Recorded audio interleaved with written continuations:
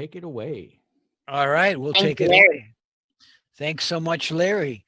Um, Welcome to KMUD's exciting election night coverage, presidential, senatorial, local races, Congress, everything else.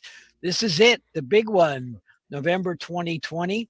Uh, we're live both on the air, of course, KMUD and all those other stations you just heard about, but also through Access Humboldt. We want to thank Juan and everyone there, and also live on the Access Humboldt YouTube feed and Wave 7 as well. So a lot of ways. We're all TV stars tonight, so that'll be fun.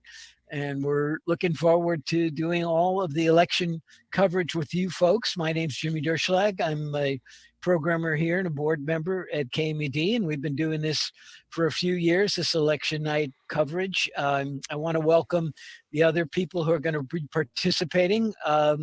Let's start with Lauren. How about you, Lauren Schmidt, our news director, who's going to be kind of running things from the control room and keeping us up to date with everything. Welcome to the show, Lauren. Thank you so much, Jimmy. It's a pleasure to be here. And throughout the night, we will have a lot of local election coverage with Humboldt, Trinity, Mendocino, and Del Norte numbers as they come in. We expect those to start around 8 p.m. this evening. So definitely stay tuned. Thank you so much. And also with us, Eric Kirk, who has a talk show here on KMUD and also is on Access Humboldt and KZZH. And a pleasure. He's the guy who's got all the numbers, the guy following the local races too. He knows the details of all these local things. So always depend on Eric for that, for Humboldt County especially. And Del Norte, welcome to the show, Eric. Thank you, Jimmy.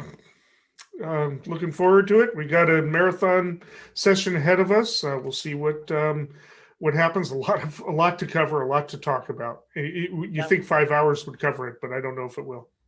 I don't know. We may not know. That's one thing I meant to mention, that we'll be on till midnight, taking a break here and there. Maybe we may feed in some Democracy Now! Coverage. Not sure yet, but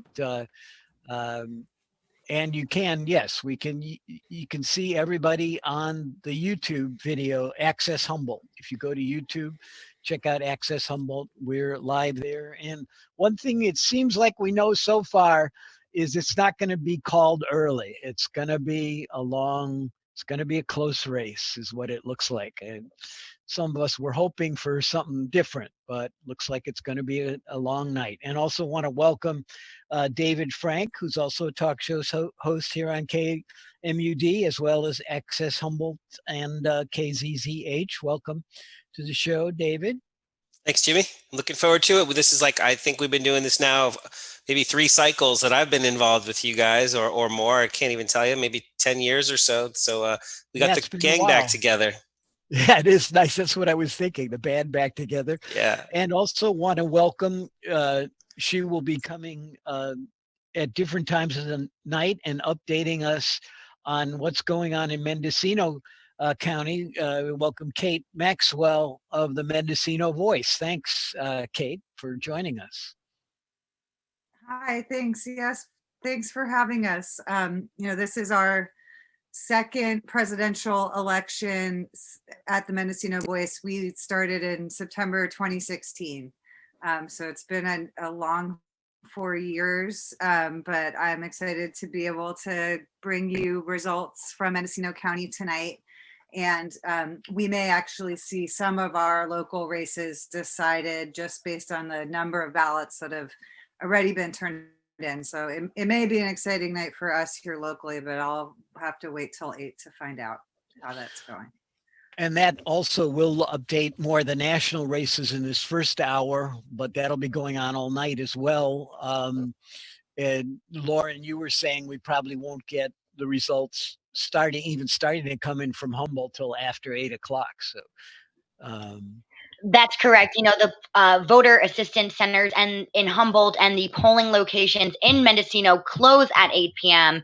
So I think all the election officials don't want to start giving out those numbers until the ballot locations are officially closed. However, we've had record number of vote by mail voters this year. So they do anticipate shortly after 8 p.m. to get those results. So we'll be updating you on all that. We'll probably go over some of the the initiatives as well as they come in. There's a lot of them on the ballot, so that's a lot to cover as well. But maybe we'll start out with some of what's been going on nationally. As I said, it looks like it's going to be a long night and into tomorrow possibly. Eric, do you want to give some of the summaries of the things you're looking at so far? We know that Florida looks like is very close, but it's going to be go to Trump. So far, none of the media have called any of what are called the battleground states. And of course, Biden has been hoping to win over states that Trump won last time. Trump really only had a chance of winning 3 states that Hillary Clinton had won. They were New Hampshire, Minnesota, and Nevada. We're not certain whether or not they have a chance in any of those states. It doesn't look like in New Hampshire. But Biden has been taking comfort in the fact that there are a whole slew of states that are open that Trump had taken in 2016, including the blue wall of the Rust Belt, being Wisconsin, Michigan, and Pennsylvania. A lot of people, a lot of the progesterone, however you say it, have said that Pennsylvania may be the tipping state that decides who wins this election. Right. And but it does appear that Florida is probably going to be lost to Biden. Georgia, it was a surprise that it was even going to be close for a lot of people, and North Carolina. But surprisingly, what has not been called is Texas. And Ohio has not been called, even though about 75% of the vote is in, and Trump has a slight lead. It's not clear as to how many votes are left in the urban areas of, say, Cleveland, Cincinnati, Toledo. And part of the reason it's not clear is because we've got so many of the ballots were counted early. And as opposed to usually the majority of ballots are cast on the day of the election. And we just don't know. We don't know what's been counted exactly. And so far, nobody has called it. It's very close. But Pennsylvania, it does seem Biden has a lead with about 20% of the vote counted. And not anymore. He's actually behind right now. Is he? Okay. I haven't checked 23% it's up to. But David, you were saying that you were looking at, we know that a lot of the early vote and the mail-in vote in Pennsylvania isn't going to be counted right away. You were just telling us about that. What is the story with a lot of the mail-in ballots? Oh, we need to unmute you. Yeah, got to get used to that tonight. The situation in Pennsylvania is that there's 3 categories of counties there that have different policies about what they're going to count and when. So there's not a clear, we looked at the map and they're all over the place. So it's not an easily definable group set, but they are known. One group is only going to count their ballots today. Another group is going to count ballots and mail-in. They began counting mail-in votes today. And the third group, they're not even going to start opening their mail-in ballots until tomorrow. With the expectation that they'll have everything counted by Friday. So we can talk about the big picture nationwide, the context here, but leading up to today, everybody really did think that Pennsylvania was that bellwether state that might be the necessary piece for Donald Trump to hold on to his presidency. And we knew going into today that we aren't going to have a resolution about that state until possibly as late as Friday. Yeah, and even looking at it now, even though it's showing a Trump lead, if you look at with 23% of the vote in, if you look at Philadelphia and the surroundings, there's only 16% in some of those suburbs, and in Pittsburgh, 15%. So there's a lot of potentially Democratic areas that really haven't reported yet. I noticed that Octavio has joined us here. Are you going to be updating us tonight as well, Octavio? Would maybe introduce yourself. Hi, my name is Octavio Acosta. I work with Centro del Pueblo, and I just came here to see what you guys are doing. I was invited, and thank you for the invitation. I'll be here for a little bit. Okay, and where are you based? Hi, I'm based here in Humboldt County. Yeah. So we work with the Latinx and the Southern Indigenous communities up here. And yeah, this election is a big thing because there's a lot of fear and a lot of rhetoric, a lot of anti-immigrant rhetoric on the Trump side, and that equates to violence on our sides of the street, and so yeah, there's a lot riding on this election, and yeah, so I'm just here to, as an American, with all y'all. All right, thank you so much for joining us. We're glad to have you. Hey, Jimmy, you mind if I mention something real quick? Sure. So since we have Octavio, I think this is great. I'm not going to put him on the spot by asking him any questions yet, but what I do want to say is that from some of the preliminary results that we're seeing, there was an expectation that we might know a lot about tonight's results early if Florida decided to choose Biden, if more people came out for Biden and voted Democratic. But the first big surprise for the night that all the different stations and commentators have been mentioning is that it looks like Donald Trump possibly was able to motivate and inspire Latinx voters down there. And so folks, in part, it was from misinformation campaign directed towards people from possibly Cuba, Venezuela, Nicaragua, with fears about socialism and things like that. But so what some commentators are saying is they're wondering if the Sun Belt in general and states in particular like Arizona and Texas with large Latinx populations, if there might be some similar pattern where the Republicans or the Trump team were able to sway some voters to kind of keep the edge or give the edge to that candidate, to the Republican, maybe possibly the senatorial races in those states. So it's something we can keep an eye on tonight because it's a trend in those states, but also there's the possibility for the impact for the long term about if are the parties actually reaching out. Like, for example, Senator Bernie Sanders, when he ran for president, he did reach out. He had a huge campaign, which was evidenced in great turnout in Nevada and California during the primary. So it's something for us to keep an eye on. So I'm glad we have Octavio here.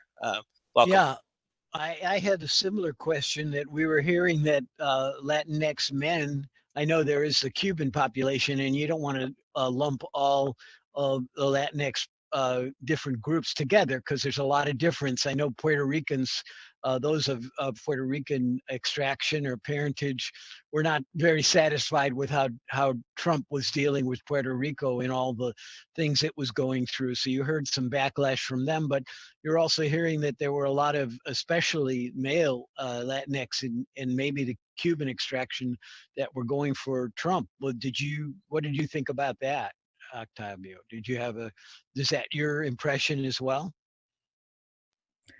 Yeah, I think with Puerto Rico, them being part of the United States and seeing how after the hurricane and their natural disasters, how they're pretty much left in the dark.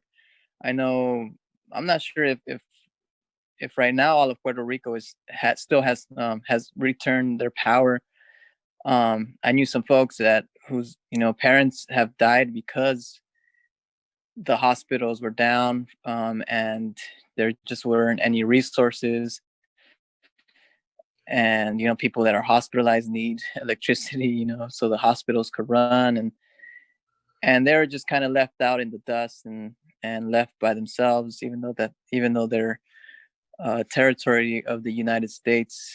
So it was really irresponsible the way that the U.S. government took care of Puerto Rico, and Trump was in that administration. when that hurricane happened. So I know there's a lot of disdain on that. Thank you for that. Any other updates? I mean, it looks like we really don't have anything from Michigan or Wisconsin. It's all early there. Trump does have an early lead in those states.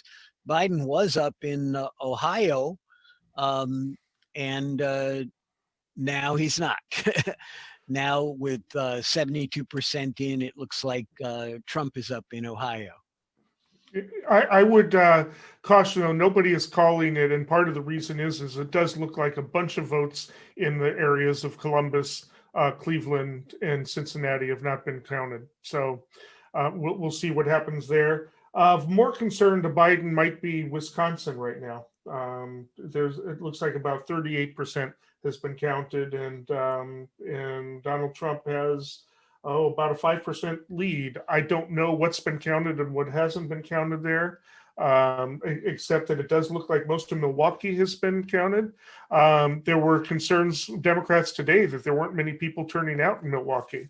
And part of that, part of the discussion has been that they had the Democratic convention set in Milwaukee, but Joe Biden decided to stay in Delaware to give a speech. And there's been complaints of a lack of a ground game there.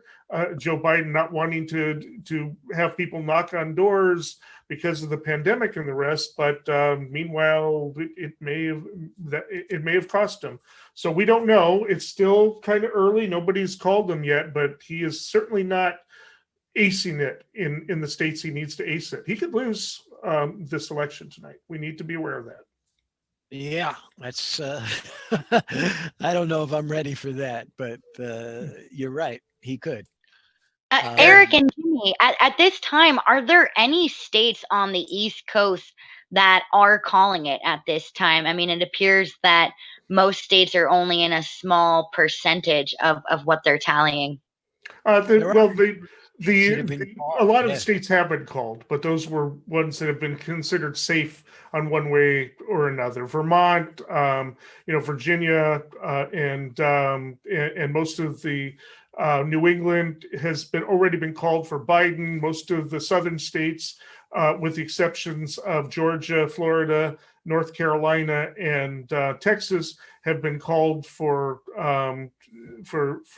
Trump. Most of the rectangular states have gone to Trump, except with two exceptions of New Mexico and Colorado, which have been called for Biden. So far, none of the media, the major media, have called any of what are called the battleground states. But it does look like Donald Trump seems to have an edge in the battleground states, at least for now. And one of the things that has been concern is that, they've said Donald Trump has been preparing to say all counting should stop tonight, that he'll come out way ahead, or it'll appear to be ahead tonight, and then he'll declare victory. And then that way, over the next few days, as votes start coming in, and if it flips in his favor, there's a very good chance that could happen in Pennsylvania. He'll claim that it's all fraud and go to the Supreme Court to have anything counted, certainly anything received, even if it was postmarked in Pennsylvania afterwards, to have it discounted. So that scenario appears to be coming to fruition. It may very well be that Biden wins those states because he was expected that the early votes were going to be more in his favor than the votes today, and that Biden had banked a lot of the early votes. But as Dave noted, in Pennsylvania, a lot of the votes aren't even going to start to be counted till tomorrow. And for all we know, that's more than half of them.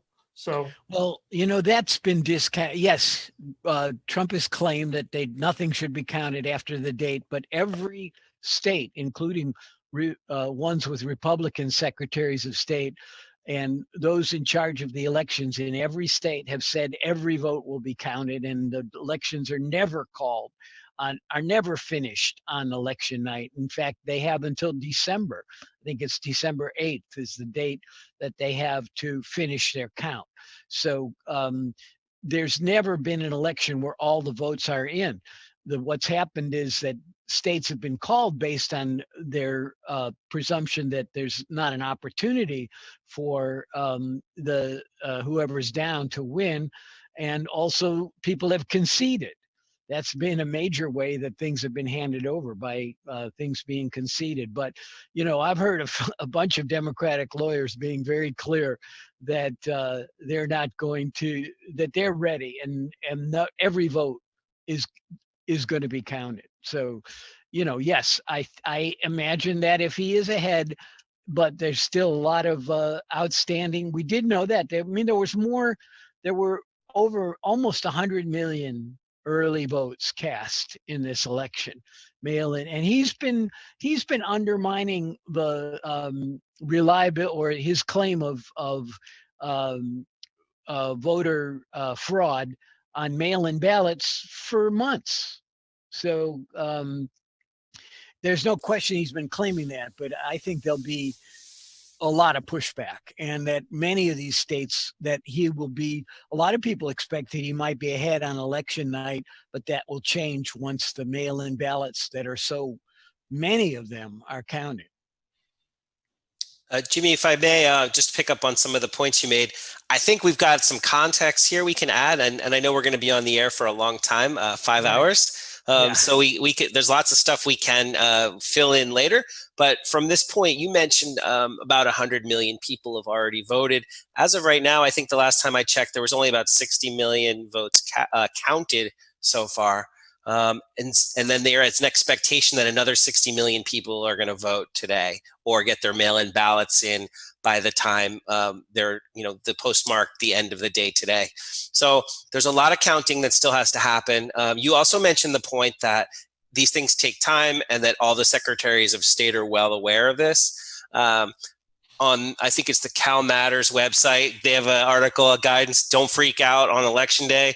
One of the things they remind everybody is that some of these local issues that we have, like the referenda, that they sometimes take up to a month in California for us to get all these final tallies totaled up. So we know where we can get some trends and some tendencies based on reporting, but we may not have all the answers today. But now to pivot a little bit to the presidential election and what's at stake tonight, there was, big picture, there was, according to the 538 polling and Real Clear Politics polling, depending on which set of analysis that you think is more accurate, they both tend to be pretty accurate, within a margin of error of about 3 points over the last several cycles. Big picture tonight, the Republicans had a pretty slim chance of holding the Senate. So there's a 75% chance the Democrats could take the Senate. That's what really should have inspired a lot of the funding and prioritization of resources across the country in some of these battleground states. Donald Trump had about a 10% chance of maintaining holding the presidency. There's many paths for Biden to come up with a victory tonight. But one of the key indicators, like I alluded to earlier, where people thought that we might know a little bit earlier how things are going to go, is how Florida goes, because it's got, I think 27 electoral votes, which is a big number. And the way you do the electoral map math, once we heard this evening that it may not go that way in Florida, that in fact Donald Trump may hold on to Florida, that leaves Biden with a bunch of other paths still available. But it's currently, it looks like it's really too early to tell. And that's why so many people are, the three of us even, we're jumping into and talking about Pennsylvania so quickly, because all roads, like if you juggle the 270 to win website and you start picking states that were too close to call, that were undecided, you start to wonder what the path is.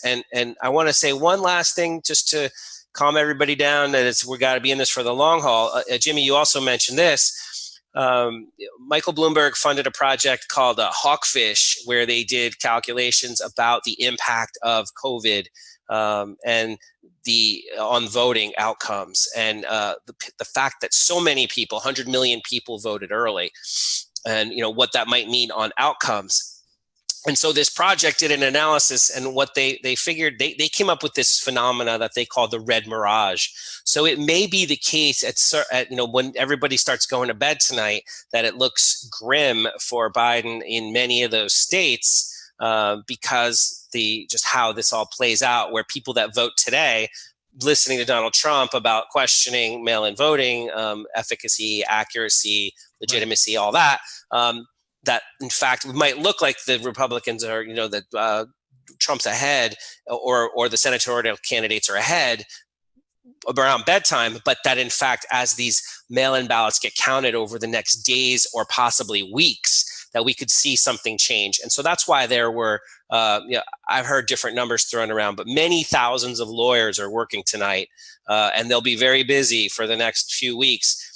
Because there is a Republican strategy that if there is a path, they're going to try to make it so that certain votes appear to be locked in without the need to actually see this count go through the end. And I'll just mention this, that in fact, other commentators are saying that this red mirage is actually not accurate, because it's actually could be a blue mirage, because some of the states are actually able to start counting these mail-in ballots early. They didn't have to wait for today.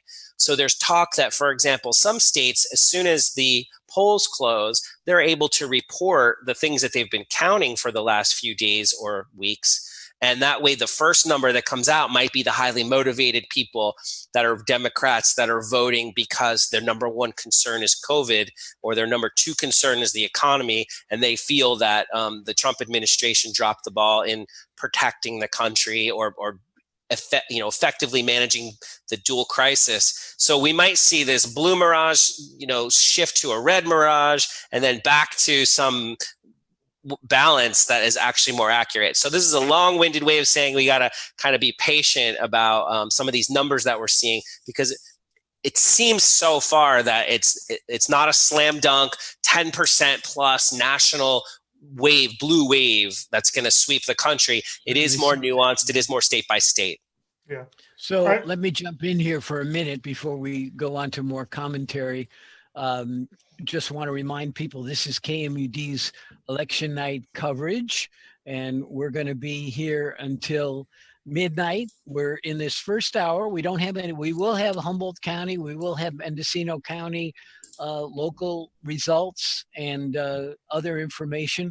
We've got our news director, Lauren Schmidt, who's also here. I don't see her right now, but she'll be updating us, and we'll have results, as I said, from Mendocino with Kate Maxwell. That'll happen. We won't hear anything till after 8 o'clock, and I'm guessing not right at 8 anyway. I've got, and Larry's in the control room. Did you have some announcements you need to do, or are we okay to keep going on this? Okay, we're all right.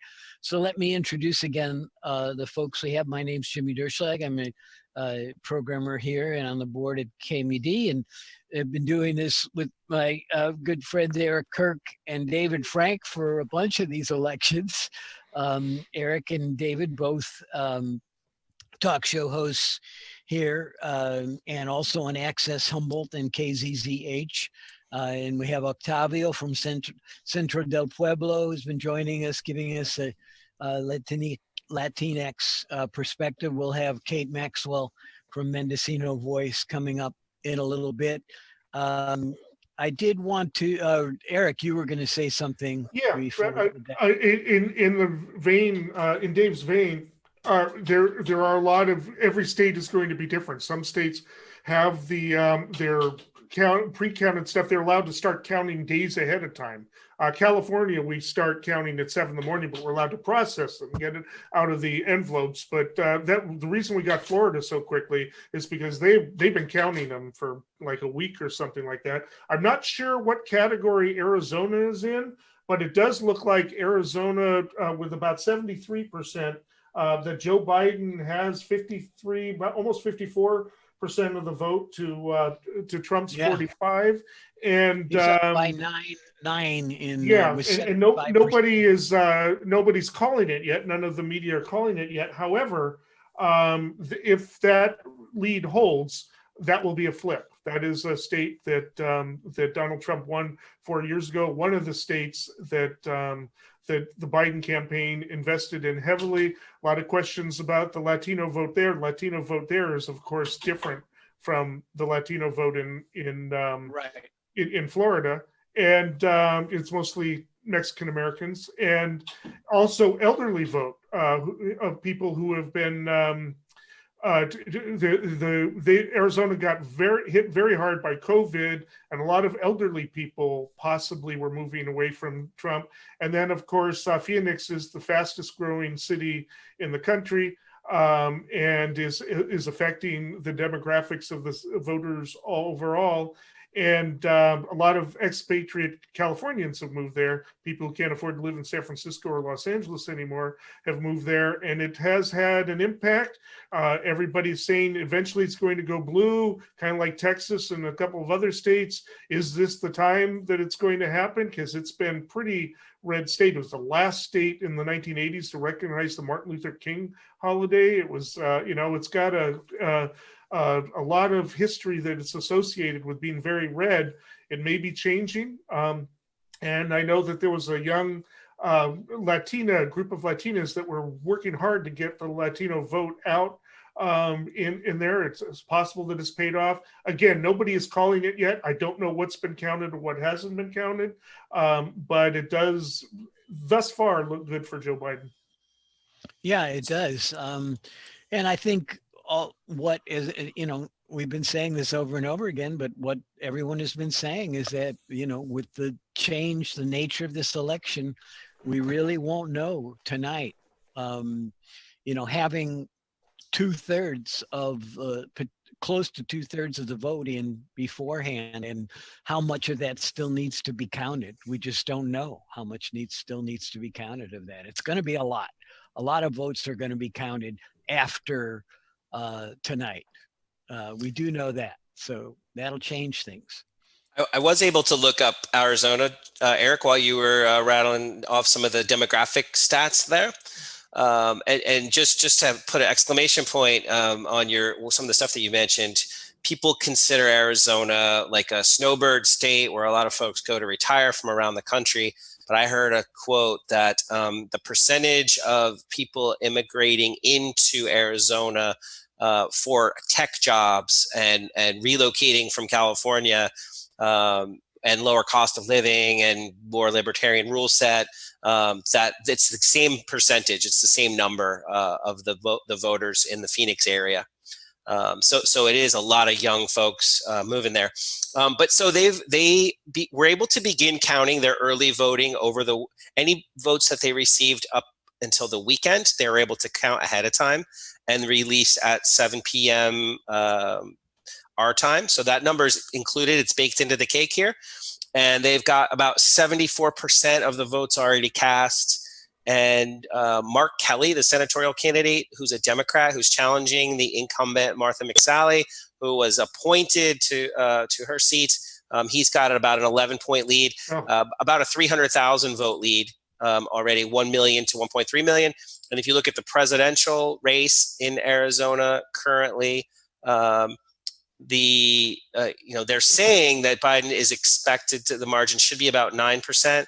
And in fact, it's similar, almost identical numbers to the senatorial race. That's with 75% returned. It is a 8-point lead currently. Yeah. Do you want to go into some of those Senate numbers a little more? We mentioned that John Hickenlooper is unseated. Is it Booker in Colorado? Cory Gardner. I always say Cory Booker because I'm an NBA fan, but it's Cory Gardner. But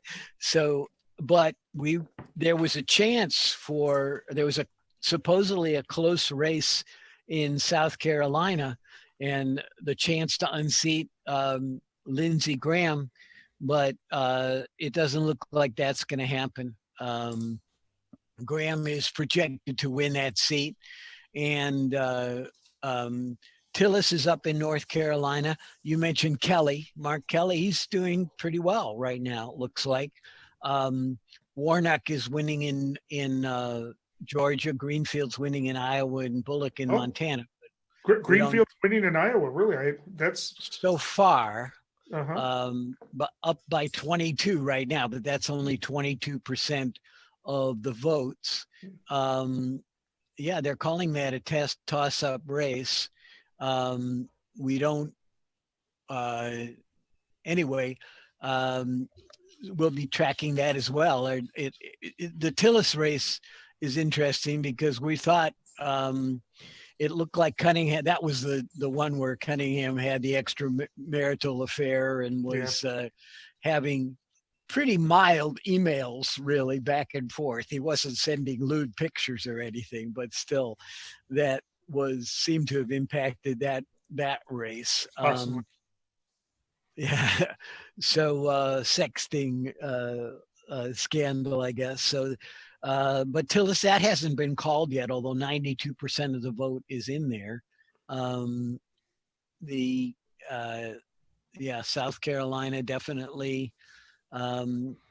Ossoff up in Georgia, it looks like. Right, but in Georgia, you got to remember that if somebody doesn't get 50%, then it goes to a runoff election of the top two in January, which is probably what's going to happen with the special election because there's so many candidates. But the Democrats did coalesce around African-American pastor Warnock, and he does look like he's going to be the number one vote getter.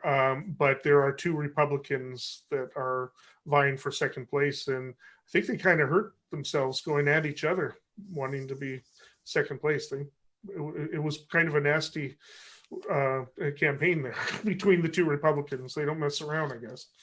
And it looked like Ossoff had some momentum against Purdue in Georgia. They had this debate, and then Purdue pulled out of the final debate. But Purdue's pretty handily up ahead right now with 56% of the vote in.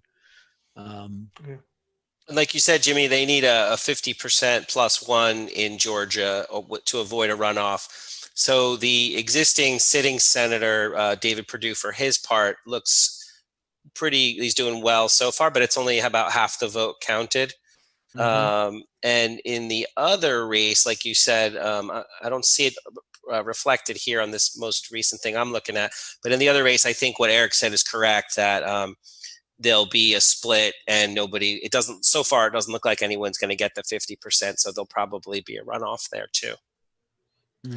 But I wanted to mention, so just for context again for folks, because some people only pay attention like the morning after the election to kind of what's happening, other people periodically, but just for folks who aren't aware, kind of the backstory on the Senate is that, things to watch because the control of the Senate is at stake tonight. Yep. Republicans are fighting to hold a 53-47 edge over Democrats, and I think there's one independent in the Senate currently who's about to step down. And then of the 35 seats that are up for election, because there's 6-year terms, of the 35 seats that are up for election this year, according to the Cook report, there's only about 9 that are competitive. And that are potentially Republican seats that are leaning Democratic, and another 2 seats that are held by Democrats that are in jeopardy. So we talked already about the seat in Alabama, which is probably I think it was like a 97% chance that the Republicans are going to take that. It's an Auburn football coach going against somebody who won a seat that was his competition was somebody who was one of the worst candidates kind of all time. So it's kind of an anomaly for there to be a Democratic senator in Alabama anyway. So that seat has pretty much been written off. There was an analysis in the Brookings Institute sent around, and they said, just to keep in mind, everybody, there are record sums of money going on. So we're talking some races have raised over $100 million for their Senate seats, which is way beyond anything that's ever happened before. So this is by far a record year for the Senate. In many of these races, 50 plus million, like Mitch McConnell's seat in Kentucky was just a money sink and with a very low probability of winning. But it matched up with the paradigm that the Democrats wanted to, put forward as a strategy to try to coalesce around people that are, the type of voters that we're going for, which are suburban, high education, really frustrated with the Republican Senate. They were going for moderates. They were going to win never Trumpers, the Lincoln Republicans. So the senatorial reelection committee, campaign committee, they were looking to spend tons of money targeting battleground states. I don't know, Eric, if you want to talk about battleground states at all, off anything that's on your radar, or I can dive into it. Why don't you go ahead? I'm checking on updating some results here. So why don't you go ahead? Sure. Okay, so we did talk about Arizona already, and we talked a lot about how the demographics play into that and how it looks like it is going to be potentially one of the states that the Democrats pick up there so far, with just half the votes counted, so I know it's early. Colorado, we already talked about. Governor Hickenlooper is a Democrat who had an advantage, a polling advantage, to defeat Senator Gardner there. And so like everything sort of pointed in the favor of Hickenlooper, and that looks like it played out. Georgia, we talked about. That's another place where there's going to be runoffs potentially for one seat, and then the other one looks like it's probably going to stay red for this Senator Perdue. Also, the state that Eric was a little startled about when we heard about Iowa, Senator Ernst there. That state, the reason that I think that Teresa Greenfield, as a Democrat challenger, has a potential to do well there, is because much of the crops in Iowa this year, like everybody doesn't have a whole lot of bandwidth to learn about everything that's happening in every state, but they had massive devastation from storms there. So farmers were hit very hard economically. Also, really high COVID cases there. And making the governor of Iowa one of the least popular governors in the whole country.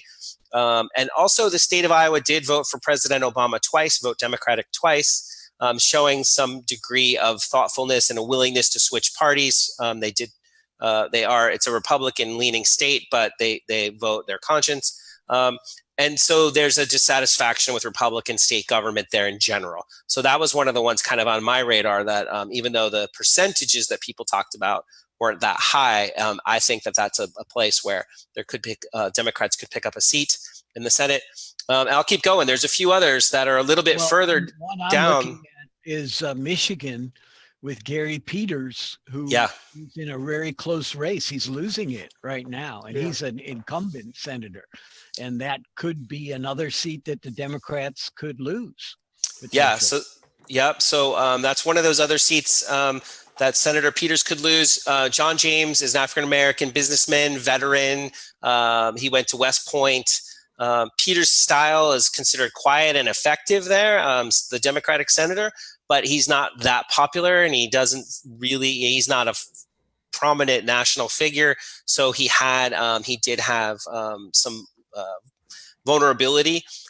Each party in Michigan is spending over $100 million on that race. That's what the estimate is going to be at the end, which is absolutely amazing. So this is the incumbent was increasing his lead, but he's vulnerable there. So that's Michigan. Let's be real careful. We may not know.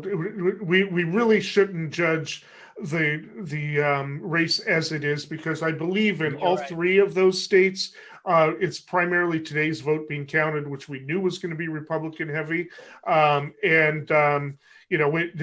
looking at Michigan, for instance, and they've got their estimated votes about something like half counted, but again, I'm not even sure if Michigan is opening up ballots. I'm not sure what they're counting, but all three of them are kind of behind the times in terms of not letting early ballots be counted early. The laws really haven't caught up to the realities of our capabilities of doing things and doing things fairly, or they don't want things to leak out.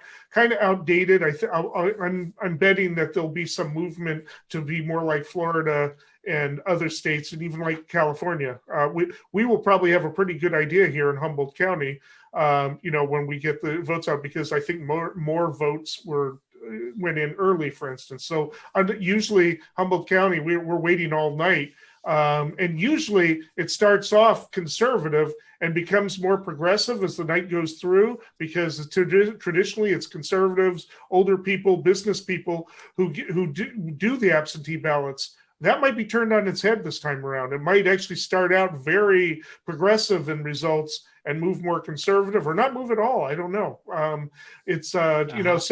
So I'm as I'm reading up and saying it, people are looking at the Michigan. We really don't know what's going on there. Nobody's calling it. People aren't even commenting on it and or trying to project. I don't see the needle meters on the New York Times site, even giving a clue or having it go one way or the other. It's just too early. Are you talking about the Senate race or the presidential race? Both. Mm-hmm. Okay. You could say that about all of these, the four, not so much Iowa, but you could say that about Pennsylvania, Michigan, Wisconsin, Minnesota. They're all at about 30-ish percentage points of the votes counted so far. And I looked up Michigan. Michigan didn't start counting ballots until yesterday.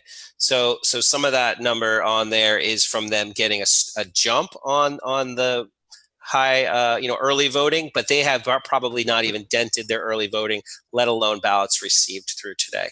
Yeah. So Michigan is going to take a couple of days to shake out. I think also like that. That's definitely the case. You're saying they're not counting their absentees or the mail-ins till later. They just started yesterday. They were allowed to start counting, but they probably won't get through the things that they received over the last month or so, or however many weeks that they've been opening available. They're not going to get caught up. This guide that I'm looking at says this is one of those red mirage states where they expect to see Republican turnout heavy today, but then shift towards Democrat as they count more of the early voting. Yeah. Right. Now, we may get some of it tonight. They're saying that Erie County, for instance, is going to release about 21,000 mail-in votes, possibly by 11 o'clock their time, which is just, about 12 minutes from now. So, we may see we may have a better idea in Pennsylvania soon. Typically a Republican state, but again, what they look at is they compare the results to 4 years ago in the county. So probably the Republicans will take that county, but if it's by a lesser margin, it may say something about the rest of the state. We haven't really talked about the House at all, which the Democrats are favored to retain control of. And in fact, that's been called. ABC projected that the Democrats will retain the House of Representatives. We don't know how many seats they'll pick up, but that's been called for the Democrats. They had a 97% chance of getting that, so that's happened. We still got a little time before the top of the hour. We expect to at least begin to talk about some of the local races, some of the things going on here. Any other trends that people are seeing or want to talk about now? We did have how many on the California ballot? We had all these the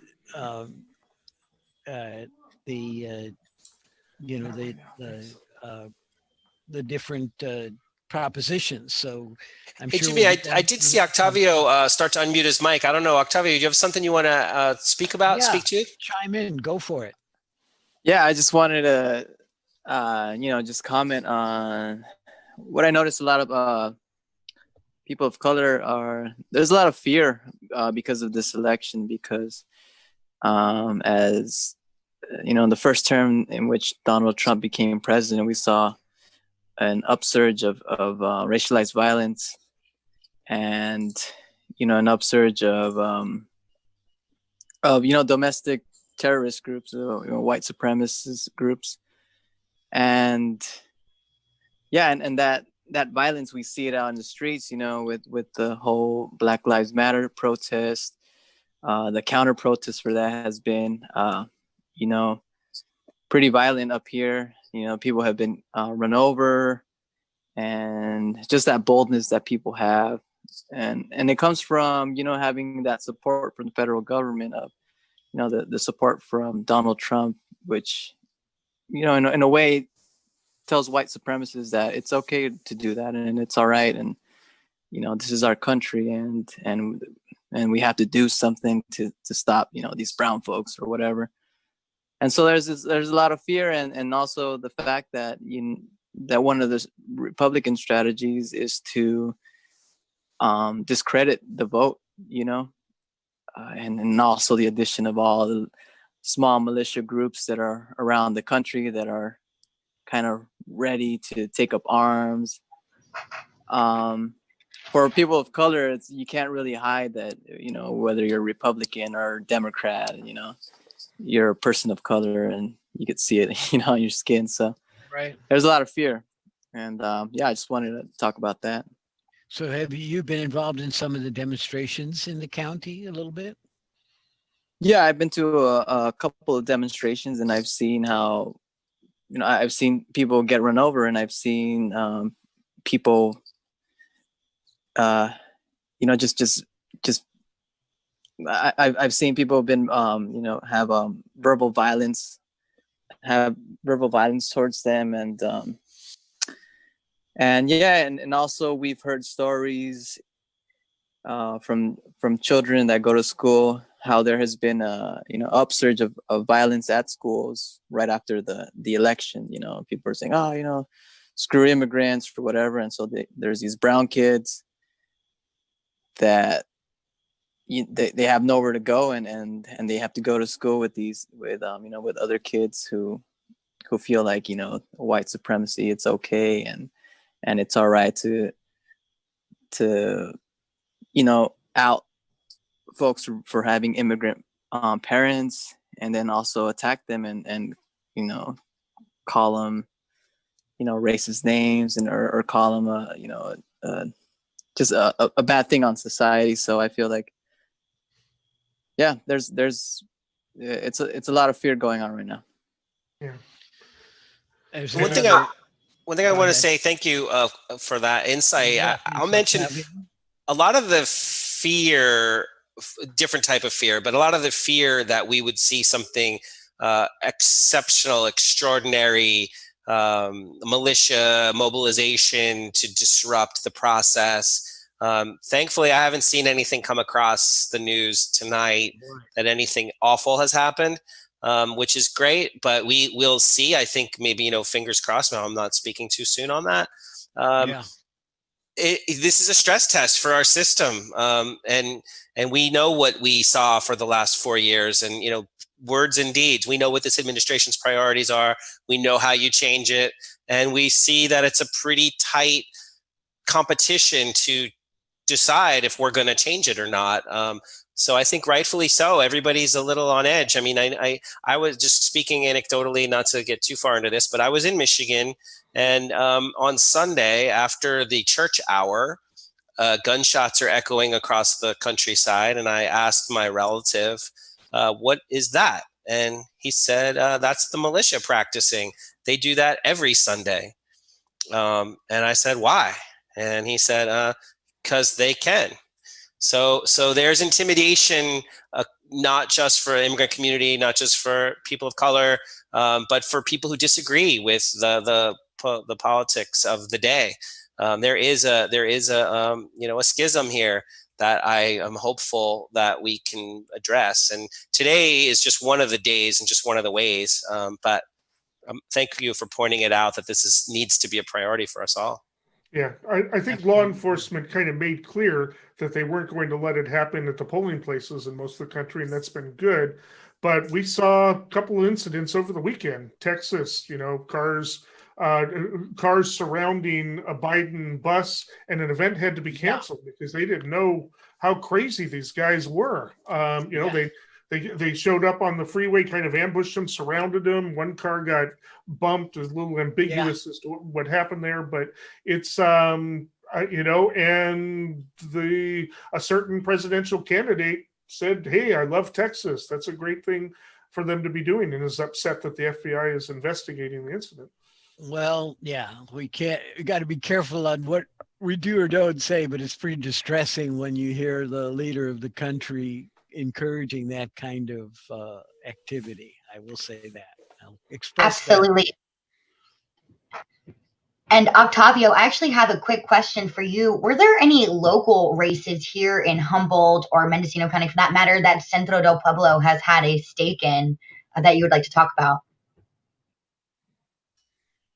What was the question again? Sorry. You know, tonight we've been focusing on how Centro views kind of the national election. Has Centro del Pueblo taken any particular stake in any of the local races here in Humboldt or Mendocino County? I mean, it's as an organization that works with the Latinx and Southern Indigenous communities. Our lives have been politicized. Our very existence have been politicized in this country, and yeah, I mean, it's. I feel like our everyday life is a political act, and so we have, we passed Measure K, which has made Humboldt County a sanctuary ordinance, and we work with local politicians, any folk in the county that sees what's wrong with the racism in this county, and that sees the inequality that a lot of community members have of color. And so, yeah, I mean, we support some candidates, and yeah, this is we lead political lives. Does Centro endorse the idea of Measure I, something that all of the unincorporated Humboldt County voters saw on their ballot?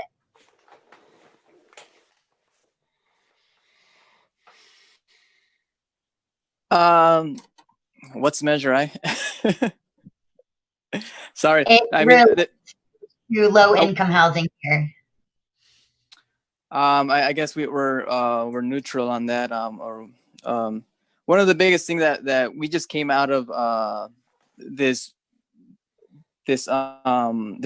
program with Centro del Pueblo, in which we're helping out our community, because our community doesn't have a lot of resources when it comes to the COVID and all the economic disasters that have come with it.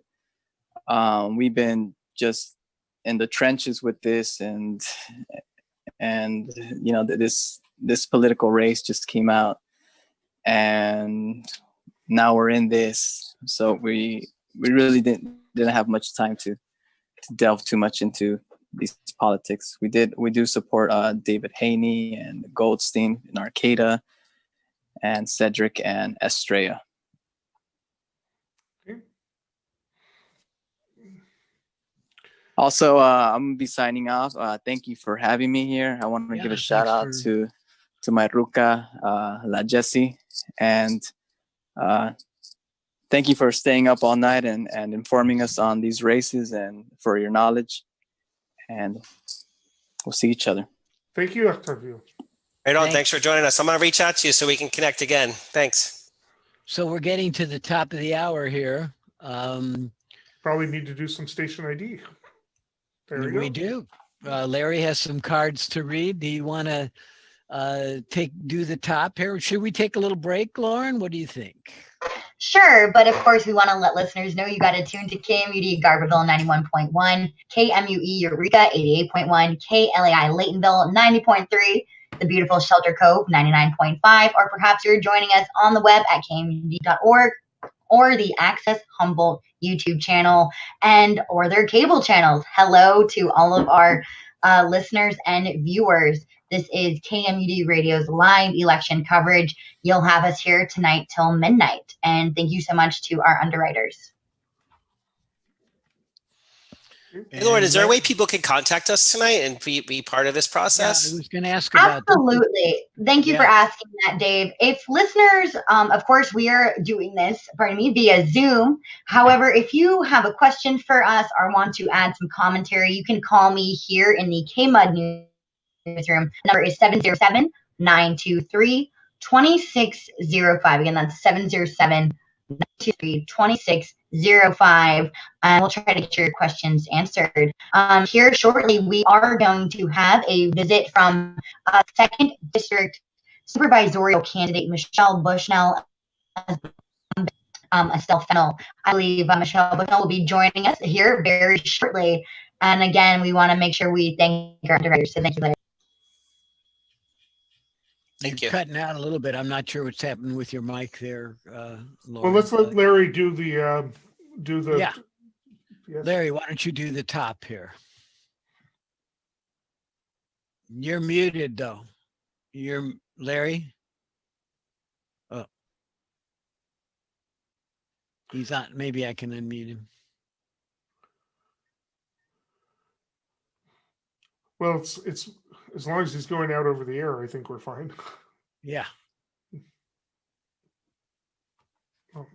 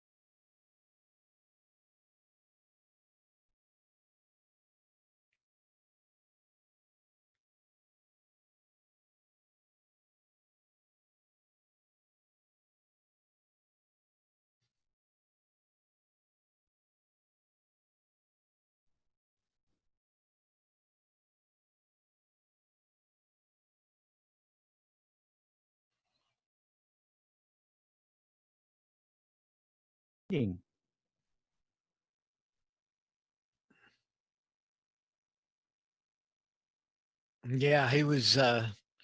You're muted there, Larry. So we didn't hear you on the Zoom feed, but I'm sure you went out over the air on your microphone. So that's probably what counts. Hey, Lauren. So I guess we've got Michelle Bushnell. I want to remind people this is KMUD's election coverage. We just finished our first hour. We should be getting some results from Humboldt County now, and we'll be updating on the presidential races, the Senate races. We'll probably go into some of the more local House races and the propositions and some other things.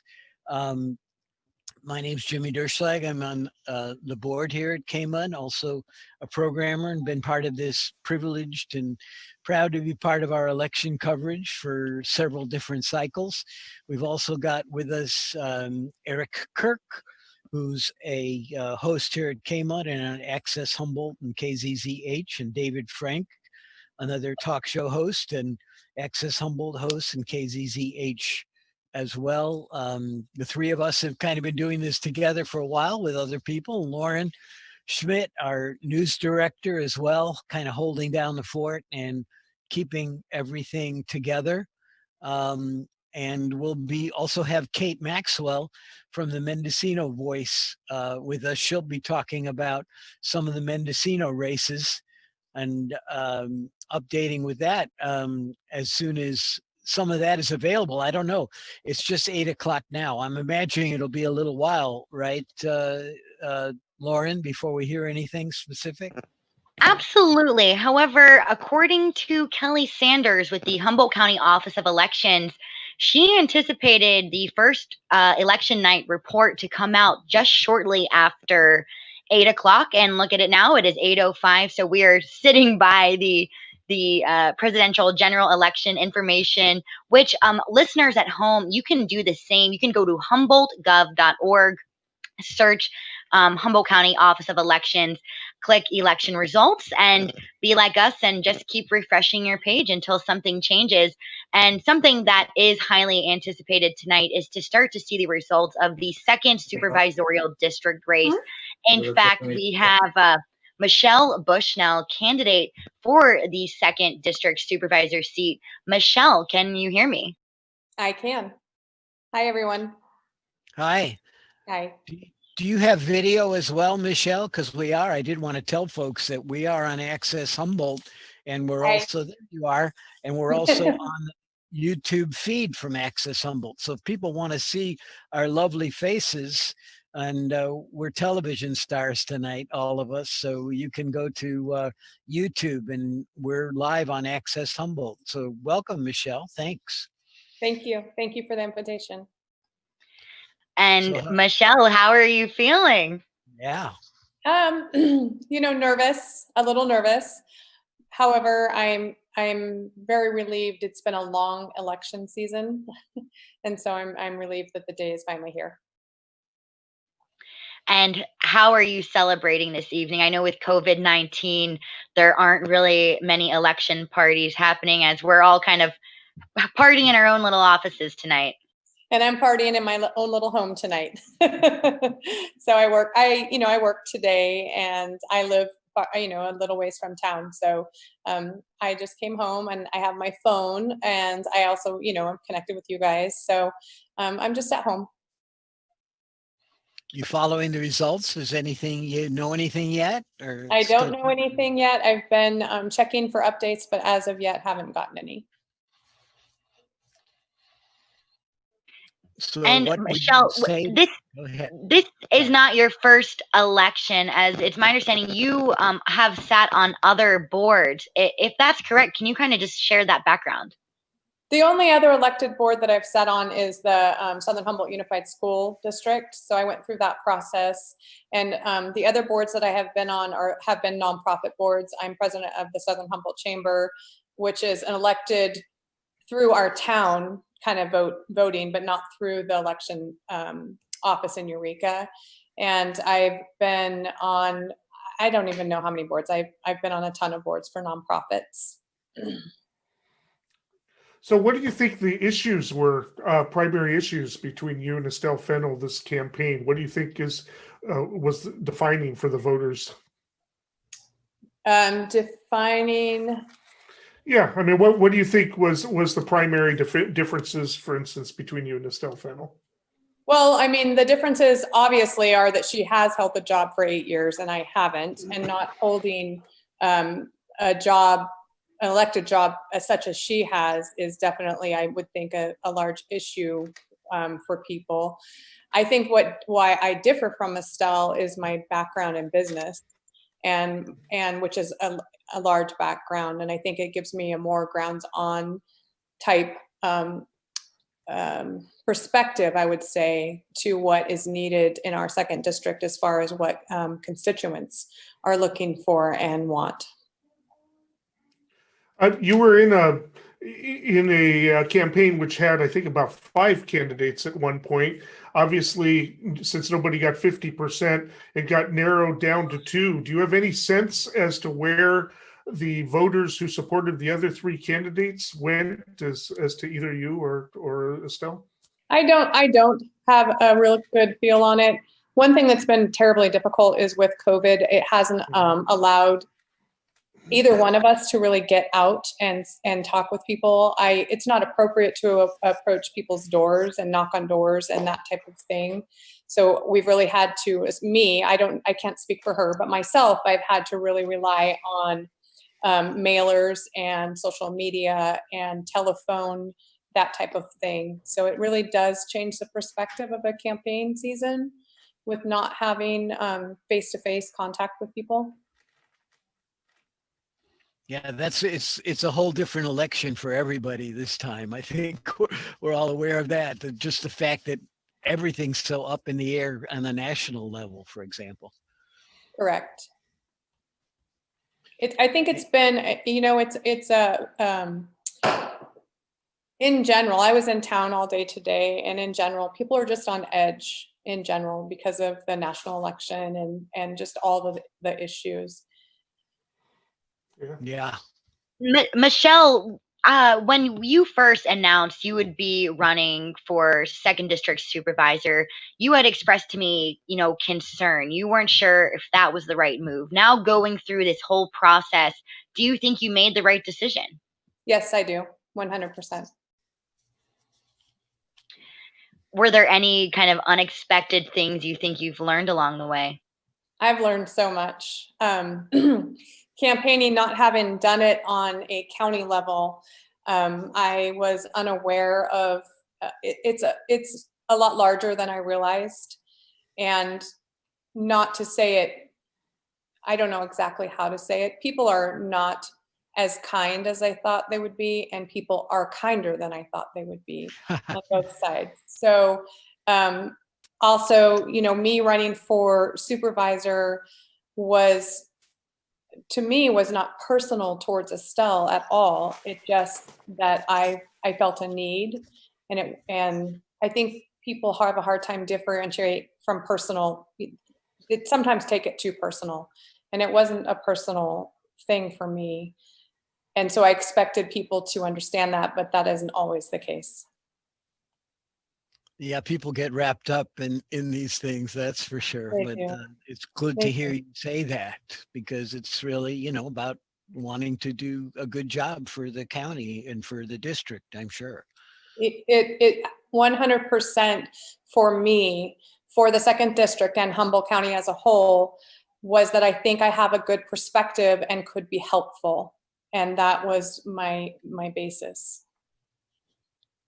And Michelle, something I asked some other folks earlier, one of the only measures we're seeing on the Humboldt County ballot for all of the unincorporated voters, such as ourselves, within the 2nd District, was Measure I, the Affordable Housing Initiative.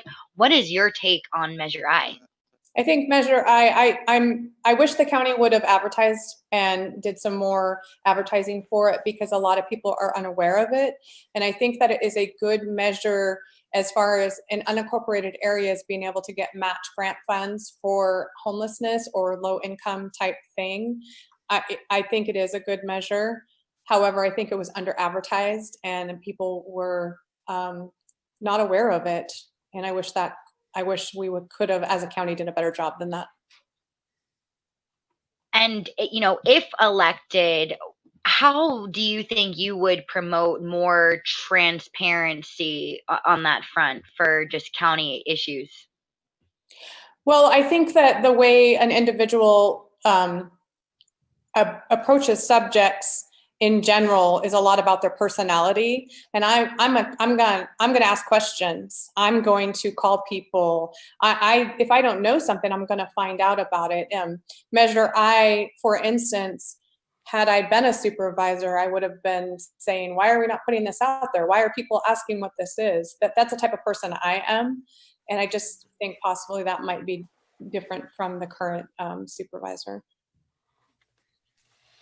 Is there anything you want to say to the folks out there that have been either supporting you or just the people of the district? I just really want to say thank you to everybody that has helped me through this process. It's been 10 months of campaign, on my mind and on people's mind.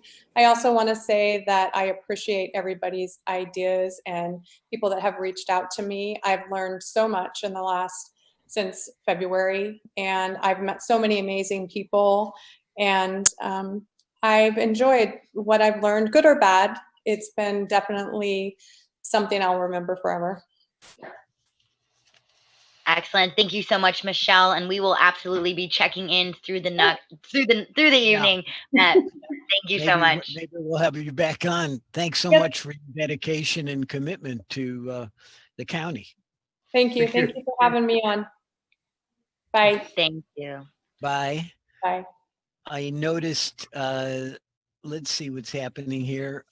Kate Maxwell from Mendocino Voice. I don't know if you had, Lauren, you said you had some, I also see another guest, Brenda Perez. I'm not sure who that is. She's with Centro del Pueblo. She'll come back in a minute, I think. Okay, so you're Here she is. You're taking over from Octavio, huh? Brenda, you're our Centro del Pueblo rep.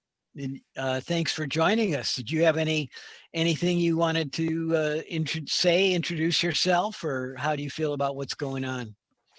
Thank you, Jimmy. My name is Brenda Perez. I am a community organizer for the immigrant community here from South America And I'm here just to express my opinion as someone that cannot vote, but still is getting very affected as entire community that cannot vote in a presidential level. I must say, like, my opinions about the local elections are more restricted than in the national level. I've been listening the entire day, all the news in Mexico and some other in Latin America, and they are naming this game as the US is playing for their soul. The soul of the nation is in game right now, and I find that like a good description of what's going on today. And I'm not following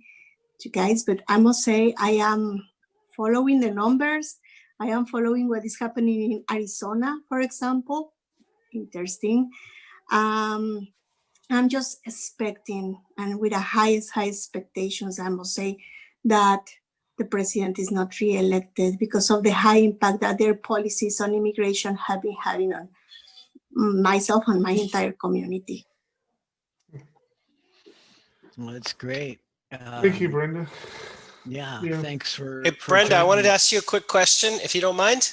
So Octavio, when he was telling us a little bit about his perspective, he mentioned that the underlying fear about the status of people of color in our community. So it's not just happening in Florida, Arizona, Texas, Wisconsin, all these places we see on TV, but in our community. Do you get a sense from our political leadership in our community that people are making efforts to address issues that are being brought to the surface by the Black Lives Matter movement, and just this awareness, this awakening in our community? Do you get a sense that people are responsive at the leadership level? Thank you, David. I think at the leadership level, or at least in social movements, yes, they are taking on inviting people to vote. We were taking on that too. We were endorsing some candidates that we feel adequate and appropriate to vote for. I think even if there is fear, I also hear some courage to say, okay, we need to vote. Like the Voto Latino needs to be there, needs to be like a strong statement of what we want or what cannot we allow to happen again. So at that level, I think it's divided, but it's more like, at least in my opinion, or what I've been listening, it's more for going to the ballots. Like, even if people don't believe in the popular vote, the vote of the people is gonna, because it's different in the US than in our countries, they want to make a statement. They want to say no to hatreds and no to racism. And so they are going to the ballot, and I'm happy to know that. Great. Well, that's awesome. Thank you. Yeah, thanks so much. And Kate Maxwell, Mendocino Voice, you were saying, I guess you just chatted me that you still don't have any results yet, or what's happening in Mendocino? Actually, they've been refreshing it, but they did actually just come in. So I haven't even, or our first round of them, I haven't even looked at this myself, but I could start talking about them. And I know also the Del Norte ones have come in, and I would anticipate Humboldt any minute. So I think it looks like this is the initial count that we have is 25,229 votes that are included in this, or at least for the presidential race, which my guess is probably most people voted for that. But yeah, so we've literally just got Mendocino in. I think it might actually be good for me to look over these for a minute. And so I don't know if you want to start with another county, and then I can give you sort of really an overview of what's happening here. As you were just stating, like just over 25,000 votes of registered voters have come in. That's about 47%. However, Mendocino is reporting that actually 0 of 38 of the polling places are reporting. So it does show that about over 25,000 Mendocino voters voted by mail, and this is what we're seeing the results of. Yeah, we had, I know as of yesterday, we had, I need to get the number, but I think it was approximately 32,000 mail-in ballots that had been received at the elections office. And so I have to, you know, I think we've had really high turnout this year, as, you know, have been seen across the country. I know Mendocino, this may also be the case in Humboldt, has until Friday to continue to accept ballots. So, you know, ballots that were put in the postal mail, but postmarked today, have, I believe, until Friday to arrive. And I know, just based on stopping by the polls today, I think we had a fairly high number of people filling out provisional ballots. And those also get tallied later on. So this is really just a drop in the bucket of what Mendocino's vote will be. And, you know, I think we don't have a lot of, we don't have a huge number of local races here. So, you know, if there are huge variations in these initial results, it might be indicative of what the tallies will look like. You know, certainly any kind of close race, it's way too soon to tell on a local level for us. Right. And notably with Mendocino County, some Mendocino County voters actually voted for the Southern Humboldt Unified School District Board. And looking at those numbers right now, looks like Cinnamon O'Neill Paula has about 44%, Nicole Keenan 22%, Jessica K. Willis at 34%. There is one other candidate, Christine Doika. However, they were only featured on the Humboldt ballot. But at this time, Cinnamon O'Neill Paula is in the lead with 44% for the Southern Humboldt Unified School District Governing Board in Mendocino County. That's something kind of interesting. Well, I have some news hot off the press. Trinity County's final results are in.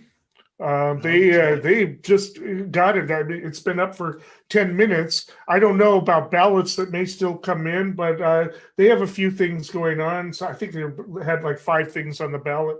So I'll just tell you that in Trinity County, Donald Trump came in first with 49.78%.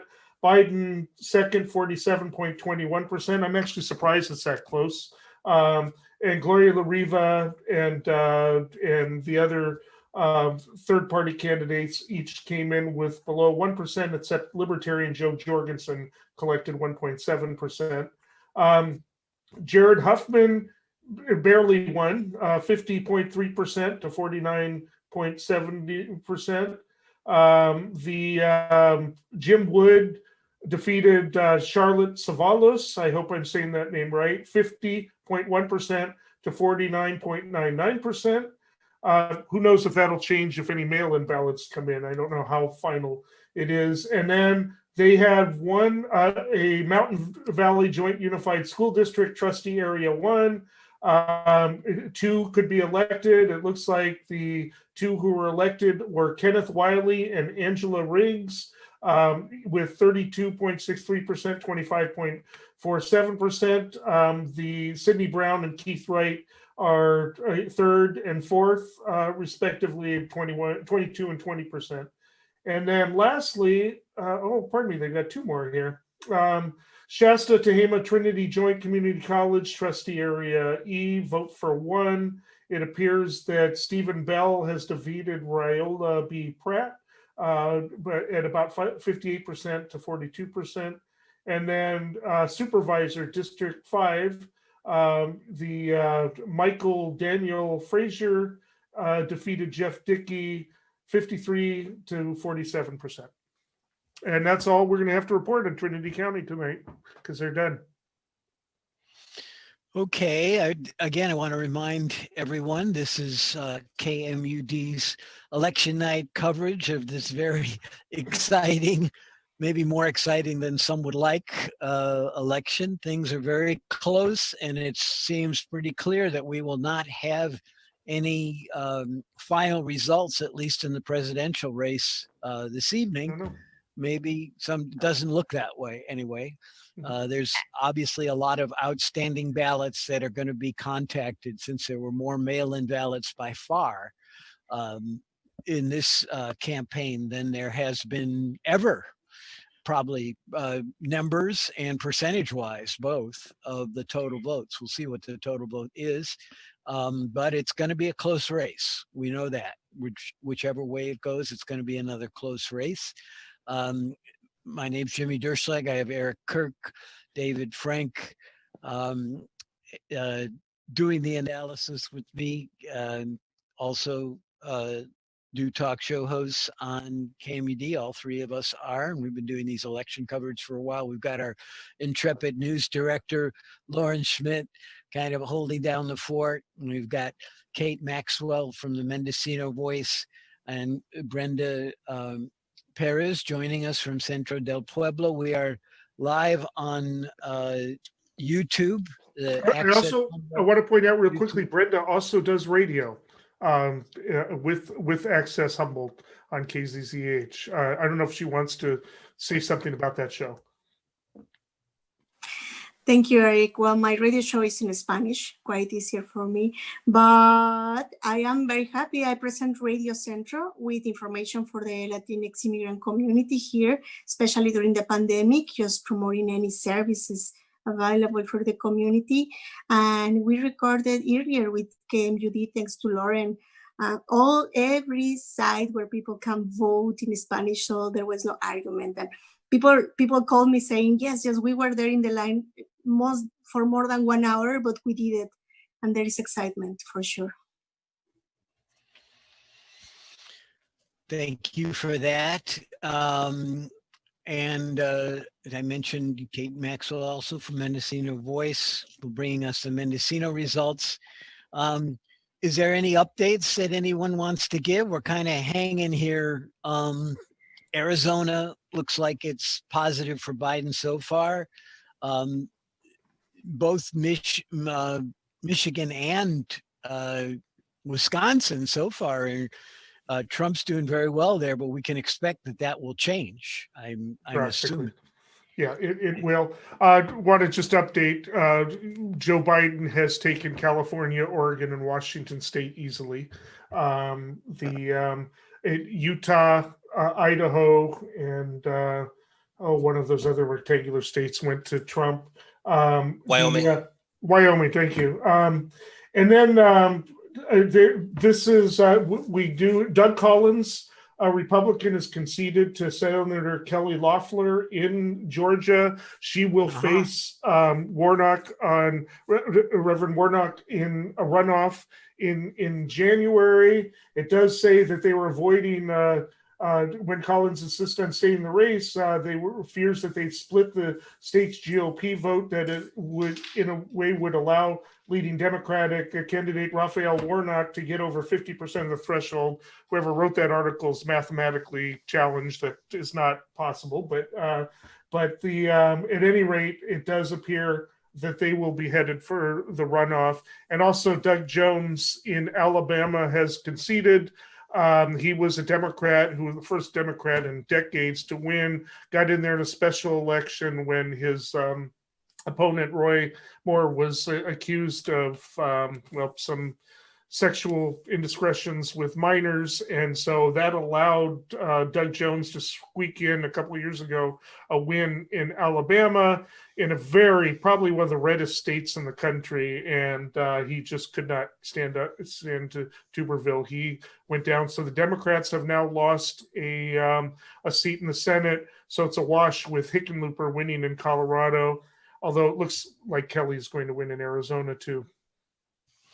I also want to mention Nate Silver saying that even if Biden loses Ohio, North Carolina, Florida, he doesn't mention Pennsylvania. I'm trying to see that if Biden wins Arizona, he still has a path to winning the Electoral College. And he also Biden is up in the national, which of course in our crazy elections, doesn't mean much, but he was behind Trump in the national vote, but now he's up by about 700,000 votes nationally. So is it, I mentioned the propositions earlier, is it worth even looking at those things, or there's so many of them? Are some more important than others, do you think? What's your perspective on that? Well, I've got them here. Let me just take a quick look. I got to get back over to that page. Let me see there, the House of Representatives. Where is the... Eric, while you take a look, I just want to mention a quick thing that I noticed, a couple of things I noticed since Jimmy mentioned Nate Silver in 538. One of the scenarios that we talked about earlier was that once we saw that Florida was not going for Biden, it might be an indicator that there would be consequences in other states. And that seems to be slow burn playing out. Once we see Georgia and perhaps North Carolina being competitive, that tips it from a 90% likely Biden win to a toss-up. So nationwide, as of right now, this is a toss-up. And it's possible a tie. 269 is not out of the realm of possibility. And it's a slim potential possibility, but it could go down to the single elector in Maine or the single elector in Nebraska being the deciding electoral college determinant. Now, that's not a high probability event, but that's how drastically this whole dynamic has shifted. So we do see there's going to be a lot written about what trends are behind this. So that's one thing I wanted to point out. And another thing I wanted to point out is at the granular level in Ohio, they're actually looking at which counties are voting because of the impact on Pennsylvania. So if Trump were to win Ohio, for example, what would be the impact on how we perceive Pennsylvania? And my spidey sense, just a hunch, not to like jump to Friday or anything, because we don't really know, but I still think that the original expectation that Pennsylvania was going to be the deciding vote, that's the worst case scenario. Like in terms of if you are Joe Biden trying to hold some blue line here, some confidence in could this all go against you? I think Pennsylvania might be that last little bulwark of confidence that Democrats could have. But the implication of this is that the Senate, if you from some people's perspective, which arguably might be even more important or equally important anyway, we are really in the elbow deep in trying to figure out if the Senate is going to hold Republican or not. And I think as of now, it's too early to tell. Yeah, Nate Silver isn't real confident on that one, he said. But all right. Well, we want to talk a little bit about the California propositions. Only 6.8% of the vote is in. I don't know what counties these votes are coming from, so I don't know how predictive these results are. Typically speaking, whenever you have sort of a right-wing, left-wing kind of issue on a statewide basis, it starts out very conservative because the rural counties get their stuff in, and then as the urban counties get their votes in, it becomes more progressive. We saw that in this county, for instance, with Measure K. Measure K was way down, came back as more votes were counted. I don't know if that's going to work in this election because everything was mailed in prior to the election. And I haven't had a chance to look at the maps yet to see where these votes are coming from. But with 6.8% of the precincts, it looks like at this time, Prop 14 bonds to continue California funding of stem cell research is down by about 51.1 to 48.9 percentage points, real close. And that was controversial for different reasons. The partial repeal of Prop 13, Prop 15 currently is going down 46.4 to 53.6%. Again, if this was a typical election, I would say that definitely that the yes vote would catch up and overcome it, but I won't know that until I look at the maps. affirmative action in government decisions, restoring affirmative action is going down, probably will not pass. It appears to be 40.3% to 59.7%. Surprising in the polls, people of color didn't support that in large numbers, and we can talk about that later. Proposition 7 restores the right to vote after a prison term. If you're on probation, you can already vote now. If you're on parole, you can vote. If this passes, it does appear to be passing 55.1% to 44.9%. Prop 18 allowing 17-year-olds to vote in primaries if they're going to be old enough to vote in the general election appears to be failing, 41.1% to 58.9%. Interesting. We'll see if that changes, but that's a pretty big lead. Changes to certain property tax rules that a very complicated one that would possibly allow seniors to buy a cheaper, a more expensive house, but keep their old taxes. And it's a complicated thing, probably the type of thing that's too complicated to be on the ballot. But currently it is passing 52.9% to 47.1%. Parole restrictions for certain offenses. This is the one that the police put on because they are concerned that a lot of crimes that are not people that are not being put in prison for a lot of crimes, that again, a very complicated measure, but we had a Supreme Court ruling that said we had to get some of the people out of our prisons. We had more prisons than any other state or any of the other people in prison proportionate to the population than any other state or any country on the planet once South Africa and the Soviet Union had dissolved. And so the Supreme Court said we were overcrowded, said we had to either have more prisons or release them. And so as a result of that, certain laws were passed both by the people and by the legislature, which basically went to what are called victimless or nonviolent crimes. Unfortunately, they poorly define nonviolent, doesn't include all crimes that are actually violent.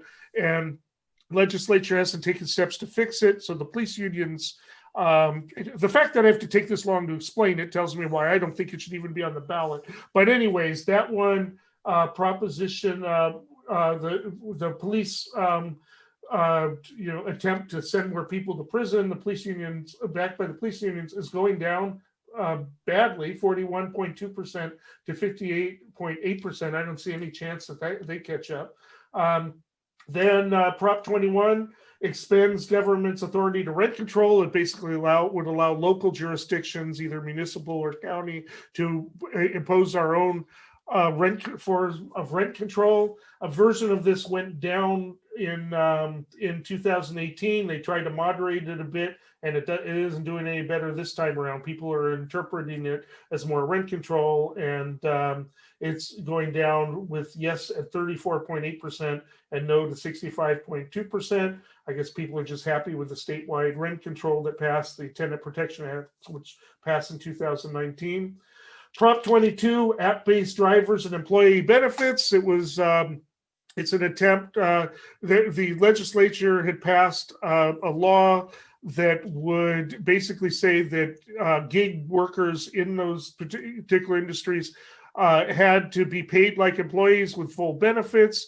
That under the auspices of the assumption that tech companies have been basically getting around of having to pay people as benefits as employees or allow them to unionize by calling them independent contractors, even though some people say they really aren't, putting the taxi companies out of business, which are unionized and do have benefits.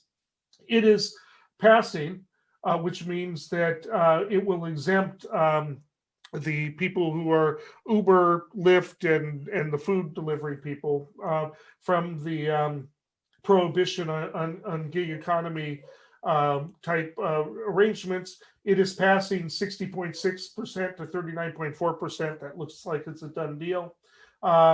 The measure, which again is another reprisal of an issue that came up in 2018, was trying to impose requirements on kidney dialysis clinics. Was backed by some unions, not all unions. It is going down to defeat probably the worst of all of them, 32.4% to 67.6%. And then Prop 24, probably one of the most confusing propositions I've ever read, it amends consumer privacy laws ostensibly to try to tighten them up. The law itself that was passed was extremely complicated. It's 60 pages long. As an attorney, I couldn't even make sense out of much of it, but it is passing at 54.7% to 45.3% for better or worse. We'll see how that works out. And then the elimination of the money bail system is going down to defeat 43.3% to 56.7%. The bail bonds industry poured a lot of money into that. And by the way, going back to Prop 22, Uber, Lyft, and I'm forgetting what the food one is, all poured tons amount of money. I think broke some records in terms of the passing Prop 22 seems to have paid off for them. So that's all of the statewide propositions as of now with 6. Thanks for that. That's a lot. You got through it really well. Any more local updates on Yeah, measures? Jimmy, quickly, I know Eric just went on before this to talk about Trinity County. We also have Del Norte County's second election night update. Actually, this is their first election update. However, the first time they emailed it out, there was a technical error. So they've sent out their first report again. Like Trinity County, it looks like Del Norte favored Donald Trump, winning over 100 votes over Biden with that. Jared Huffman, however, is in the lead in Del Norte County with 3,786 votes.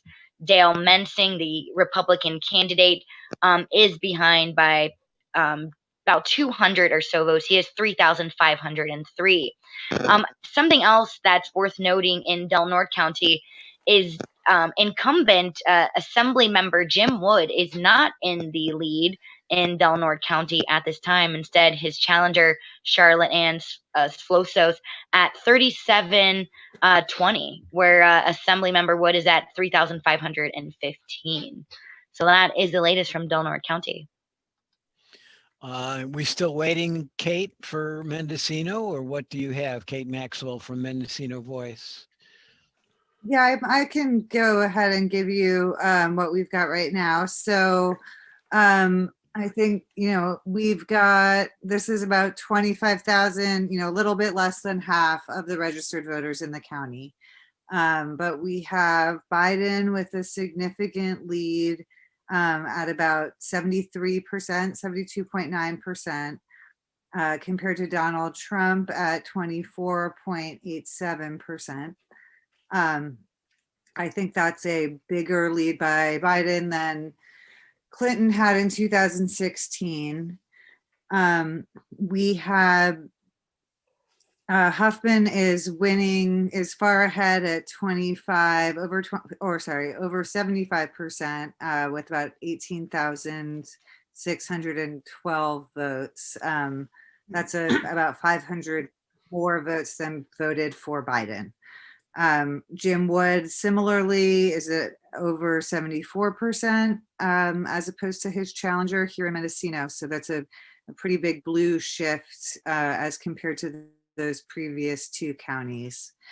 Our big races here were 2 supervisors districts up, and this will make inevitably 2 incumbents decided not to run. And so the Mendocino County Board of Supervisors will now be primarily supervisors that were either 4 out of 5 will have been either elected in 2018 or in 2020. So Mendocino is looking to have 4 out of 5 supervisors essentially be somewhat new in the position. What that will mean in terms of all the various issues they're inheriting. We will see, like our cannabis ordinance and a variety of other things are in the mix right now for the county supervisors. Why do you think but- there's been such a turnover there? Is it because of just new candidates, or Mendocino County looking for a change? I think two of the incumbents that decided not to run again have been supervisors for a number of terms. John McCowan in Ukiah and Carrie Brown in the Potter Valley, the District 1, sort of the Potter Valley vicinity, Redwood Valley. And so I think that I know that John McCowan in a brief initially cited some medical reasons in his decision not to run again, but it may have just been, this is at the point in their lives that they want to move on and do something else. I know Carrie Brown had actually considered, had not planned to run again previously, and then only had sort of one challenger. They're essentially her. In the race she was about to not run, I guess in 2016, there was only one person that had applied for candidacy. And so that person would have effectively just had the job. And so she decided to run again. But I know they have both expressed that they, saw a number of other people who were interested in those roles. But there are, as I said, a variety of sort of multi-year issues that the Mendocino County supervisors are dealing with, and in particular, our cannabis ordinance and may or may not take a different direction depending on how these supervisors now all work together. So in those, we actually, two of them have a fairly significant lead, but it's certainly not enough to be determinant in any way, just given the percentage of votes. So in the first district, which is Potter Valley, Redwood Valley area, Glenn McGurty is at 60.7%, and John Kennedy is at 39.29%. The difference there is about 2,300 votes to about 1,500 votes. And that is still less than, maybe even a third of the registered voters in that district. So there's definitely enough votes still coming in that could change. In the second district, that's essentially the city of Ukiah. We have Mulhern, who is currently on the Ukiah City Council, and Mari Roden, who previously was, I believe, on the Ukiah City Council. They're the only two women running, as you can see, and so it's been remarked by voters that it was unfortunate that the two women candidates were running against each other. But what we have right now is Mo Mulhern at about 58.4%. And that's 2,484 votes, and Mari Roden at 41.59%, and that's 1,769 votes. So again, a big enough of a margin that could shift. Mari Roden did suspend campaigning or sort of stop campaigning in the last several weeks due to some medical issues. And so whether or not that had an impact on her campaign, we will see. Mo Mulhern declared her candidacy, I believe, even before January 1st. So she's been running a long campaign. And I know that probably both candidates are glad to at least have reached this moment and no longer be trying to figure out how to campaign during the pandemic. So then we do have the city of Willits, Fort Bragg, and Point Arena all had seats, but did not have competitive races. And so I'm not actually going to read those.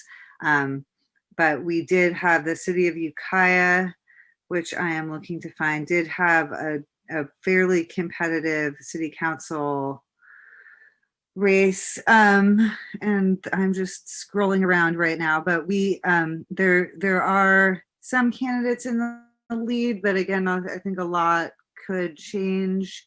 We've got this is a total of 4,320 ballots out of 8,820 registered voters. So again, less than half.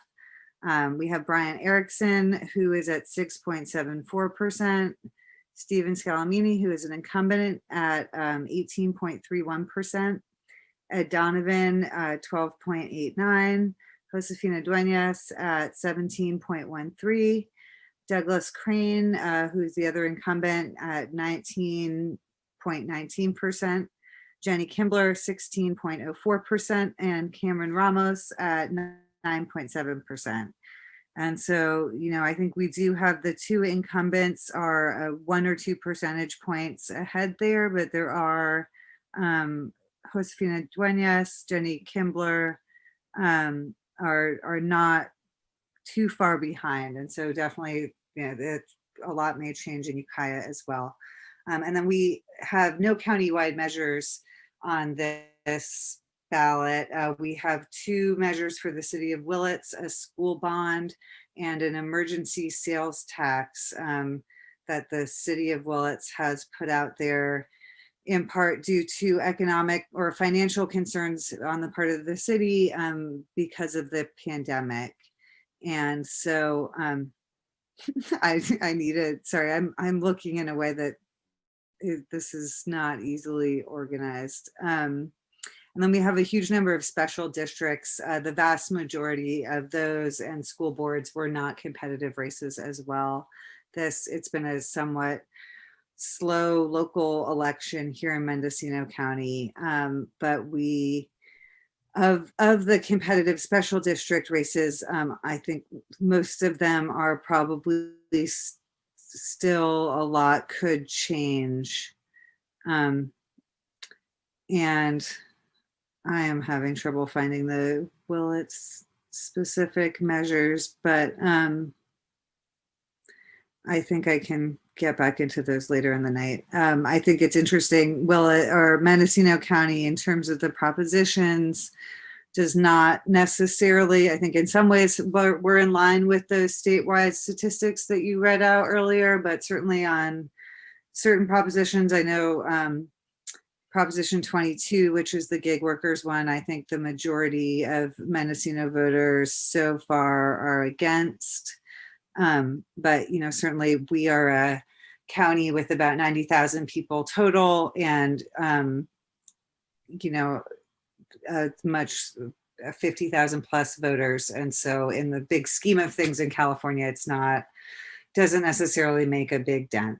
But that's sort of the broad strokes overview of Mendocino County so far tonight. And I think typically we, in past elections, have seen votes, you know, new updates released up until about 1 or 2 in the morning, at which point sometimes we do end up getting another round of results on the day following. A lot of times our county registrar, Katrina Bartolome, will put out something after all of the mailed in posted ballots that went through the post mail are received after Friday at 5 p.m. And so I know we did get new voting machines here in Mendocino County, and so they have been ahead of the game in general in terms of how quickly ballots are being processed, but it is a higher turnout than it has been in the past. And typically Mendocino County does not always finish its final count until that last day or two, until sort of the final deadline that we have to actually finish that count. So I think it is possible that we won't see the final results until that point. Yeah, thanks very much, Kate. Appreciate that update. We're getting up towards the end of our the second hour of our coverage here on KMUD for our election night 2020, November 3rd. It's crazy. It's understandable that this election would be crazy because what hasn't been crazy this year? This is the year of insanity. I don't know anybody who's going to as the new year approaches, I think we'll all be glad to wave this one goodbye, but we're keeping up with the results. This is Jimmy Derschlag with Eric Kirk and David Frank, who also do shows on KMUD, and also the two of them are on Access Humboldt, and they're also on KZZH. We are broadcasting not only on all the stations that KMUD has, but also live. Thanks to Access Humboldt for putting us on, and also on their live feed, YouTube, and also Wave 7. So all that happening. We're all movie stars tonight. We've got Lauren Schmidt with us as well, our news director, and Kate Maxwell, who you just heard from the Mendocino Voice. Lauren, did you have something? You're just catching us up with the top here. We're not quite there yet, but are there announcements? We have some underwriters or anything? She can't. I'm not hearing you. We can't hear you, Lauren. Oh, no, we are still waiting for the Humboldt County results, and no underwriters for this hour. However, we would like to thank all of our listeners and viewers tonight for KMUD's live election coverage. All right. And I think we'll take some, maybe after the top, we encourage people to give us a call, give their perspective, let us know what they're thinking, or you want to stay in there to take some calls, Lauren, if we have some folks that are interested in either sharing their thoughts or getting the expertise of our analysts, our KMUD analysts. Absolutely. And the number people can call is 707-923-2605. That is the direct line to the newsroom. However, if you are more familiar with our normal line, you can call that as well. That is 707-923-3911. Hey, and if you're not in a chatting mood, you can go ahead and send questions or comments in an email to Lauren, LAUREN, at kmud.org, and I'll ask him for you.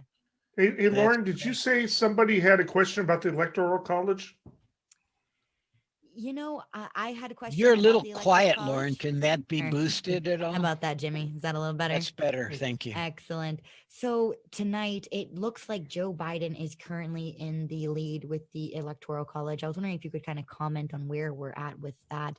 I know a lot of folks aren't really happy with that system, and I'm wondering if you could break down how it works and where we currently are. That's a big one. Well, any one of us could do that one. Eric, you want to, I mean, basically, what we know is that the Electoral College, every state, most of the states, whoever wins that state gets their electors. And those electors are theoretically based on the population of the state. It takes 270 to win, but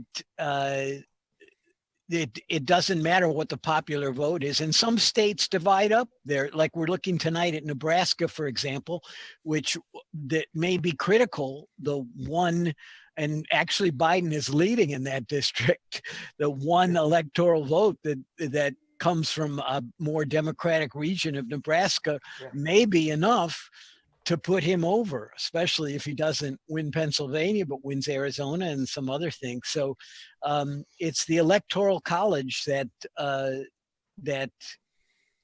elects the president. There's a lot of constitutional history to that. But yeah, what it is, Jimmy, is it's an archaic system that dates back to briefly after the colonies established independence from Britain. Each of them was kind of like a different country. So they were coming together and they didn't want to be governed by an overall vote because they were afraid that bigger states would dominate.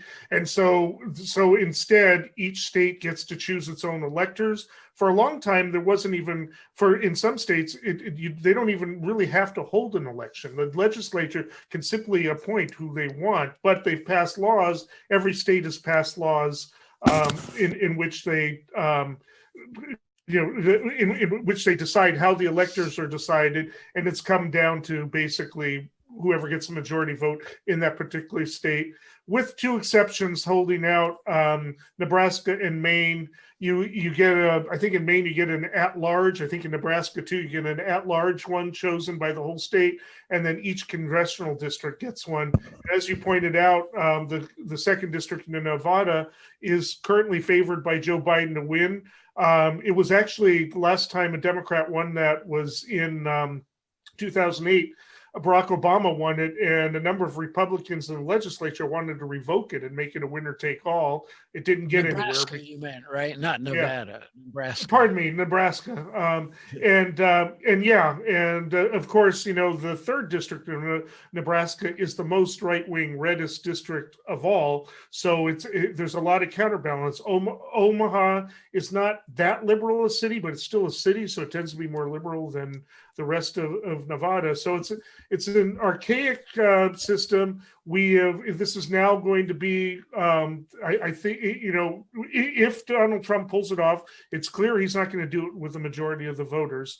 And that it's interesting that the party that has held power for so long has actually not only won one majority vote in the 21st century. And that was when George Bush defeated John Kerry in 2004. Every other election, they've lost the popular vote. It's what I call affirmative action for rural white conservatives. It basically gives them a lot more power, and the whole structure of the Senate system, by the way. But we can get into that another time. But currently, Joe Biden has 213 electoral college votes. And I believe that two of the districts in Maine, or the Maine at large, has been called, and Trump has 118. This means that in order to win, Joe Biden needs to have, by my calculation, 57 more electoral college votes. Obviously, if he takes the blue wall Midwest, industrial Midwest, he's got it. He's got Arizona. I don't know what's going on in Nevada, but there's been no returns reported yet. I saw that, yeah. Yeah, and so there's obviously some glitch there going on. All of the battleground states, none of the battleground states have really been called, with the exception of New Hampshire, which has been called for Joe Biden. Was New Hampshire considered a battleground? Yeah, it was, because it was so close in 2016, and it is the most conservative of the New England states. But it has been called for Joe Biden. Minnesota, it looks like Biden is pretty well ahead. It looks like Lauren wants to break in. Yeah, well, we do have to tell some people what they're listening to. Absolutely. This is KMUD Garberville 91.1, KMUE Eureka 88.1, KLEI Laytonville 90.3, Shelter Cove 99.5, on the web at kmud.org, or the Access Humboldt YouTube channel, where you can watch us live, as well as their public access cable channels here in Southern Humboldt and the greater Humboldt area. However, that is not the only news I want to let folks know. Humboldt County's first election night results are in.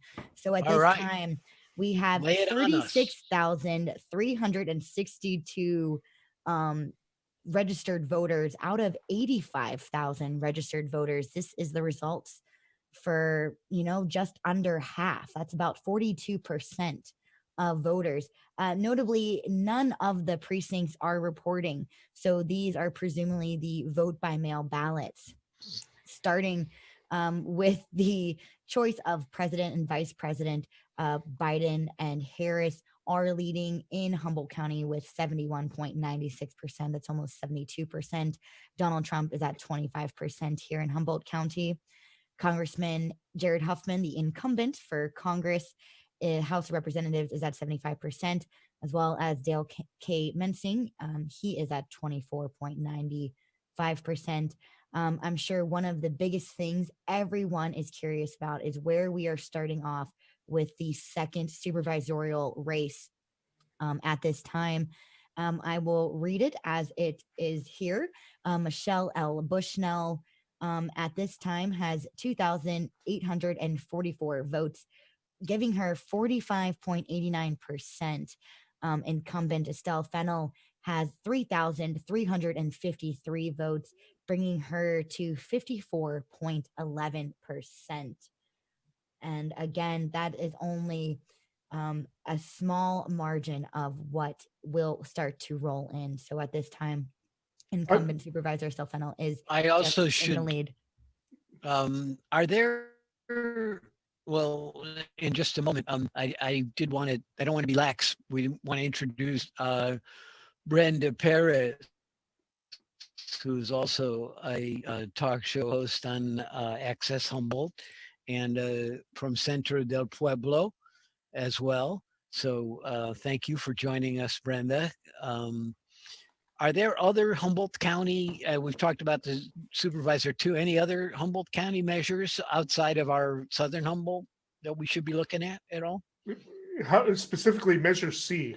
We're really curious. That's ranked choice voting in Eureka. And probably we'd like to know there's been some very contentious city council races in both Eureka and Arcata. If you can update us on that. I'm having a hard time getting to the site for some reason. That'd be good to know about as well. Yes, absolutely. So we'll go through some of these Humboldt County measures real quick. So there are a few, and they most were for special districts. I know Measure I was countywide, at least for the unincorporated areas. We'll start with Measure D, the South Bay Union School District bond. That is 61% in favor, 38.91% vote no. Again, Measure I, all of the unincorporated voters, and that is for affordable housing without raising taxes. And that is currently at 70.38%. No is 29.62%. Measure A, the City of Arcata special tax, is looking at a 79.62 percentile saying yes and 20% against it. Measure B, also an ordinance for the City of Arcata. We're looking at 79% in favor of that, 20 against it. Again, these are just preliminary numbers. Measure C, the City of Eureka, a charter amendment, that is about 63.51% in favor, 36.49% against that. We have Measure H in the City of Eureka, the supplemental transaction and use tax. 69.22% are in favor of that and 30.78% are against that. Measure G for the City of Fortuna, the extension of current essential services funding. It's a measure there. Measure G currently has 71.92% in favor, 28.08% against it. Measure E for the City of Trinidad, and Measure E is a special tax. 74.38% are in favor, 25.63% are against that. Measure F was a big one in Arcata, and that relates to the Arcata Fire Protection District. At this time, Measure F is looking at 77.06% in favor and 22.94% against that. So out of 10,000 votes, 8,105 are for the Measure F Arcata Fire Protection District special tax, and about 2,400 are against it. And that is the latest on the measure and ordinances here in Humboldt County. I did want to note that we were talking about the 538 site earlier, the Nate Silver's group that has been, does a lot of projections of the elections. And they're saying that there was some issue with the counting of the ballots in North Carolina. There not a lot of changes, but it's saying that Biden's chances with late mail is a lot more plausible, even though the New York Times is tipping North Carolina to Trump. They haven't declared it yet. Georgia as well is still competitive, and so there's a chance that the mail will affect those results. Also, I see that Ohio has been called for Trump.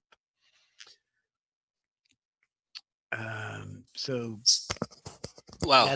That's one update. I wanted to add a couple. I saw rather that I guess Nevada, maybe the reason we didn't see their numbers till recently was because they extended voting for some reason. Maybe it was just based on a highly populated area like around Vegas or something, just needed more time. So they a judge extended voting, I think I saw. Also, there was a indication that Wisconsin and Pennsylvania announced that they are going to get their results done. I'm sorry, not Pennsylvania. Wisconsin and Michigan announced that they're going to get their results done sometime tomorrow. They're going to count all night. Pennsylvania also said they're going to count all night. So maybe we don't have to wait until Friday after all. Another piece of update that I found was that there's a discrepancy in the reported number coming out of Pennsylvania, specifically the city of Philadelphia. I don't know if you saw that, but it looks like the Secretary of State's numbers are getting reported out, but the city is reporting a different number, which is, as instead of Biden having 74,000 votes, the city's claiming Biden has 249,000 votes, which is a pretty big difference.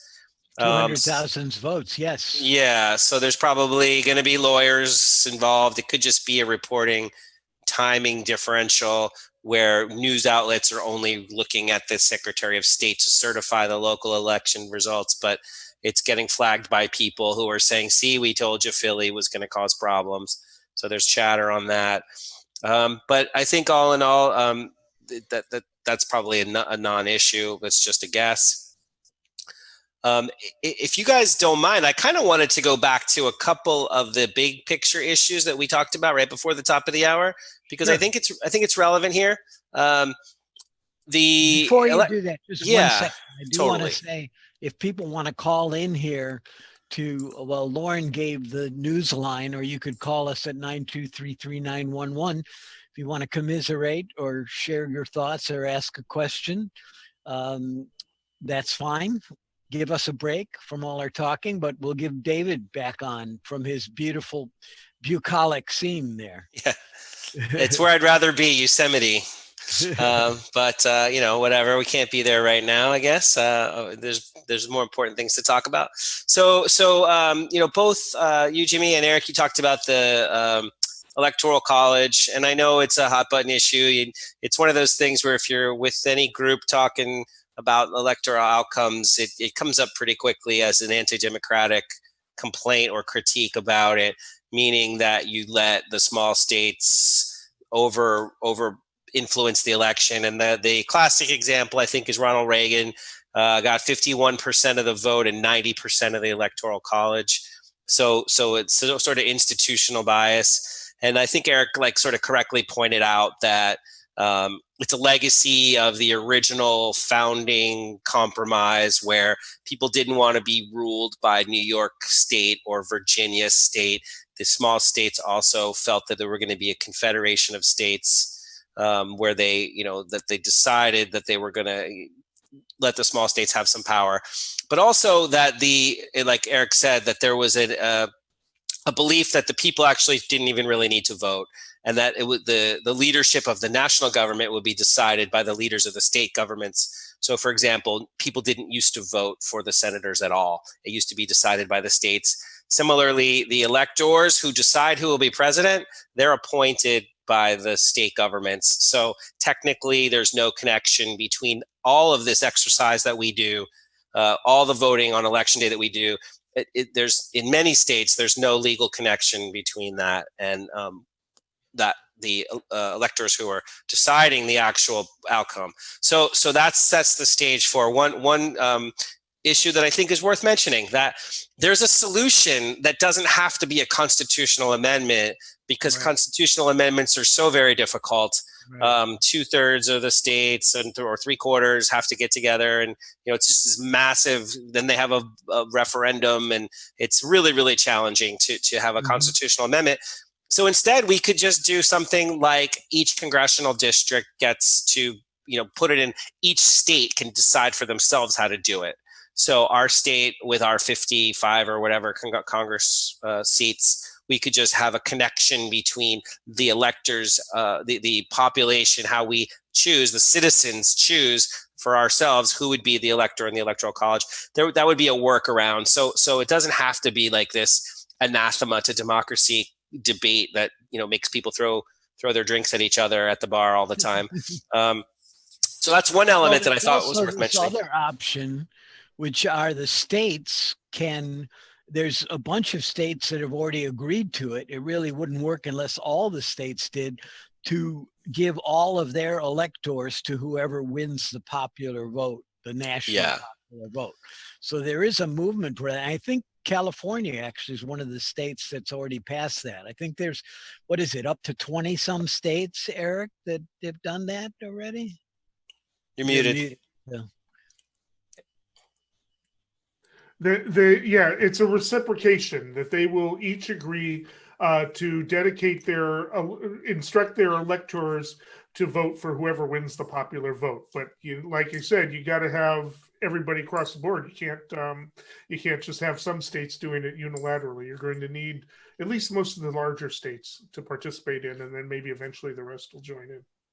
The thing that we haven't talked about that gets pretty arcane is the states deciding to send alternate groups of electors. If, you know, the states have some, they don't have to necessarily follow the results of the votes in that state. They can choose to certify a different, let's say the Democrats win a state and a Republican controlled legislature decides to certify a whole different group of electors to send to the electoral college. I mean, there have even been times in the history of this country where there have been two different slates of electors that have showed up to vote, both claiming to represent the the authorized electors. And then if it gets kicked to, when there's circumstances where it goes to the House to decide as well, is that the tie when it gets right? First of all, you're right. They aren't necessarily legally bound. They do have laws in states that they're trying to pass that basically say an elector can be removed if he's refusing or she's refusing to vote the way the state decided, because it's happened. It happened. There was a Clinton or a Washington State elector in 2016 that refused to vote for Clinton. I forget who they voted for, somebody else. And I remember even the first presidential election I voted in, there was when Reagan won overwhelmingly, the electors are chosen by congressional district, and there were a couple of districts which were primarily African American, and they were two African American Republicans who were chosen who refused to vote for Reagan.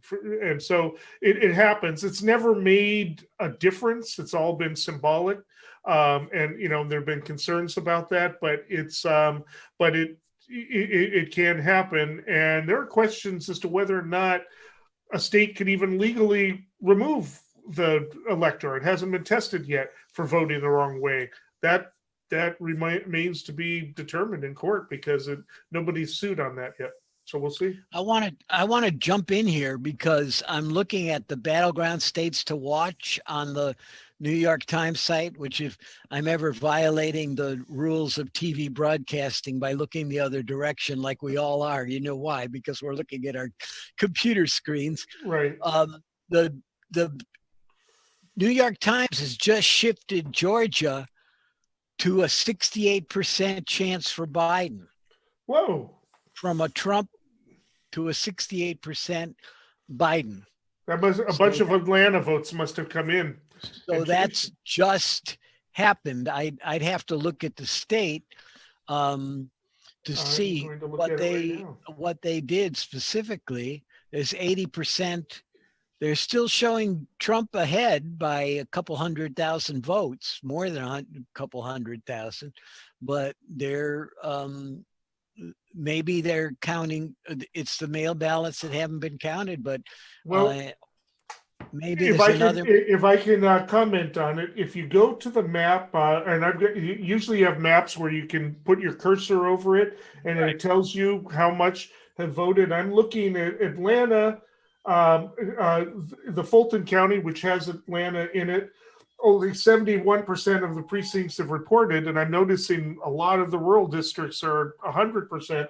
But DeKalb County, I don't know if I'm saying that right, 0% have reported on the same day, and that's a suburb of Atlanta. That might be one of the reasons they're doing it. It's only I think the preliminary vote, the early vote that's been counted in that county. So, and Gwinnett County as well. 31%, it says here. DeKalb is only 31% of estimated. That's of the estimated vote, but 0% of precincts have reported. And in next door, Gwinnett County as well. So those are fairly populated counties. That might be the basis, that they just don't know how those votes are going to turn out. Yeah, well, that's an interesting change in and of itself. I mean, the one thing that's interesting to me about looking at these states is that even though, they haven't called either Minnesota, Wisconsin, Iowa, or not Iowa. Iowa's going to go to Trump probably, but Minnesota, Wisconsin, Michigan, Pennsylvania, all those, that blue wall that they're called. Wisconsin and Michigan were both pretty handily in, the polls for Biden, and Trump's pretty far ahead now. So it's obviously there's a lot more vote to come in both of those states, and we're talking about the red mirage that was. But that's that whole scenario where, excuse me, tonight Trump might say, "Well, I won. Look at the vote," and the states have to say, "Wait, we got to count all the votes first." I want to say too that not only has nobody called Texas, but New York Times hasn't put up one of their needle meter things to say where they think it's going. So Texas, apparently, even though Trump is ahead, there's still a bunch of questions there. What votes haven't been counted? We don't know. It looks like they're mostly in from what I see, but it's not being counted. So there's a note that I saw about Texas voting. And technically, they're allowed to accept mail-in votes through 5 p.m. tomorrow. So that probably provides too much of an outlier to come up with a weighted prediction. Well, one of the states, I forget which one, is planning to go till Friday, and another one even later than that. Well, they say that does.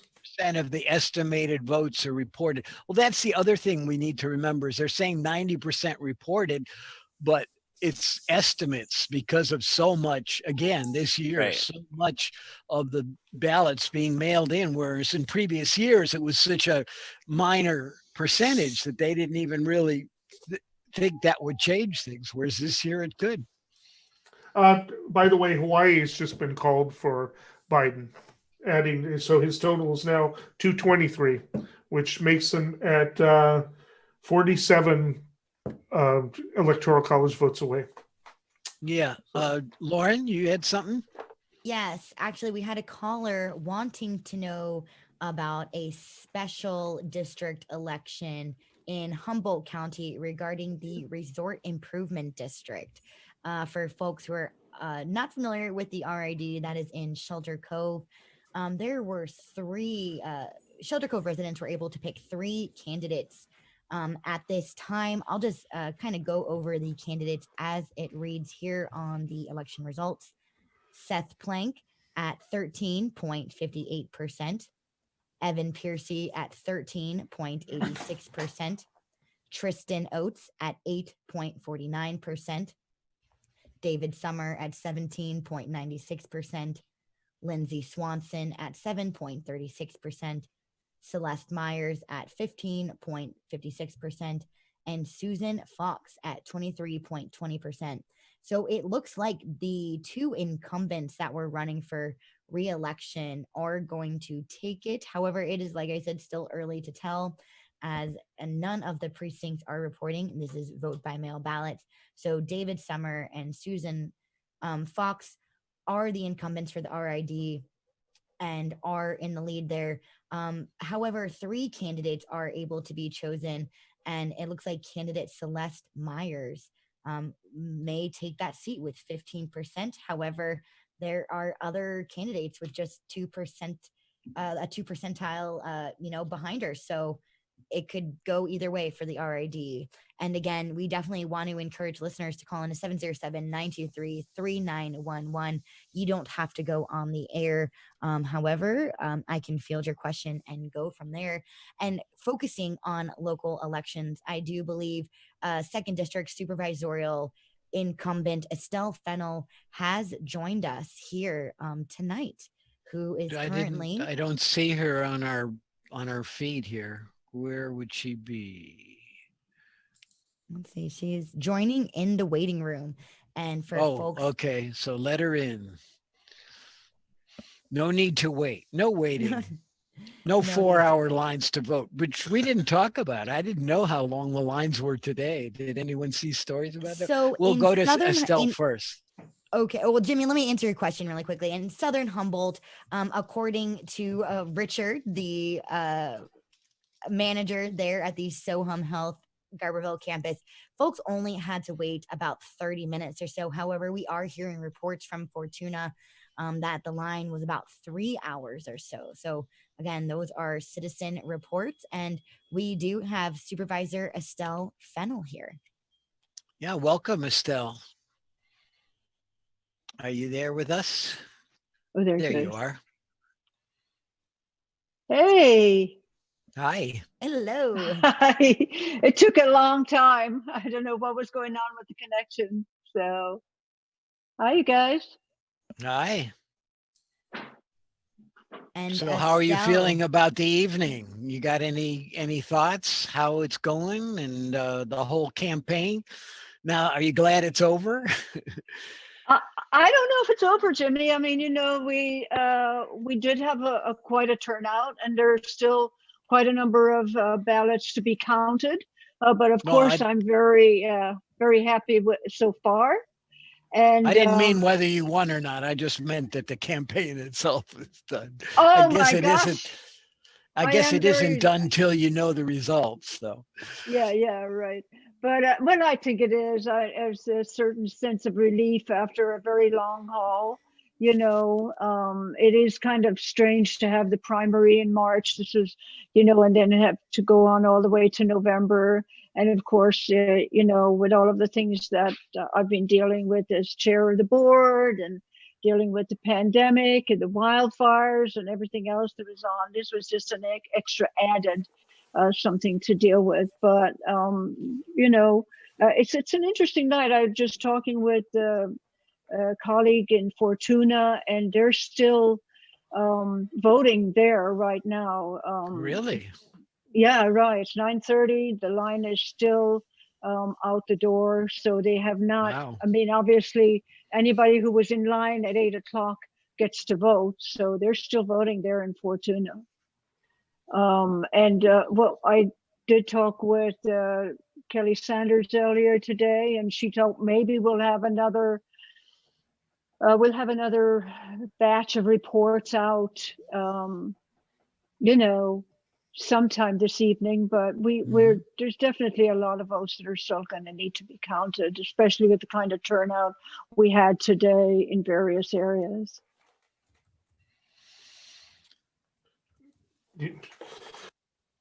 Well, do you have a sense of, I asked Michelle this earlier, you started off with 5 candidates, got into a runoff down to 2. Do you have any sense of where the other 3 supporters went? No, it's really hard to say, I mean, it really is. Not sure how that goes out until we see the final numbers. Then we have a better idea, I suppose. With time going on between the primary and now, people were to get a better look at candidates and feel for the candidates. With 5 people on the roster, of course, it's kind of like a crapshoot for people in a way, Right. So yeah, I mean, I'm not an expert by any means, but this definitely a very interesting year to be involved in an election. I'll tell you that. I mean, just looking at the national, I think that people, all of the pundits on TV and everything are dealing with something they've never dealt with before. And part of it is a lesson I think that we've learned throughout our life here in these last 7, 8 months is a patience. We need to be a little bit patient and see how things roll out. But yeah, so far I'm happy. Cool. Yeah, Estelle, Thank you. Other than the obvious, with the coronavirus and fires, how has this election cycle been different for you? Well, again, as I said, it's again another first for California is that we had our primary in March. So to have a primary in March and then have this long stretch in between where all of these, right at the time as we were involved in the election in March, we were also then dealing with the emergency order and all that entailed. And now, to be honest, as we're in this situation, we're looking at what the winter's going to look like in that respect. So it's been a very, very, very intense year, and nothing compares to this year as far as any other elections I've been involved in. Very difficult. I mean, just in terms of what one does normally, going door to door, that wasn't something that people felt comfortable with. So those kind of things also made for a very different kind of election for everybody, so. Absolutely. And looking at this first, results coming from Humboldt County, you are currently in the lead. And I'm wondering, if reelected, what are some of the projects you're hoping to bring to fruition through the next 4 years of your political career? Well, if I get the chance to continue working for the community for the next 4 years, I intend to continue with the issues that I have been working on, the Potter Valley project, working to get that water back in the Eel. We're working obviously on alternative energy, on climate action plans, on bringing good development here to Humboldt County, good paying jobs. I have the support of a lot of unions, working people in Humboldt County who want to see good, sustainable development, and we are looking at those kind of projects. The infrastructure, we've got a couple of bridges coming up that we're working on, and also I would say just for Southern Humboldt, the working on downtown Garberville and Redway, as well as things like, the Vets Hall and the campus down here, and finalizing or getting closer to understanding what the cannabis industry is going to look like in the future and how we can fine tune what we put in place. So there's a lot of things that I'm working on, and I'm sure that it feels good to potentially be able to continue with that work. It's all kind of been going in that direction.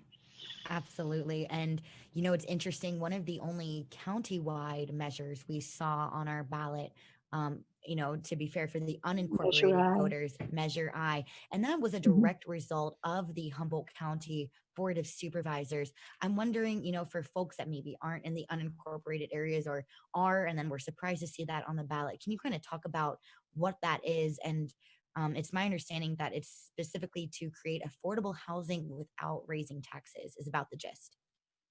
Right. And saying that without raising taxes was basically to make sure that people who were casting a vote in that ballot understood that it wouldn't raise taxes. But that's not really the core mission of Measure I, if you will. It's basically a requirement of Article 34 of the Constitution. It just basically says that if a public entity such as a county or a city is to be involved in the financial aspects of building affordable housing, it has to go to a vote of the people. And so I think Arcata had done it before, and they were re-upping it again this time. And this is the first time Humboldt is doing it. And then we give ourselves a goal to meet 2.5% of the housing through this, and that translates to over 800 units. If we get to that, we can look at it again maybe, but that's what it covers at this time. So I'm hopeful. I haven't seen the results yet, but I am hopeful that the support that we saw in the polls will come true also in the voting, because I think it gives us a tool to be able to help people. We can do something where we work with private entities who create affordable housing and sort of be a vector for that financing that might come from the federal or the state resources. And we also have a housing trust fund. So I'm very excited about Measure I, and I really do hope that the voters share my excitement, because it will certainly give us an ability to move forward with affordable housing for low income. Yeah. If you are reelected, Estelle, what do you see as your top priorities? I know that's a pretty standard question, but is there anything that jumps out at you that you feel unfinished business that you really want to take care of? Well, it's not so much unfinished business, Jimmy. It's just it's business that's in the works right now. I mean, we have to look at wildfire issues. We have to make sure that our fire departments are well equipped. I've been working as a member of the Fire Services Subcommittee in coordinating the districts, helping people form districts or consolidate districts like we did with Rio Del Scotia, Shively, and Red Crest. So we're looking at something along those lines also in Southern Humboldt. The other part of it is obviously dealing with climate change. So again, I listed it earlier, Jimmy. All of those are priorities. They really are. I mean, what we're doing with the Project Trellis and normalizing the cannabis industry, that's very important. We just put into place a way that small farmers can get through the process more easily, and so that's something I really want to see coming into fruition. And all of the projects that are already in place. That obviously the Potter Valley project, that's a regional effort that spans counties, it includes the tribes, and will be a very, very big, heavy lift. So I want to see that. I want to continue working with Congressman Huffman and the other entities to move that forward. So there's a lot that I see. Each and every one of them really, for me, is a priority. It's kind of like juggling a lot of balls at the same time, but that's something you kind of learn how to do. Keep everything moving, And I'm sure there's other things I'll think of later. But, there's always more, right? I see David and Eric looking at their screens, and I'm sure they're following the national. So well, we're all obsessed. We're looking for clues. We're all the data obsessed. has to talk to us. Yeah. Well, listen, you guys, thank you very much. I appreciate the chance to talk with you, and keeping my fingers crossed that as things go forward through the night. And again, I would just say to people, we do. The other thing I want to say is we've been working really hard and making sure that Humboldt is protected with regard to the COVID pandemic.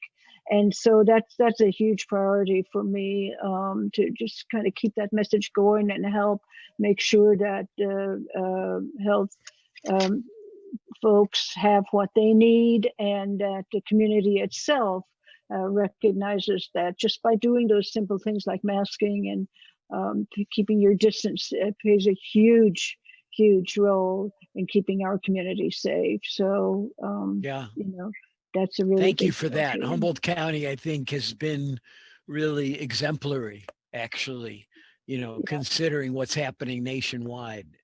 Even though, right. there's been spikes, it goes up and down, but it is everywhere.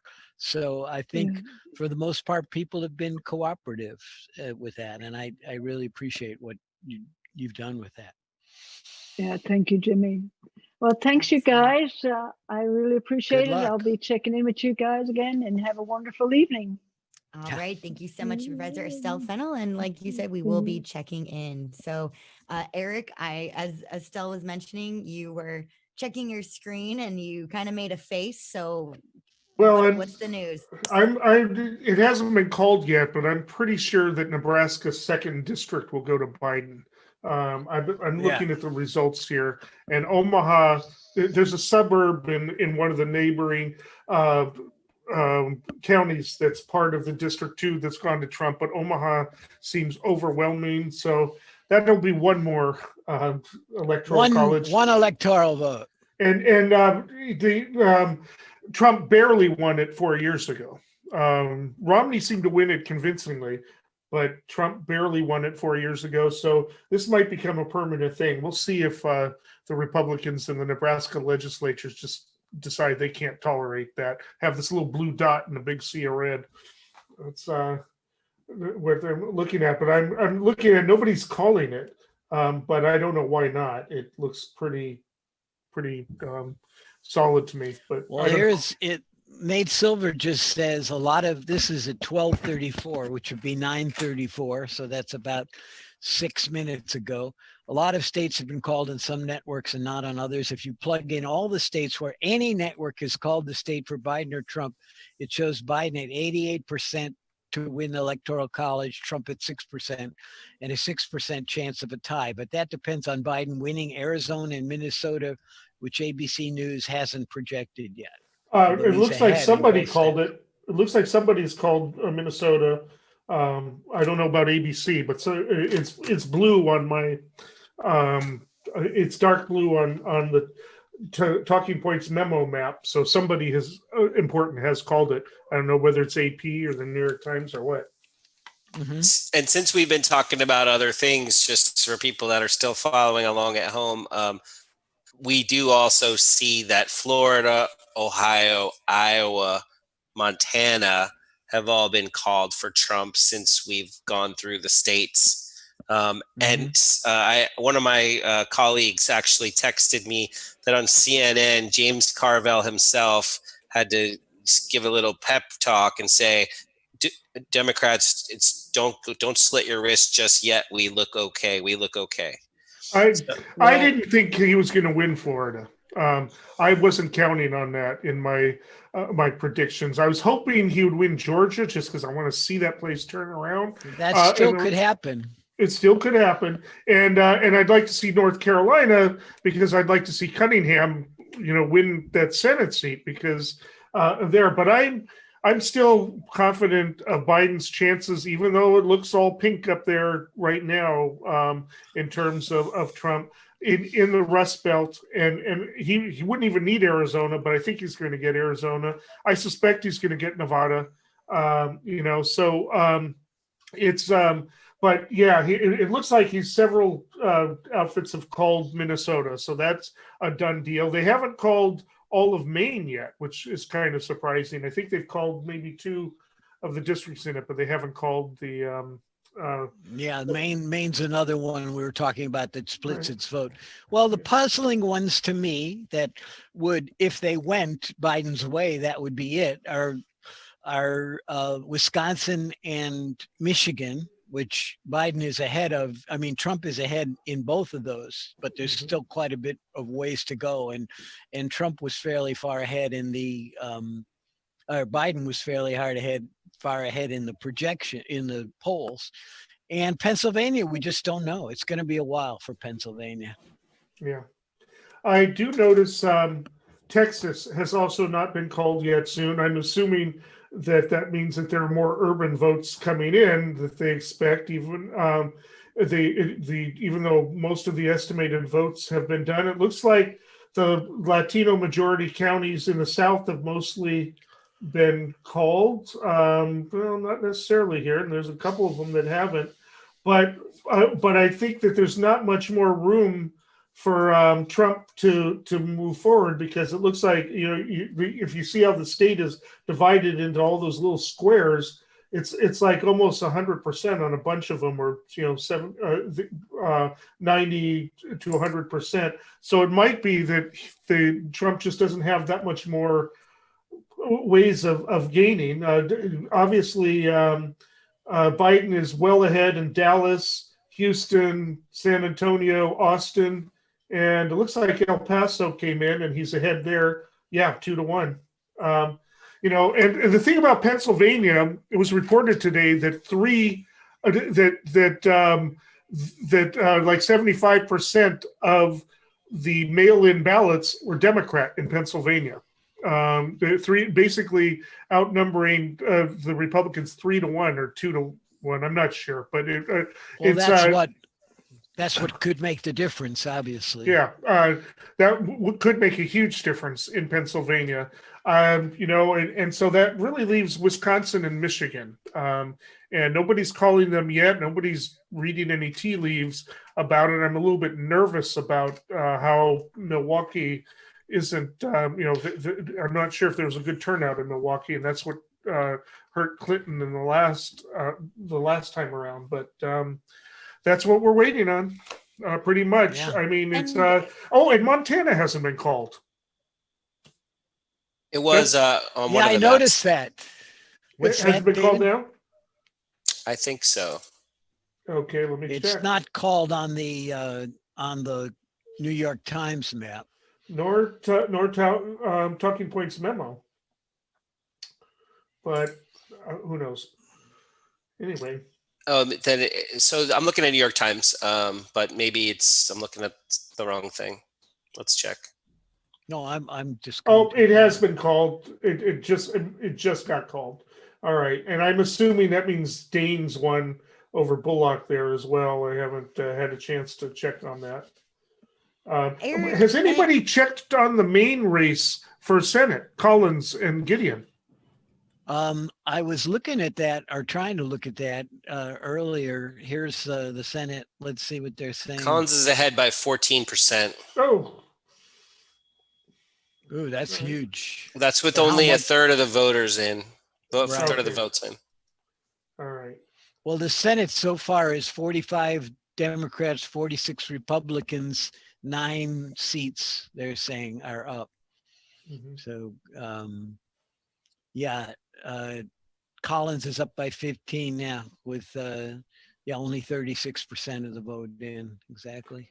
Lauren, were you trying to get something in? I was, but it's funny. I wanted to switch gears and take a look at the Senate race. And literally, as I was trying to pipe up, you actually helped to answer my question. Oh, okay.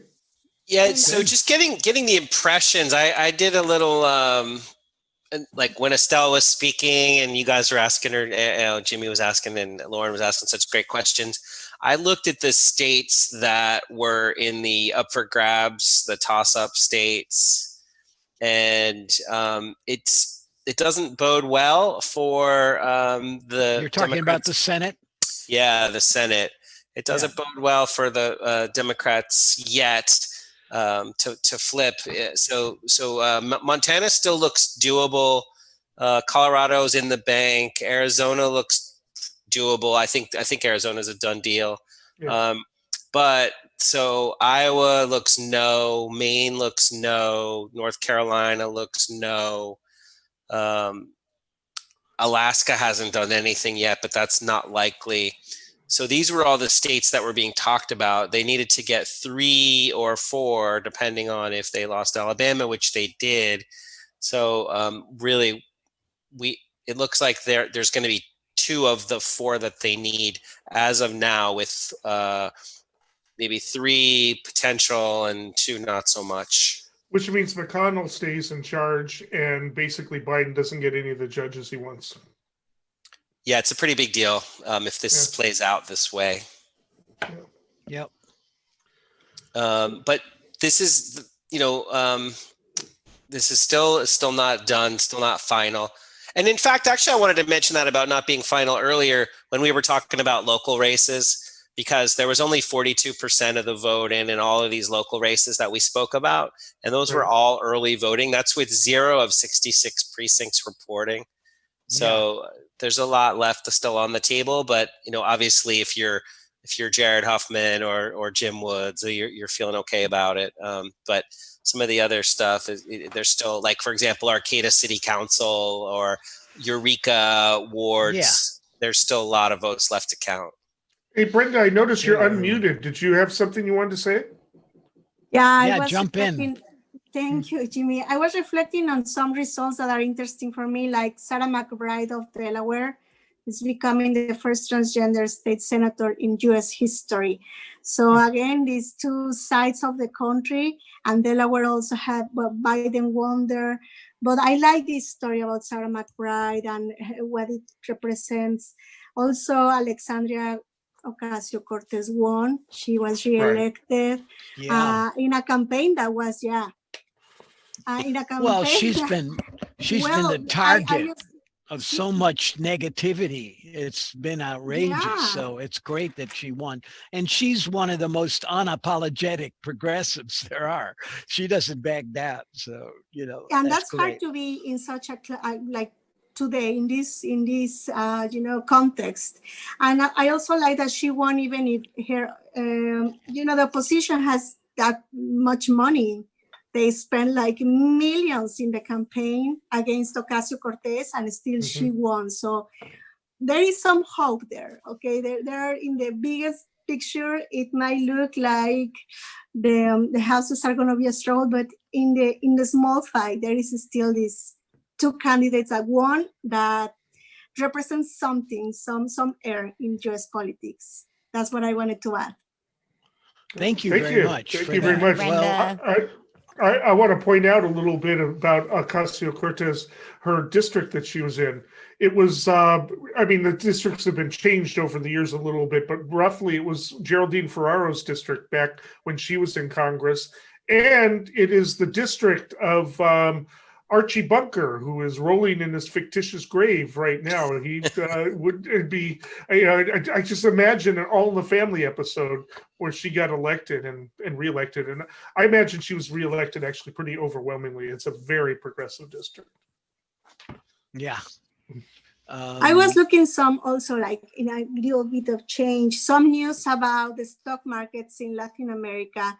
And they are all putting their money on Biden. They are all predicting Biden as a winner, and even the dollar lose some value in some of the countries, especially Mexico. So let's see how are the bets. And Brenda, you make a very good point. A lot of my friends who are from El Salvador or even Guatemala and Mexico, a lot of the people south of the United States are very much hoping that Joe Biden will be elected, considering what has unfolded in the last 4 years, amongst other things. Yeah, that's right. Latin America, all the news and headlines, right now are like putting their hopes on Biden. And I was just surprised about the stock markets also. And not only Latin America, it seems like Europe is still putting or leaning the balance there. Let's see. And good day for Humboldt. But I'm still surprised about the rally caravan that happened on November 1st. That's also some part of the picture. So let's wait. The elections have a long round yet. Like 700 cars or something it was, right? I mean, it's a lot of people and some incidents associated with it. And it needs to end. And actually, there's another rally, Brenda, something you might know about that will take place tomorrow, a people's rally. Do you have any information on that, Brenda?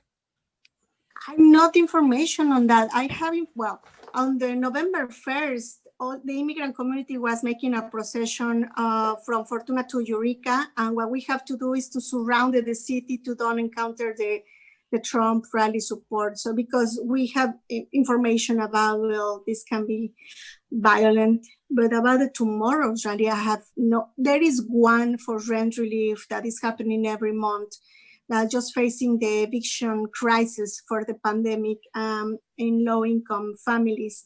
So that's going to happen mainly in Eureka. And if that's going to happen, and if there is some Trump supporters, then we might expect some confrontations there.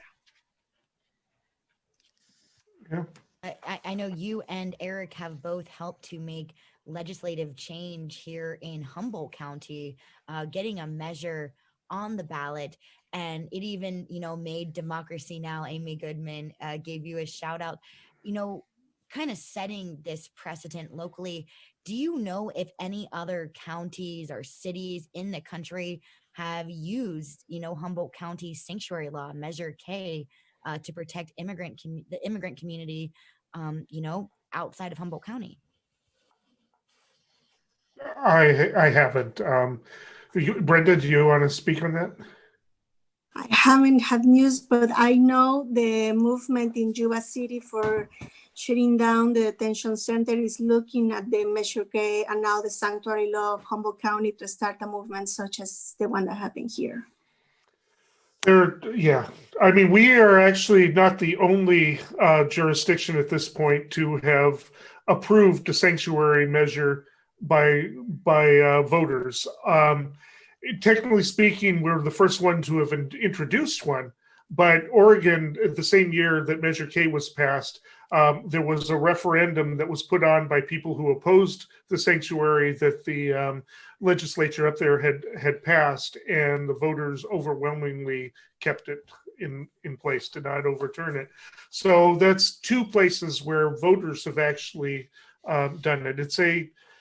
It's a counterintuitive kind of thing to say we're not going to follow, what the federal government does, and it's hard to make the sale even to some progressives saying, well, you can't buck the federal government. It's like, well, yeah, you can, but it takes a lot to explain. When we were running that campaign, it took a lot of talking to do, and usually it's hard to win a campaign when you can't explain your what you want to do in two sentences. You have to really explain its context, its historical context, and what you're trying to establish.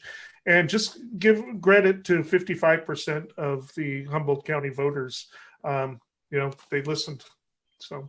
And Eric, without going into that process too deeply, if community members, want to make a change, want to get a measure for the next election, where can they go to find that information that can empower them to do so? I'll talk to people who've done it.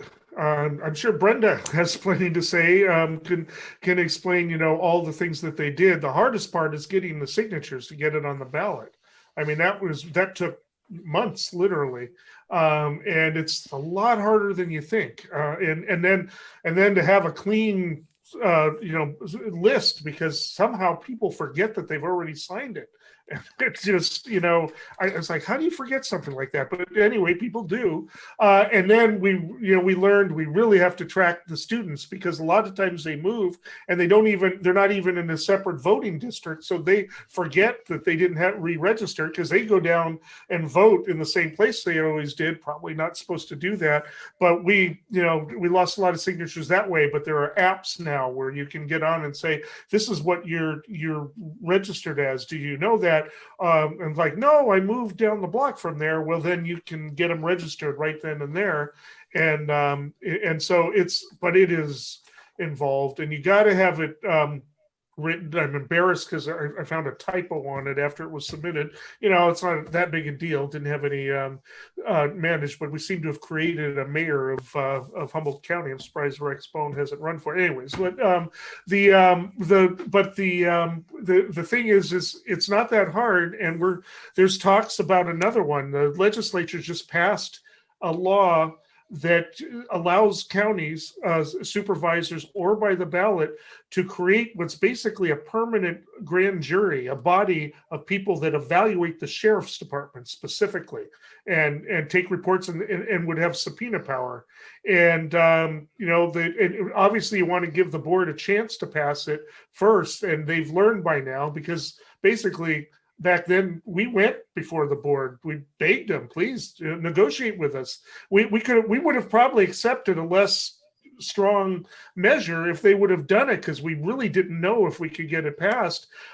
They basically just ignored us, delayed, didn't get back to us, made some half measures. And so we took it straight to the people, and now they're sorry. So so yeah, it can be done. There's probably books out there that can be written on how to do it. Brenda, I don't know if you want to add anything. You were right at the center of it. You can go also to the Office of Elections, and Mrs. Hedgepeth, that is the director there, she had a nice booklet. So she explained the step by step. And well, or you can go to CDP and we can talk to you if you wanna start a measure. We will be happy. Also, I like to mention, Eric, that I learned this in California, in the US in general, but if you win, then people that is opposition can put a ballot for the countermeasure, but they need to win with more signatures. Right. So can you add that part, because I loved it. Yeah, you have to, right. If and you'll see this happen sometimes. Somebody will come up with an idea, and then somebody else is afraid it'll pass, so they come with a more watered down version of it or something like that. Or somebody says, well, I like it, but I want even more. And we've actually, there was a time for insurance reform where we had 4 separate measures on the ballot. I mean, you had the consumer one that was put forth, that Ralph Nader backed, and then you had one put out by the insurance industry and one put out by the lawyers. I forget what the 4th one was put out, but the consumer one did win. It was the only one that got more than 50% of the vote and created the Insurance Commission. So yeah, and we're looking at this a lot, and these things have a lot of power. They have power for good, they have power for bad. Prop 13, it's the most famous one. We're still suffering from it, and there's a ballot measure on right now that was going to at least help a little bit recoup some of that from the richest top of commercial property owners, and it doesn't look like that's going to happen. But Prop 13, nobody provided an alternative. I have to jump in here. We are at the top of the hour. I want to remind the listeners, this is KMUD's special election night coverage. It looks like we have another guest who's going to be joining us shortly, but we do need to tell people that you are listening to KMUD Garberville 91.1 FM and HD1, KMUE Eureka 88.1 FM and HD1, KLAI Laytonville 90.3 FM, on the web at kmud.org. And thanks to Access Humboldt, who are sponsoring our video link, and also we're on their feed, their YouTube feed, Access Humboldt YouTube feed, and also Wave 7. So we've got a couple more hours. It's 10 o'clock. We still don't know who our next president is going to be. So that could be good news. It could be bad news. It's depending on how you look at it. But there's still a ways to go with that. And Jimmy, I guess go ahead. KMUD also would like to thank the Blue Lake Rancheria tribe, reducing their carbon footprint in their restaurants, casino, hotel, and other enterprises by switching to biodiesel and renewables, such as partnering with HSU and the Redwood Coast Energy Authority on a biomass to fuel cell system, just one of their green initiatives.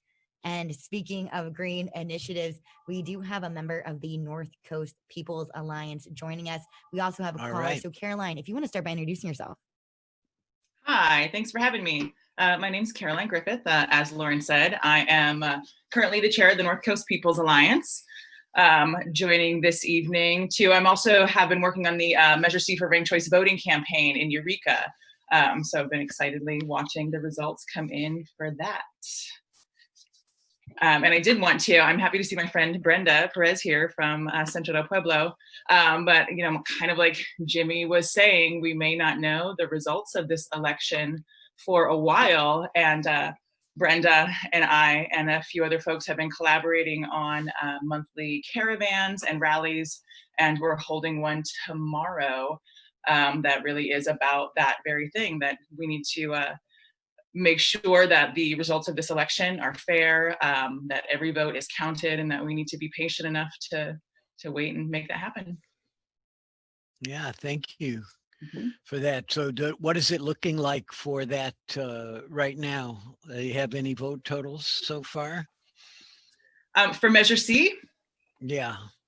Yeah, it's looking very good. Actually, the first returns that came in, it's about 63% yes to 34 no. And they're, obviously that's just the first totals coming in. So it'll be interesting to see how that all turns out. And they're also kind of like the wonkery, like paying attention to all the little numbers and things. There were 500 undervotes for that, which I think is interesting too. When you look at for a measure, there's yes and there's no, and then there are the people who just abstain from voting, which is pretty fascinating. Maybe because it's one of those measures that you got to be able to explain. There's going to have to be an educational aspect of it if it passes, and maybe some people just didn't understand it and responsibly said, if I don't understand it, I'm just going to step aside for that. Absolutely. Or, potentially also just have no opinion too. If they're like, yeah, I'll take one way or the other way. Right. Yeah, I'll just do whichever one you want. Yeah, and that was definitely an interesting thing about campaigning in a pandemic. Public education is such a huge part of anything like that. And, when the goal is to have less contact with people, it does make it hard to go out and make contact with people. So Carolyn, for people who don't know for people who don't know what ranked choice voting is there a elevator spiel version that you could give? Totally. Yeah. So it's basically where you rank the candidates from the one you would like to most see to the one that you would least like to see. So like, for example, in Ward 4 in Eureka, there are 5 candidates. So you'd be able to be like, I like this one the most. I would be okay with this one, whatever. Definitely don't want these other 2. You rank them. Everyone's first choices are counted. And if one candidate gets a majority in that count, that's it, they win, just like any other election. But if no candidate gets a majority, then the one with the least amount of first choice votes is eliminated. And all the second choices of the people who voted for that person are then reallocated and counted. So in that way, and that happens until you get someone with a majority of the vote. So that's a way you can ensure that the candidate appealed to the broadest amount of people. So this is considered like, I think, one of the key developments that people can put in place in their own communities to kind of break the lock of the two-party system. Did you get that feedback from people in your process of rolling this out, that people understand that part of it, that it's actually beneficial to getting a more diversity of opinions expressed in the political process? Absolutely. And because this has been seeing like a kind of a surgence lately, I don't want to say resurgence because I don't think it ever has. It's definitely something that a lot of people know about. And I think because of nationally, like looking at all the people who are running for the Democratic primary, for the Democratic nomination, during that, a lot of people have talked about this, like not wanting to split the vote. And so even like as far back, the first election that I got to vote in was in the year 2000. I know people who were shamed during that election for voting for Ralph Nader because the idea that he split the vote, and that's how we ended up with George W. Bush. And so this is the way that you can do away with that problem.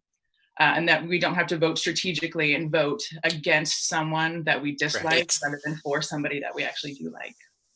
And then one last thing I'll say to get off my soapbox, because I really do think it's a good idea, is that some places are already doing this. For example, the state of Maine, and they didn't have any significant problems with the system collapsing or people not understanding. It actually works. Yeah, and people report that they like doing it, that they actually enjoy the process, because then, I think it makes it so it's also a more issue-based campaign. So people are more excited about the candidates. It's less, you can't win just by tearing somebody else down. You actually have to elevate yourself above the field by talking about policy. San Francisco's been doing that for a while as well, I believe. Mm-hmm. So there it is if you explain it right, it gains a lot of, unless you're a strong partisan, extremely strong partisan. If you really believe in giving people a chance and getting more options, it's a great idea for sure. Mm-hmm. And Caroline, we were talking about how there was a large rally in support of the current president, Donald Trump. And then I mentioned that there's actually going to be a people's rally that will take place tomorrow. If you kind of want to share some of the details there. If people have election anxiety, election frustration, there might be a healthy outlet for them. Yeah, absolutely. We do have a healthy outlet. And also, I want to say that no matter who wins the election, there's still a lot of work that needs to be done. I mean, we'll still have, Black and brown people being disproportionately affected by coronavirus. We'll still have a police system that discriminates against people. I mean, there's still so many. So we still have climate change. There's still a lot of work to do. So no matter how it turns out, even if we wake up in the morning and have results, we would still love to see everyone at our rally we're meeting at the Eureka High School parking lot, 4:15, departing at 4:30 for a caravan through the streets of Eureka. We really try to incorporate a mutual aid aspect into these caravans that we've been doing. So we will stop by a little free pantry and drop off some donated food and hygiene supplies. But then we are ultimately going to end at the courthouse, where there will be a rally with some speakers. We have some music. We really are working to keep it joyous, keep it lively. It may be, tensions are high right now anyway, and if there's going to be days, or some have even said weeks until everything is decided, we do really need to make sure that we are, together, unified, to make sure our elections still have integrity, that the process goes smoothly, and that we stay connected to each other, like regardless of what the results are, and keep doing the good work. And my friend Brenda has also been a part of all of these too. So I don't know if you have anything that needs to be added, Brenda. Well, just to remind to be safe, to use a mask, to just follow the rules, because even if we are passionate about the results, we still need to take care of each other. And that just remind me some reports of people that went to vote earlier in the Office of Elections in Eureka, and they reported that there was people not having social distancing, not using masks. That wasn't enforced in the line. And also there was a big trunk. They sent me even pictures to Centro del Pueblo, big trunks with the Trump flag outside the Office of Elections. And this is against the rules. Like there is no way it's going to promote any candidate outside the poll where you are going to vote. So I just wanted to report that before saying good night, because tomorrow it's a big day. I'm going to be with my dearest Caroline in that caravan, just asking for fairness and asking also for peace. There is a good way to do it, and we're going to show it tomorrow. Thank you for that, both of you, and that'd be great for people to participate. That I'm sure a lot of people will need that. And Jimmy, I really see quick, we've been joined by Julia. We have been joined by another person, but really quick, Jimmy, callers were asking where they can go to learn more about Brenda and Caroline's work. Brenda, if you want to quickly give information where people can learn more about Centro del Pueblo and Caroline, same for North Coast People's Alliance. Thank you, Lauren. Please give us a call to 707-683-5293, 683-5293. And we are also in Facebook and Instagram as at Centro del Pueblo, all together, and cdpueblo.com. Most important, keep organized, because the election is one process, but we need to keep mobilizing and community organizing every day. So thank you very much for the invitation, for having me, and everybody that is listening. Take it easy and keep organizing, keep informed yourself. Thank you, and buenas noches. Adios. Buenas noches. Hi, Brenda. Thank you. Thank you. As I was saying, we had with us before Julia Minton has helped us with our commentary and has been, I don't know, were you working at the polls again, Julia? Give us an update, what you've been up to. I did not work the polls this year. I have been getting out the vote. I've been talking to both folks in Humboldt County as well as North Carolina and Wisconsin. That's been really exciting to have conversations with folks out there and talk about their voting options, as well as, like I said, California. Really glad to see Measure C is coming out strong, something that, planting that seed in Eureka and really hoping that it blooms across Humboldt County and the state. Also excited to see that Katie Moulton of Eureka Ward, is it 2 or is it 4? It's 2. Thanks, Caroline. Katie's ahead in there, so that's she was definitely a candidate favored by Labor as well as a number of other organizations. And Scott Bowers come out with a strong lead in Ward 4. And you know, that's he's definitely a strong candidate. That's, you know, the Ward 4 election, I have to say it's beautiful to see what 5 candidates step up for the ward in their city, maybe 3,000 voters, and want to contribute to the public process. And so that's a ward I would have liked to see ranked choice voting in, because it would have been interesting to see, you know, I'm the kind of person I have a hard time picking sides. I don't like being on a team in that sense, and I like to vote my conscience. But God, okay, so we got to talk about this. I'm freaking out a little bit, guys. I'm looking at the national map. I'm looking at the predictions. David, help me out here. Well, we've been talking about this all night. David can help you, but there's definitely still a path for Biden. I'm freaking out. This path sounds like it goes through poison oak and thorned blackberries, and there's probably bears hiding behind it. So you guys, like, talk me off the ledge. I think it's not as bad as you do, but we'll see. I mean, I've been looking at the 538 projection a lot, and they're not all that downbeat about Biden's chances. You know, there's a lot we won't know tonight, so you're not going to get any help tonight, Julia.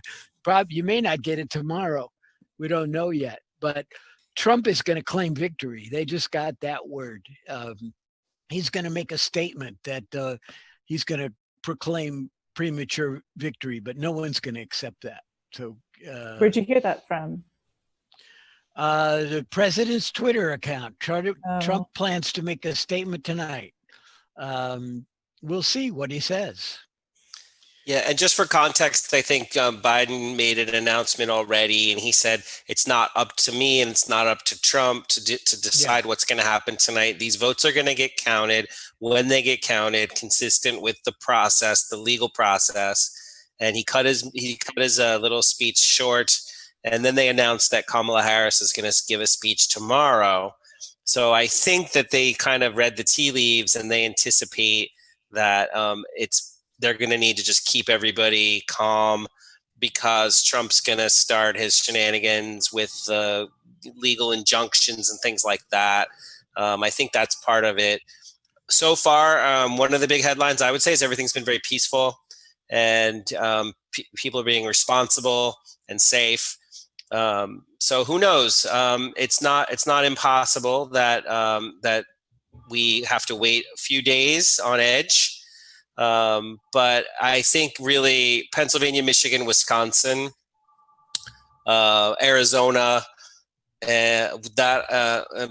those 4 states, if I did my math correctly, that's 11, 21, 37, 57. So that would give him 180. Mm-hmm. So he could actually, if he missed one of those, he'd still have to pick up one more state. So there's still, Trump could still win Texas, Georgia, North Carolina, Maine, and Nevada, and not win.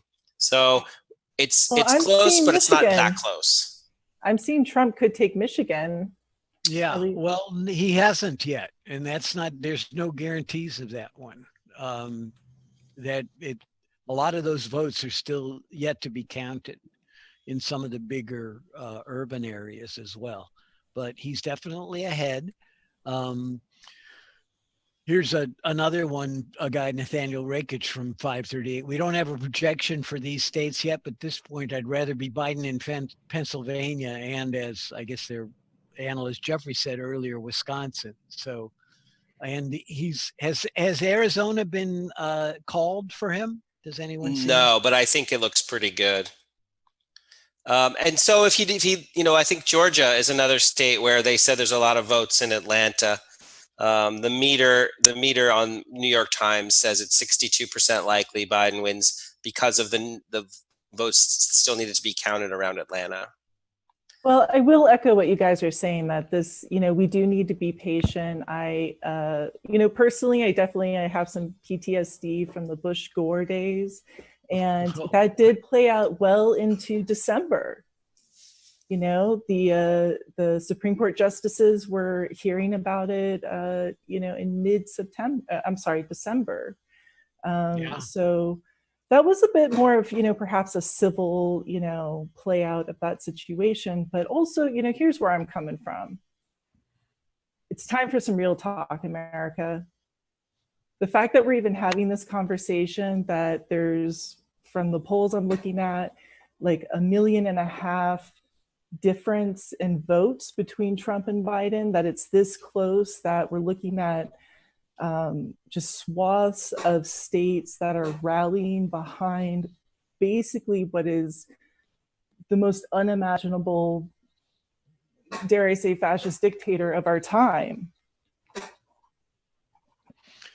And, that's and Julia, a big question, on that isn't note, it? Jimmy was mentioning that the president, which he did, I have Twitter, looking at real Donald Trump 31 minutes ago, said, I will be making a statement tonight, a big win. Literally moments later, he tweeted again, and Twitter actually took it off the feed, saying, quote, some or all of the content shared in this tweet is disputed and is misleading on elections and other civic processes. Just saying. That is just a fact, not an opinion. And with that, I think we do have people with opinions on the line right now. I am going to try to pop them on. Caller, can you hear us? I'm looking at Julia's disembodied hand, though. I can hear you. Can you hear me? Yeah, you're on the air. We can hear you. Hi.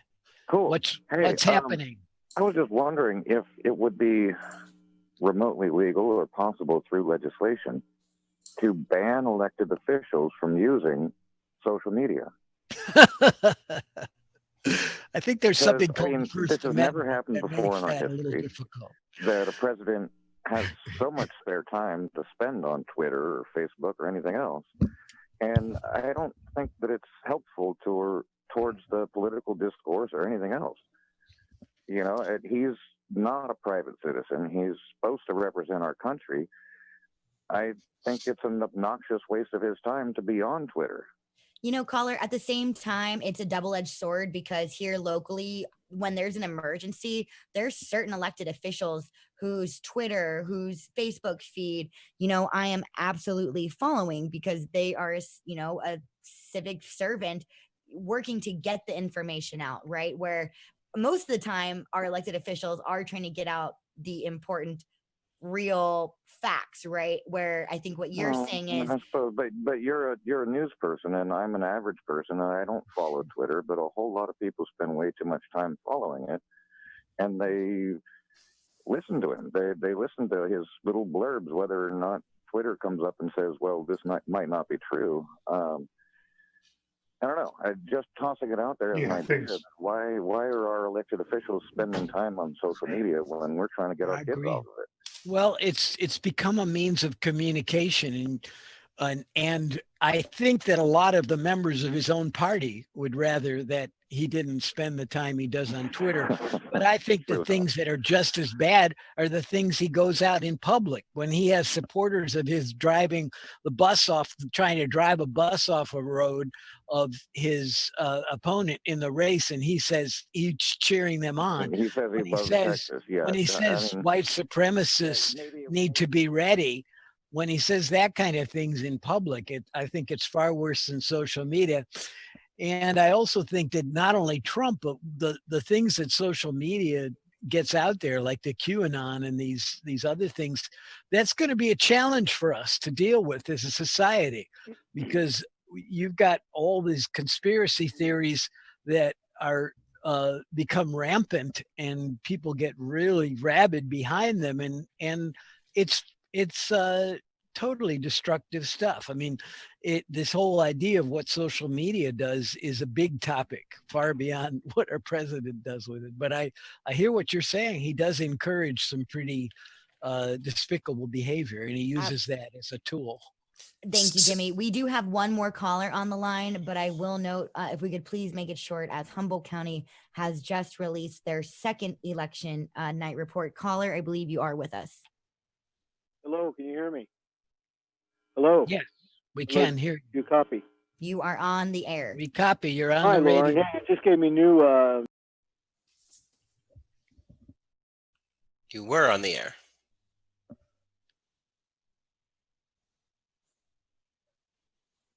radio and TV and all forms of media, walkie-talkies. And the point that I'm making here is that is what I consider censorship. We should all be able to listen to even our opposition, because they're revealing what they're thinking, and we don't have to agree with it, and it gives us an opportunity to argue. Quickly to Eric. I was hoping Brendan would still be there, but pass this on to her. I'm awaiting your book, and maybe as a future premium, I think it'd be great for the KMUD audience to be able to read Measure K, how to pitch a ballot initiative and strike out the opposition. Yeah, I'm playing on the K and strikeout. I hope you like that idea, and I hope that you write that book along with Brenda, because it needs to be out there for this homegrown local audience and the rest of the world. Maybe Amy will even read it. Send her a copy. Thanks. It's an interesting idea. I mean, we were looking for a book that kind of takes you through a lot of it. I haven't found one yet. I imagine they're out there, but don't imagine. Make it. All right. You do it. You wrote this initiative. Brendan, you are the experts. You did something that's phenomenal. Please write the book and play with that Measure K and the strikeout and the pitch.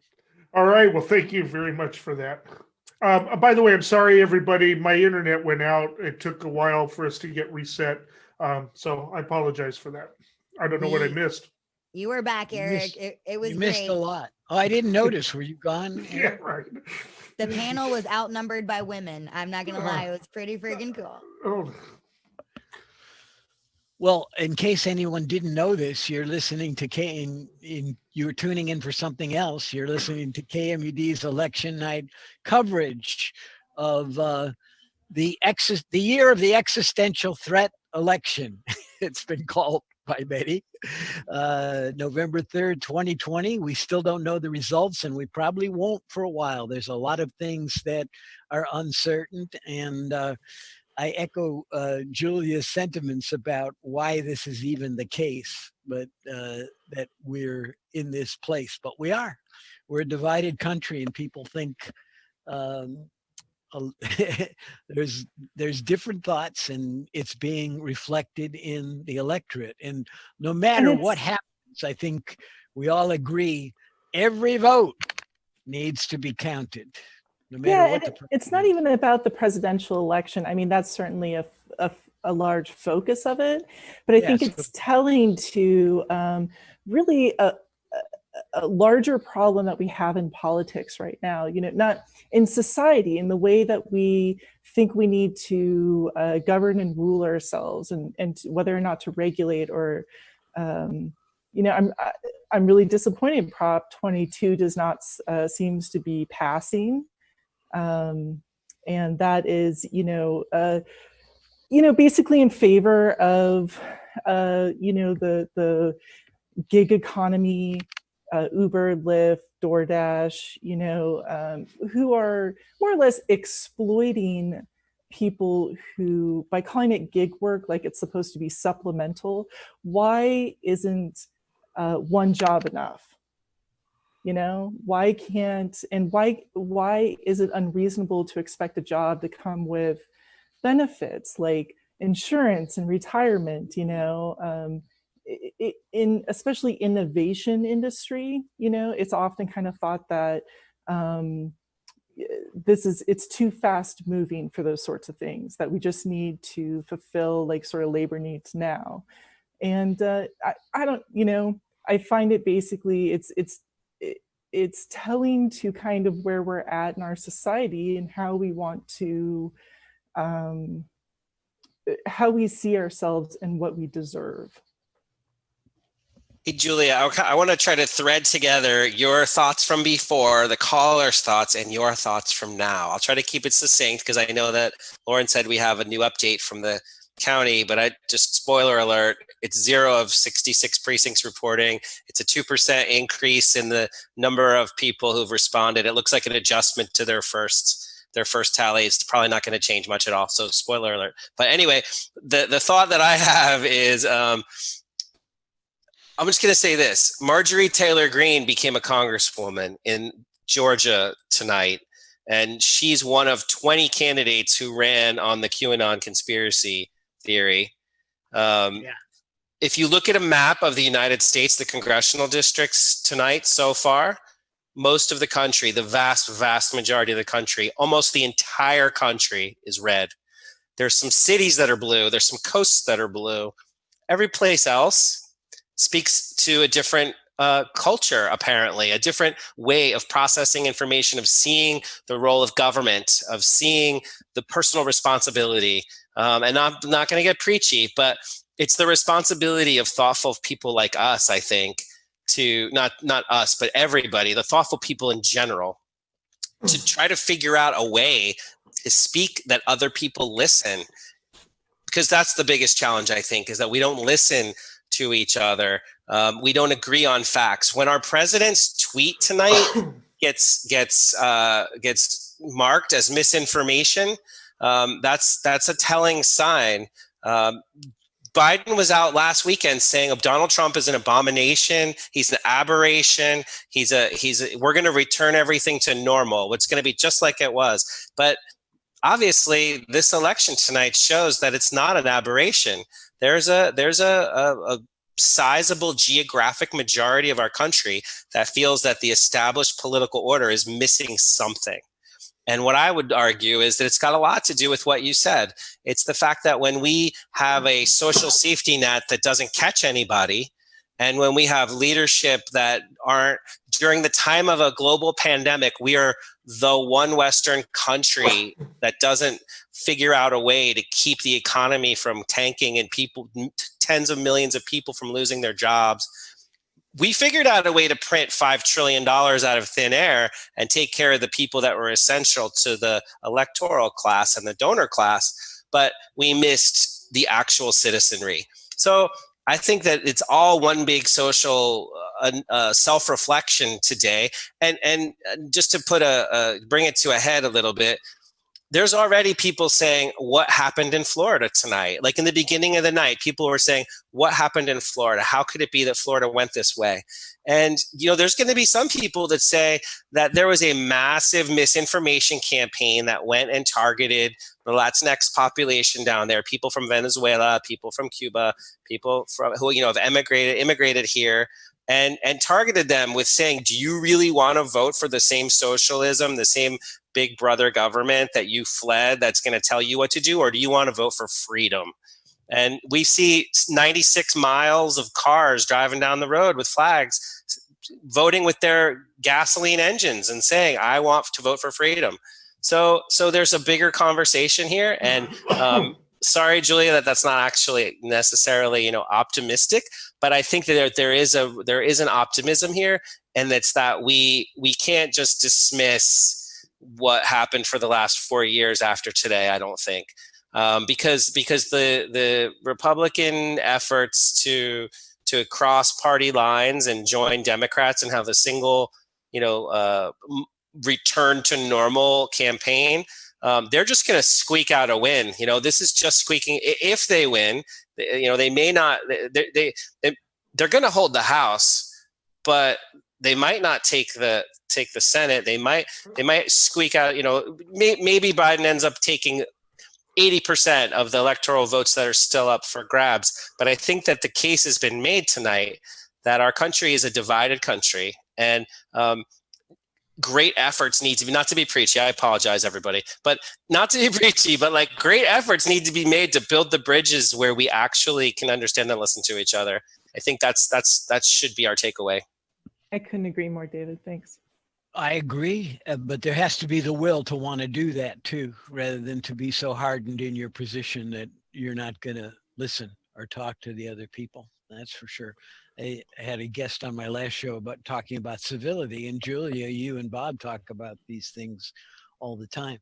But it sounds like we got an hour and a half left of our KMUD coverage. Lauren, you had an update.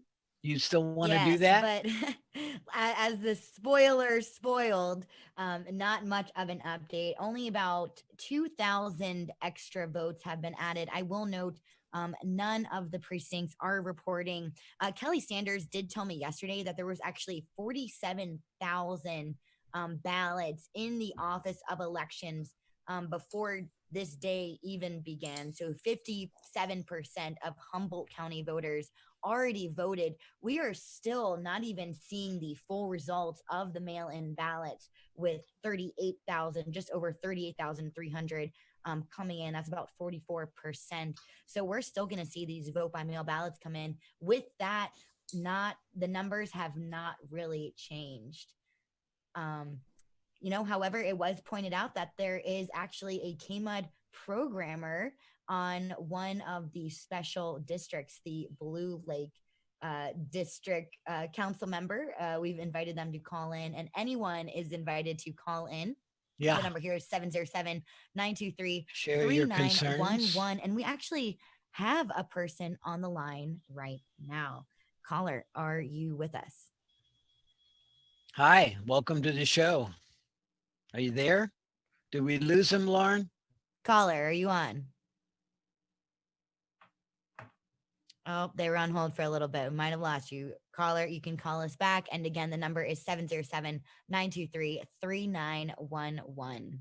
I just wanted to take a minute. We got a little less than an hour and a half left. Remind people this is KMUD's election night coverage. We have with us now is Eric Kirk and David Frank and myself, Jimmy Derschlag. We've been on, we're all talk show hosts here at KMUD, and David and Eric have shows on Access Humboldt talk shows and on their KZZH. And we've been broadcasting on not only our radio stations, all the outlets for KMUD, but also through Access Humboldt and on Access Humboldt's YouTube channel. Hopefully some of you are seeing our lovely faces on YouTube. And we also have with us Julia Minton joined recently, who's been part of this coverage for many years, and Carolyn Griffith is on with us, and of course Lauren Schmidt, our news director, holding things down. I see Kate Maxwell. I don't know if she's still on, because she will maybe have an update on Mendocino information. But I did want to see if you guys, Eric, you've been looking at things. Do you have some updates on your thoughts about how? Fox News has called Nebraska's second congressional district for Biden. So that's one more electoral college vote for Biden. I'm looking at Nevada. They haven't called it yet, but I don't see how Biden loses that one. I'm looking at the differences in there's still a lot of votes in the Las Vegas. I think that's Clark County and whatever county Reno is in to be counted, and most of the rural areas have been counted, and Biden's well ahead. So I think he will carry Nevada. It's looking more like he'll carry Arizona. I just don't know what to say about Georgia or any of the blue wall states up there. Minnesota has already been called. I don't know how many. I know that Pennsylvania probably won't start counting a lot of its mail-in votes until tomorrow morning. We've talked about that. I believe that the Democrats' mail-in ballots outnumber the Republicans like 3-1 by an estimate today. So I think pretty good chances in Pennsylvania. I don't know what's still outstanding in Michigan and Wisconsin. I mean, to me, it looks like Milwaukee is low count. And outside of Milwaukee, there's hardly any of the mail-in ballots counted either. So there's a big chunk of votes to come in. All right. in that Milwaukee, in that would make Wisconsin. sense. And then I don't know, maybe there's something going on similar with Detroit and Michigan. I don't know, but I'll be kind of curious to that because it looks like a comfortable lead with 65 and 70% of the vote counted in Right. each of them. But maybe that's just not the case. And then Georgia, of course, is still open. They've got Alaska, but I think it's just too early to call. And they haven't. Has anybody called North Carolina yet? I haven't seen a call for North Carolina. No. All right. The biggest at 1:37 Eastern time, which is 2 minutes ago, I guess. 538 was saying the biggest states remain unprojected, include Pennsylvania, Michigan, Georgia, North Carolina, and Arizona. Wisconsin's on that list? He didn't list. He said include, so I guess he was leaving. Right. I don't know. Did they call? They haven't called Wisconsin, as far as I've seen. I'm not finding anything that says that they did. Right. That would be big news. And Nate Silver said, to summarize, Biden basically has 3 easy paths to victory. In rough order of likelihood: 1, win Arizona and Nebraska; 2, hold Michigan and Wisconsin; 2, win Pennsylvania, hold Michigan and Wisconsin; 3, win Georgia, hold Michigan and Wisconsin. So he's saying all 3 of those are possibilities. Less likely would be his winning North Carolina, or other scenarios where he loses Wisconsin or Michigan but does well enough elsewhere. So anyway, it's certainly close. Certainly close. Yeah. Also, I just wanted to add Fox News. I don't know if one of you guys mentioned this already and I didn't listen, but Fox News called Arizona, which it might be too early to tell, but it's a sign, I think, that there are people who don't want it to be easy for Trump to declare a victory tonight. You read into that what you want, but right. I mean, I'm basically thinking that like Arizona is pretty obvious, but not close enough. There's still too many outstanding votes. But there's an editorial news desk that decided that it was important enough to them to say that it's close. Try to keep everybody honest and wait for a vote count. Yeah, because the New York Times doesn't even have a meter thing on it. So that seems very premature. I mean, I think there's a good chance he's going to win it, but calling it seems very premature. Yeah, and arguably inaccurate. That's kind of why I'm saying it's probably politically motivated or strategically motivated or something else. But that's just a guess. Yeah. Not quite fake news. It's an educated guess. Right. I mean, Biden is out ahead, and it does look like there's still a lot of votes to be counted in Maricopa County, which I think has more people in it than the rest of the state combined. Which should be a Biden stronghold too. Yeah, well, it is. It's 54 to 4.7, and possibly will expand as they're covering it. I mean, it's reasonable to project that it might win. It's just too soon, though. Well, the only thing to note about that is if he does win it, it means that not all of those blue wall Midwest states are essential, but right. But for Biden to win, but there's still a lot of states that are uncalled. Yeah, it actually might not be unrealistic to call Arizona. I'm looking at it. If you go to any of the sites like the New York Times site and you scroll over the counties, it looks like the red counties are much more of them have been counted. Much more of the estimated votes have been counted, and I mean, I could see how you can conclude that 21% remaining of Maricopa County, as well as Pima County, which has Tucson, which has 14%, could outweigh all the rest. It looks like a couple of the counties to the north, Apache County, which I think is mostly part of the Navajo nation, and I'm going to mispronounce this, Coconino County. He's winning handily too, by tens of thousands of votes. I think you could make the case for it. I just think it's too early. Well, I duly noted. We should send that in to the stations there. Let them know, to Fox. Yeah. New York Times Fox. is certainly not called. After all, that's Fox. Yeah. Well, we just don't know right now. Any other trends that people want to talk about? Senate, it's clear that maybe they'll get to 50, but even that doesn't look real like. The Democrats may get to 50, but it doesn't really look likely right now. I do have some updates with the state ballots. Let me just that's a good idea. Let's do that. Yeah. All right. With about 65% of the vote counted, it looks like Prop 14, the bonds for stem cell research, has come from behind. It's now ahead at just under 52% to 48%. The partial revision of Prop 13 has made a recovery. It's still behind. I mean, it's like 49% to 51%, a little bit less than that, actually. So it could very well be that one will pass. Affirmative action, revival of affirmative action is a little bit closer, but it's still 10 points behind, and it seems like that's insurmountable at this point.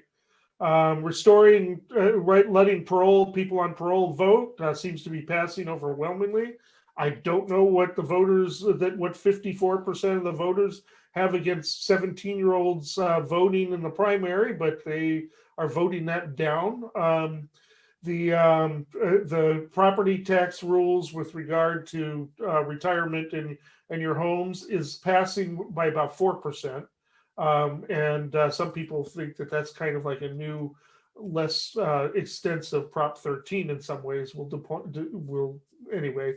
The police union backed one is going down in flames. I'm surprised that 20 years ago that wouldn't have happened, but it's at 37% to 63% no. Rent control, letting local have rent control that varies from the state Tenancy Protection Act is going down hard, about 41% to 58%, 59%, and the gig working one pushed by Uber and etc. And with a lot of money behind it. It appears that the money has been spent well. They defeated, it looks like, just under 60-40, 60% voting no. I've got a lot of theories about that, but another time. The state requirements for kidney dialysis clinics going down to big defeat. There was a very similar measure on the ballot a couple of years ago. I think people are tired of kidney dialysis being on the ballot. And even though I did vote for it, I do kind of think it's the type of thing that should be left to the legislature, with experts coming in and the rest. The very convoluted consumer privacy law, it looks like it's passing about 56.5% to 43.5%. I have no idea what it's going to actually do, but we'll see. And then the banning of the bail system seems to be going down. Now, there were a lot of mixed issues about that. There were some progressive groups that had reservations about it, about the discretion it was going to give to judges. But in any case, but also the bail bond company put a lot of money in to with what I would consider some misleading advertising, and that appears to be going down at this point, 45.6 to 54.4. So that updates you on the California state ballot initiatives. So when do we think we might get some more Humboldt County stuff, Lauren? Do you have an idea about that? Or know as it trickles in. I'm surprised that most of the vote by mail ballots have yet to be tallied up. I know yesterday Kelly Sanders was really confident that this process would be a lot quicker, but of course, there's so much going on. You know, everyone is just working so hard, doing the best that they can. I know a lot of folks were concerned during the primaries. It took, man, over a month, maybe 2 months, just about to get that final canvas. But we have to remember that was right when the coronavirus first happened. So many things were put on hold. So it did take a lot longer. Kelly Sanders did not expect this process to take as long. So we will have a third election night report from Humboldt County, and a final election report will be issued.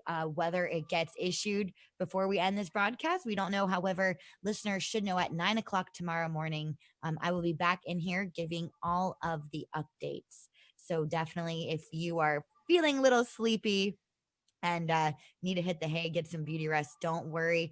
KMUD's got your back, and we will give you more live election coverage tomorrow at 9 a.m. It's also my understanding that in Mendocino County, we did have our second election night summary report.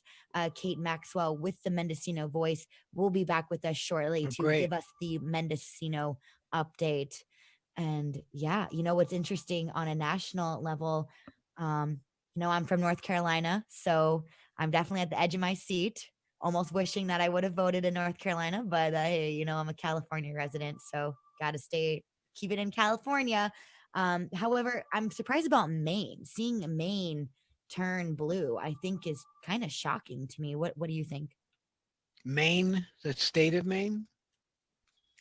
Correct. You know, we were mentioning earlier that one of I think that was expected. Wasn't Maine expected to go Democratic? It's a New England state. But the rural areas are pretty conservative, and the second district is pretty conservative. But it's not like the South. And they do elect Susan Collins, who's a moderate Republican. Yeah, but that's almost considered like unusual in a way for them to have supported her, and it looked like she was in trouble. But all the polls. I mean, there's going to be a real discussion about this because everybody was saying, "Oh, the polling would have to be." It may be that nobody even pays attention to pollsters anymore ever. I mean, I think they certainly tried to revise it. I pay a lot of attention to 538, and they do a lot of soul searching behind all these things. But even Nate Silver said before this, 10% does not mean you can't win. Right. 10% odds does not mean you can't win. Although he hasn't won yet. He hasn't won yet. But the polls were just totally useless. I mean, I'm just looking at the states. Iowa, the Des Moines Register actually appears to have been right, but all the polls that showed Greenfield ahead, all the polls that showed Cunningham ahead, I mean, almost none. Zero. I think that the polling industry should just fold up and stop. I mean, so there's an alternative opinion out there. I pay attention to the polls. I watched them, and they used to do it. I think just with all the different ways of communicating with people, I think it's really hard to get an accurate sample anymore. People who, how do you select for the people who don't answer your call because cell phones all have automatic caller ID. So, what does that select for? There's certain types of people who are less likely to participate. Have they accounted for that? And the fact that there's still a lot of people that use landlines, but others that don't. How do you mix and match that? It may just be that we cannot poll the population at this point. Yeah, or have to revise our techniques. No one's going to stop polling. They may revise the way they do it, and they're going to refine it. They're smart people. They supposedly were going to refine it from 4 years ago, but it looks like they've done even worse this time. So this happens, I think, pretty regularly, where each time we have to reassess. I'll just say one thing, and then we'll take a caller. I guess Lauren's giving us the high sign. Poll errors impact different places in different ways, and part of the solution, I think, is to figure out, how to better target the adjustments. Whereas So we can expect, for example, that all the errors aren't going to go against Trump or for Trump in any given area. So like we have to learn the lessons and tweak it year over year. And one of the ways they do it, of course, is likely voters, self-reported likely voters, but then we don't necessarily get the same turnout as people self-report that they're going to turn out, but then we see different turnout levels. So it's taking the pulse. Sometimes it doesn't always pan out in the actual election. And I just like to make one more comment before the caller as well, which is we don't know the results yet, Eric. We've still got there's a potential for Georgia. There's a potential for North Carolina. I'm not saying talking those will happen. Right. I'm not talking about the results. I'm talking about the numbers. The numbers are way off. I mean, way off outside the margin. A lot of those states were within the margin of error. They may have shown Biden ahead, but they were within the margin of error. So, I mean, we shouldn't argue the nature of polling, but I'm just saying there could be a different outcome going to happen. But let's go to our caller. Yeah, we've got about 5 minutes before the top of the hour. Our caller had a question on a privacy proposition. Caller, are you still with us? I am still here, yeah.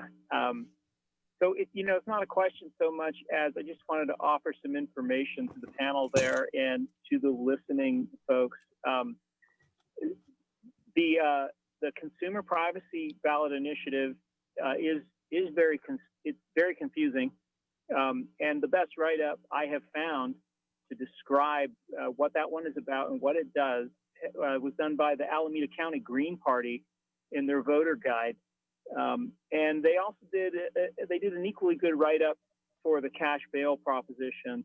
And I would encourage the panel there to just go to the Alameda County Green Party website, look at their voter guide, and get a quick summary of those.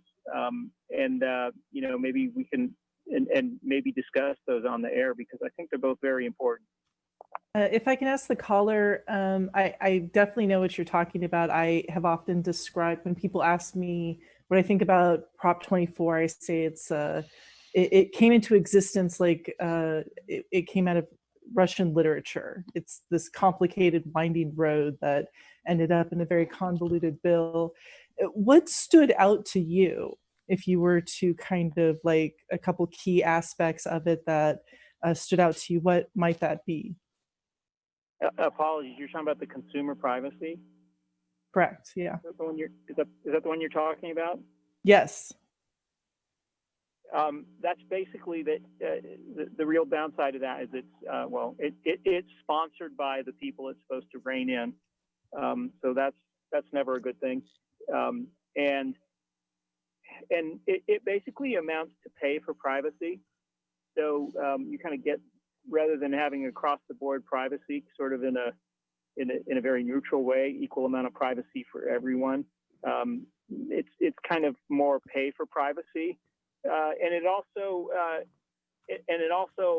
the second you leave California, you take your phone or your computer with you out of California. The second you do that, then you no longer have a right to privacy, even though you yourself are a California resident.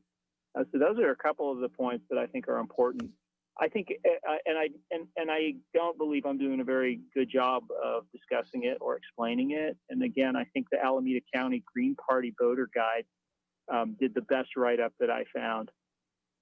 And I would encourage reading that rather than talking to me because they do a better job than I do. Well, I think you brought up some good points. The pay for privacy. It's for I think folks who like support net neutrality. It's counterintuitive to that, and it's kind of masked in this privacy bill that's really an extension of the CCPA, which already existed, the California Consumer Protection Act. Another thing that stood out to me about it was the fact that you need a 7/8 vote of the state Senate in order to change any part of it, I think. Well, yeah, I mean, I think the real thing with this proposition is there's already a state law governing this, and the question has come down to the question has come to be how is this existing law going to be interpreted and how is it going to be enforced? And so rather than having that done be through legislation or, say a panel of experts impaneled by the state legislature, this is the tech companies trying to set the agenda for how that will be enforced. So they know they don't have the pull in the legislature to have their way. That was demonstrated by the fact that the law was passed. And so now they're trying to do an end run around the law that was passed by taking it upon themselves to be the people who are the arbiters of how it should be interpreted and enforced. Yeah, caller, I think you did a great job of pointing out some of the important facts about Prop 24. Yeah, and I think if if you read the Alameda County Green Party voter guide, they list a really interesting group of very intelligent, high-profile privacy advocacy organizations who are against this proposition. So these are people who their whole reason for existence is internet privacy. And the highest profile, most important ones across the board that this is anti-privacy more than it is pro-privacy. All right, well, thank you.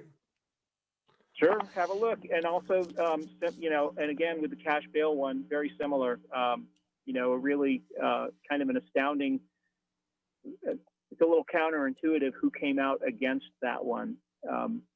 And so that one is worth reading as well, because that one kind of involved a very broad-based coalition of people working to end cash bail. And then the work of that coalition was basically gutted in the middle of the night while the coalition's back was turned. So that's how this proposition came to be. So again, I think it's worth reading about in the Alameda County Green Party voter guide, and I guess that's all I have to say about that. All right, thank you. Well, it does appear Prop 24 has passed, so for better or worse, we're dealing with that. I am aware that the ACLU came out against Prop 25, and it did get a little bit complicated. It may have given the judge too much discretion. So, well, I was gonna kick it to Lauren for the top of the hour, but it looks like you have a call to answer there. Well, maybe we have to do. Just say it. ID, you're listening to KMUD. This is, and we are doing our election coverage. For the next 2 hours or 1 hour. Pardon me, we're down to 1 hour. I don't think I'm not sure we're going to have much more come out tonight. But I don't know either. But I do want to say you got to do it legally, Eric. KMUD Garberville, 91.1 FM. KMUE Eureka, 88.1 FM. KLAI Laytonville, 90.3 FM, on the web at kmud.org, and Shelter Cove at 99.5. And we are on Access Humboldt. We're on TV. We're all TV stars, so you can expect your contracts in the mail from the major networks after we're done tonight. And also on the YouTube feed for Access Humboldt and Wave, whatever that was. Wave 7. Wave 7 as well. Still got Julia and Jimmy and David and Eric and Lauren.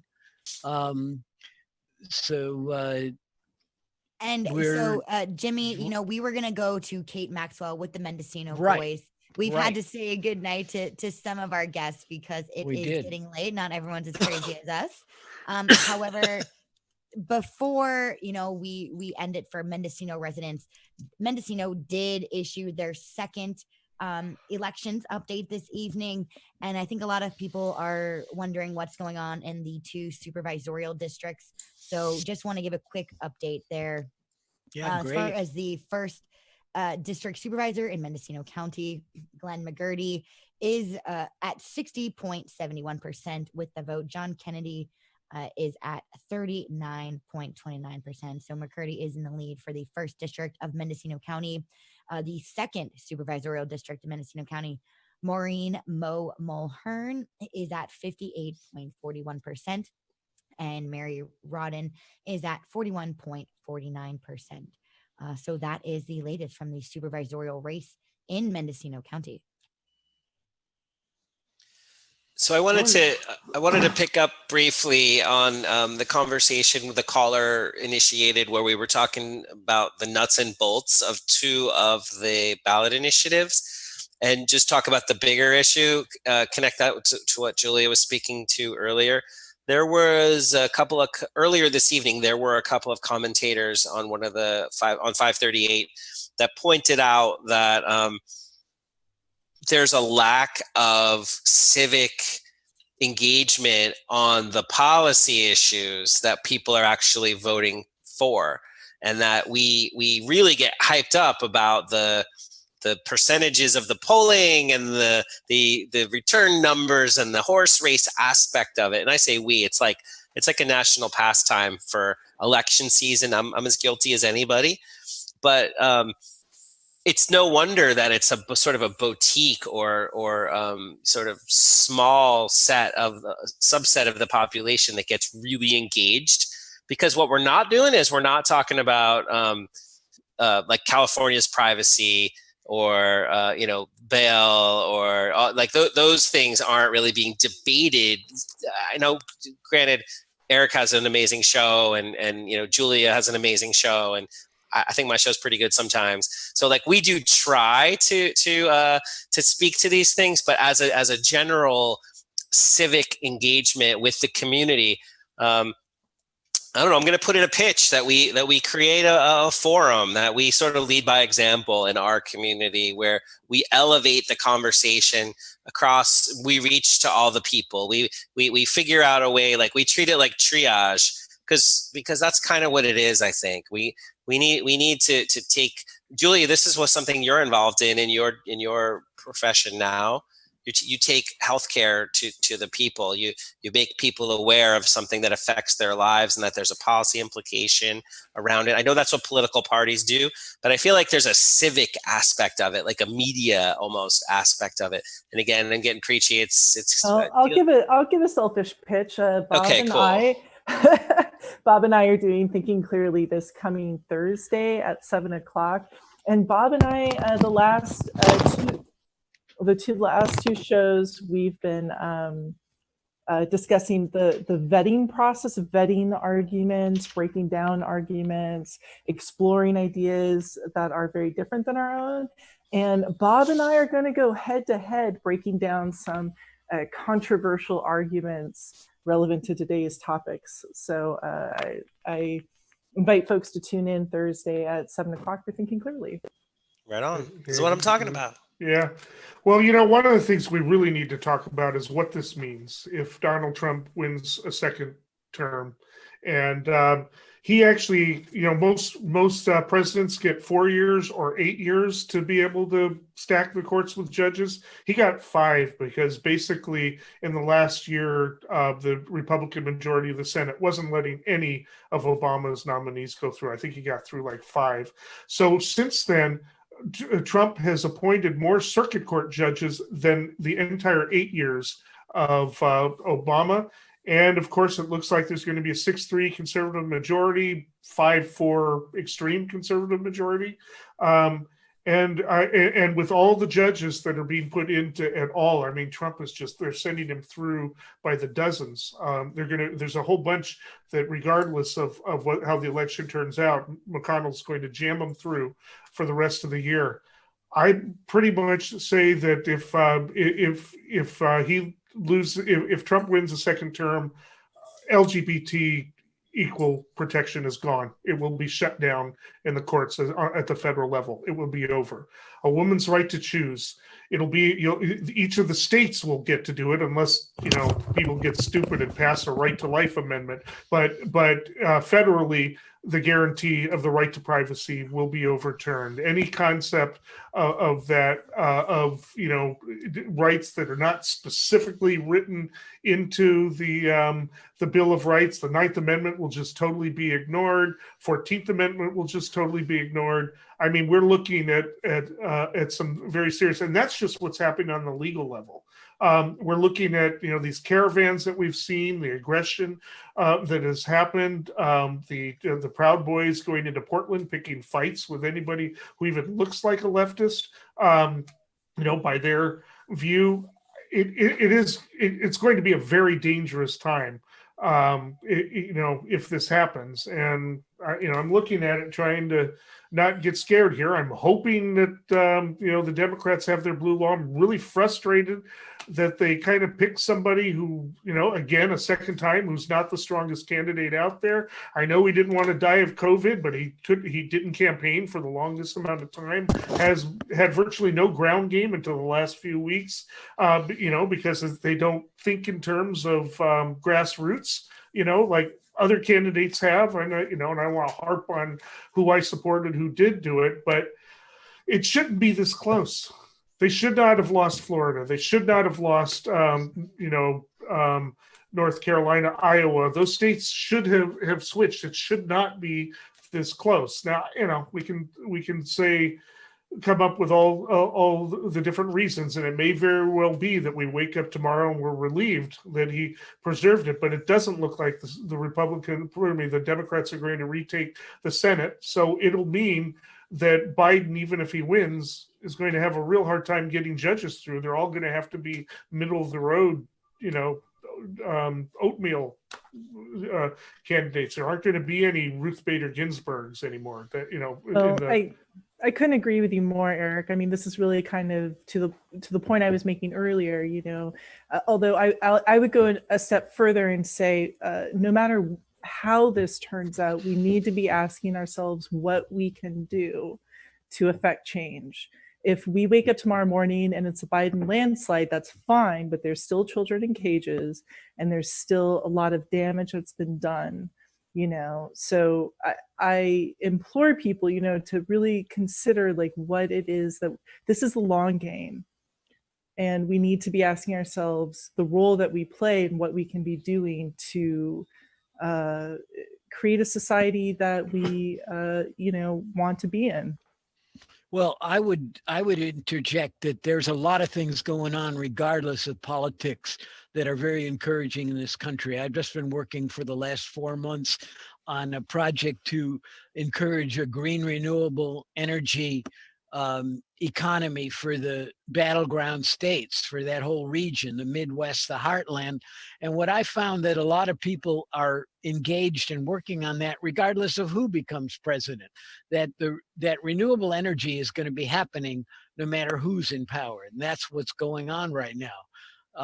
So I think I agree with you, Julie, entirely. We've got to keep working for what we believe in and not expect our politicians or I would, even if it were a Democratic Senate, a Democratic House, and a Democratic president, we had that with Obama. We can't trust that the Democrats will get done what needs to be done. So I agree with you that we have to commit to what we believe in, but I also think there are a lot of good people doing a lot of good things, and we just have to keep making our connections with them.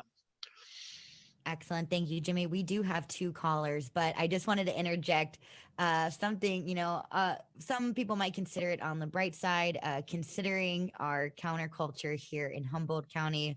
I just want to say magic mushrooms in DC and weed in AZ.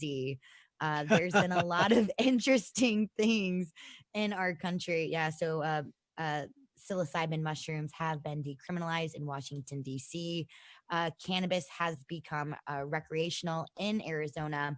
And it's my understanding that all drugs have actually been decriminalized in Oregon. People will no longer receive jail time. However, they could receive a fine or a trip to rehab if necessary. With that, hold on one thing, L-Dog. In Mississippi, the magnolia has replaced the Confederate flag on the state flag. Woo! Oh, flower power. Right.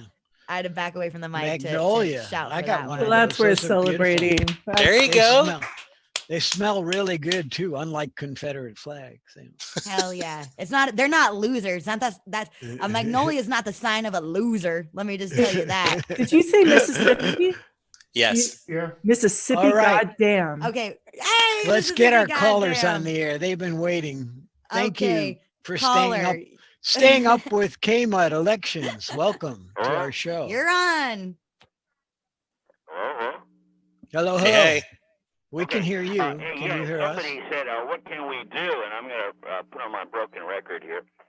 You can make sure that you have quality news and information shows on at prime time when people are getting off work, like 5 o'clock till 7 o'clock, so that they know what's going on.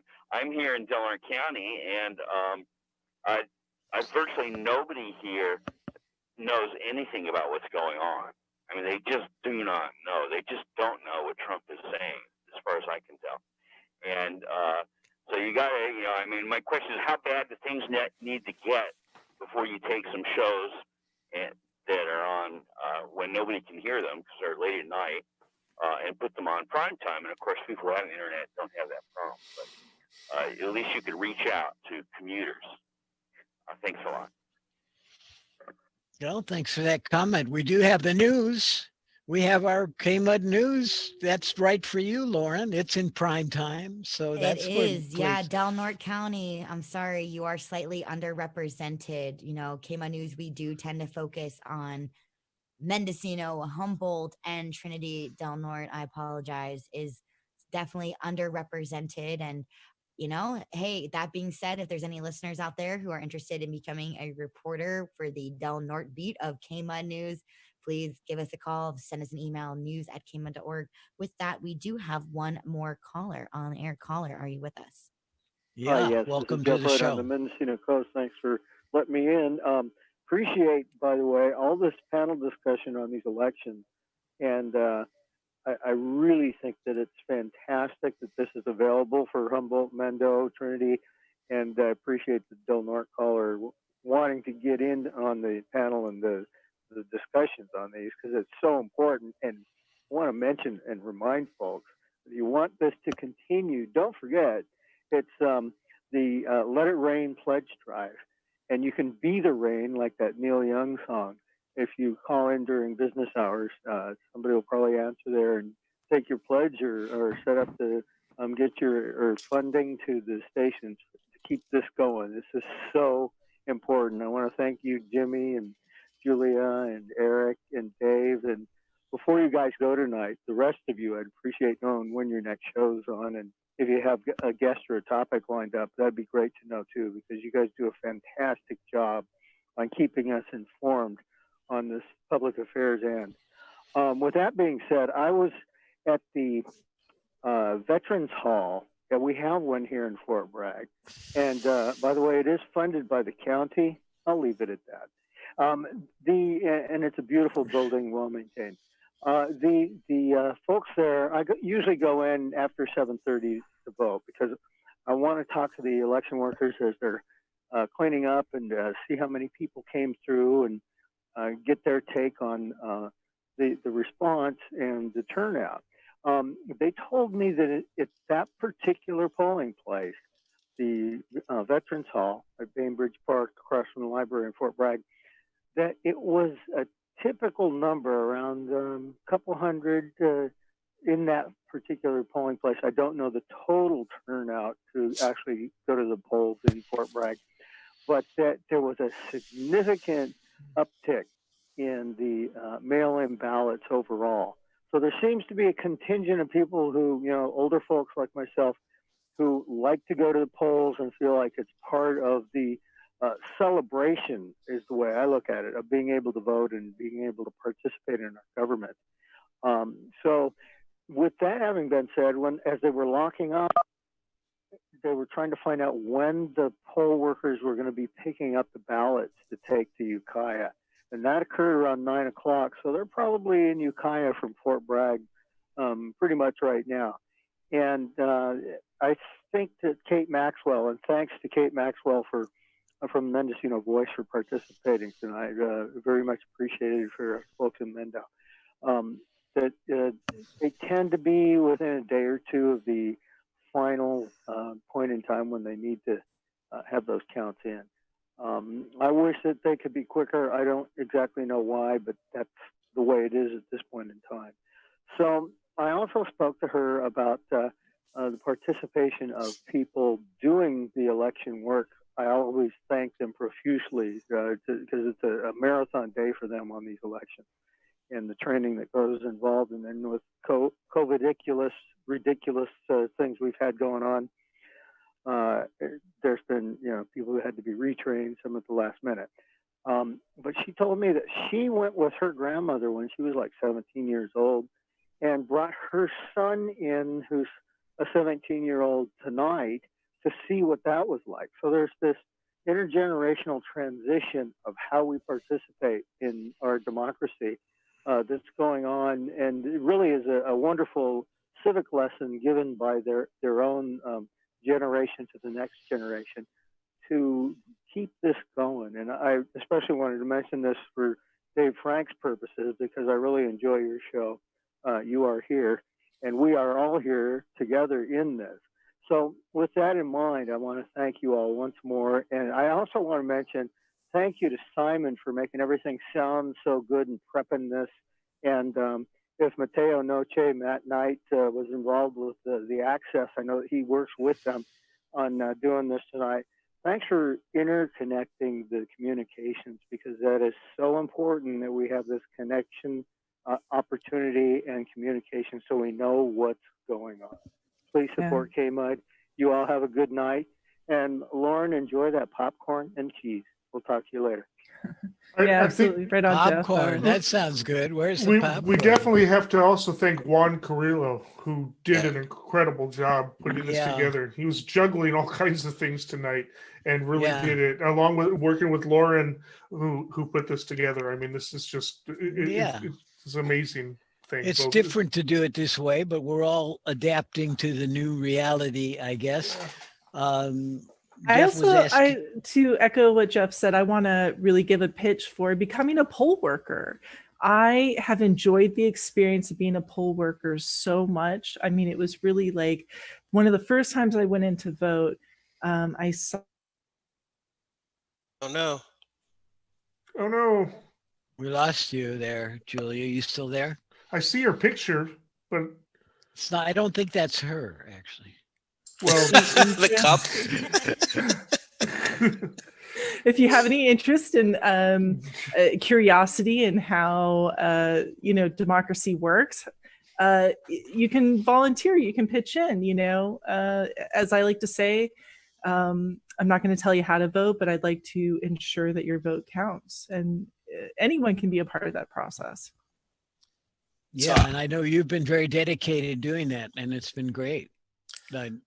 So I always enjoy seeing you there at the polls. So, I want to thank Jeff for the shout out to me personally, but to all of us, and also to Access Humboldt. I think it's worth mentioning right now that part of the project work that I do with Access Humboldt is it's a bigger thing. I'm not going to give all the details here, but the short version of it is that we are standing up a Redwood Listening Post project modeled after Internews, which is the company that I work for, something that they've done in various places around the country and also across California. But the idea is that it's local people's voices getting spoken publicly, shared widely, and the community responding to its needs. The community makes its own news, and the community, through solutions journalism, is able to advance issues that are important to us all. And Access Humboldt's role in this local listening post isn't just Redwood here in Humboldt, but because of some funding from the Humboldt Area Foundation, it's expanding to work with the North Coast Journal and other media partners in Humboldt, Del Norte, Trinity. We talked about going into Mendocino, but I think that wasn't part of the original mandate. So it's in its infancy, but the idea is that anybody who wants to be a citizen journalist, access the data that's available, access the resources through print media, through online media. I'll stop there, but the idea is that anybody can be part of the solution. And Access Humboldt and KMUD and North Coast Journal have all put out the welcome mat. That's how I got involved 4 years ago, and now there's even more resources available to anybody who's listening and wants to be part of engaging civically with the community and advancing progress. Thank you, David. So where are we now? We still don't have I'm looking more and local info, huh? No, still no precinct votes counted. Just with all the mail ones. Looking at this Georgia, and I'm fascinated by it because yeah, the New York Times has has it as slightly tilting towards Biden, but Yeah. it's got 93% of the vote counted, and he's like 2.5% behind. I mean, that would require almost all of the rest of the votes going to Biden. So maybe they understand something that I don't understand about what's still out there. You know, I don't know what their rules are for mail-ins. Are they one of the states that is Well, I think what you have to look at in part for that is, although they are using that figure, so they must be looking at it, 91% of estimated votes, because they don't know the full number yet, because it may be that I don't know how late Georgia can accept mail-in ballots. Some of these states can still accept, some of the states that we're waiting on can still accept mail-in voting as long as they're postmarked. Isn't that true for some of these blue wall states that they can accept ballots? Well, Georgia, it says that they expect most winners to be announced by Wednesday, most winners, but they could take a couple of days for all mail ballots. You assume they have I'm assuming, Eric, that they have a model or an algorithm that shows them where these votes are missing and why they would tilt so strongly Democratic. In Wisconsin, they're saying they're going to try and have the results. I mean, I don't know how Wisconsin and Michigan can go to Biden the way it is now, with almost 8 points in Michigan and there's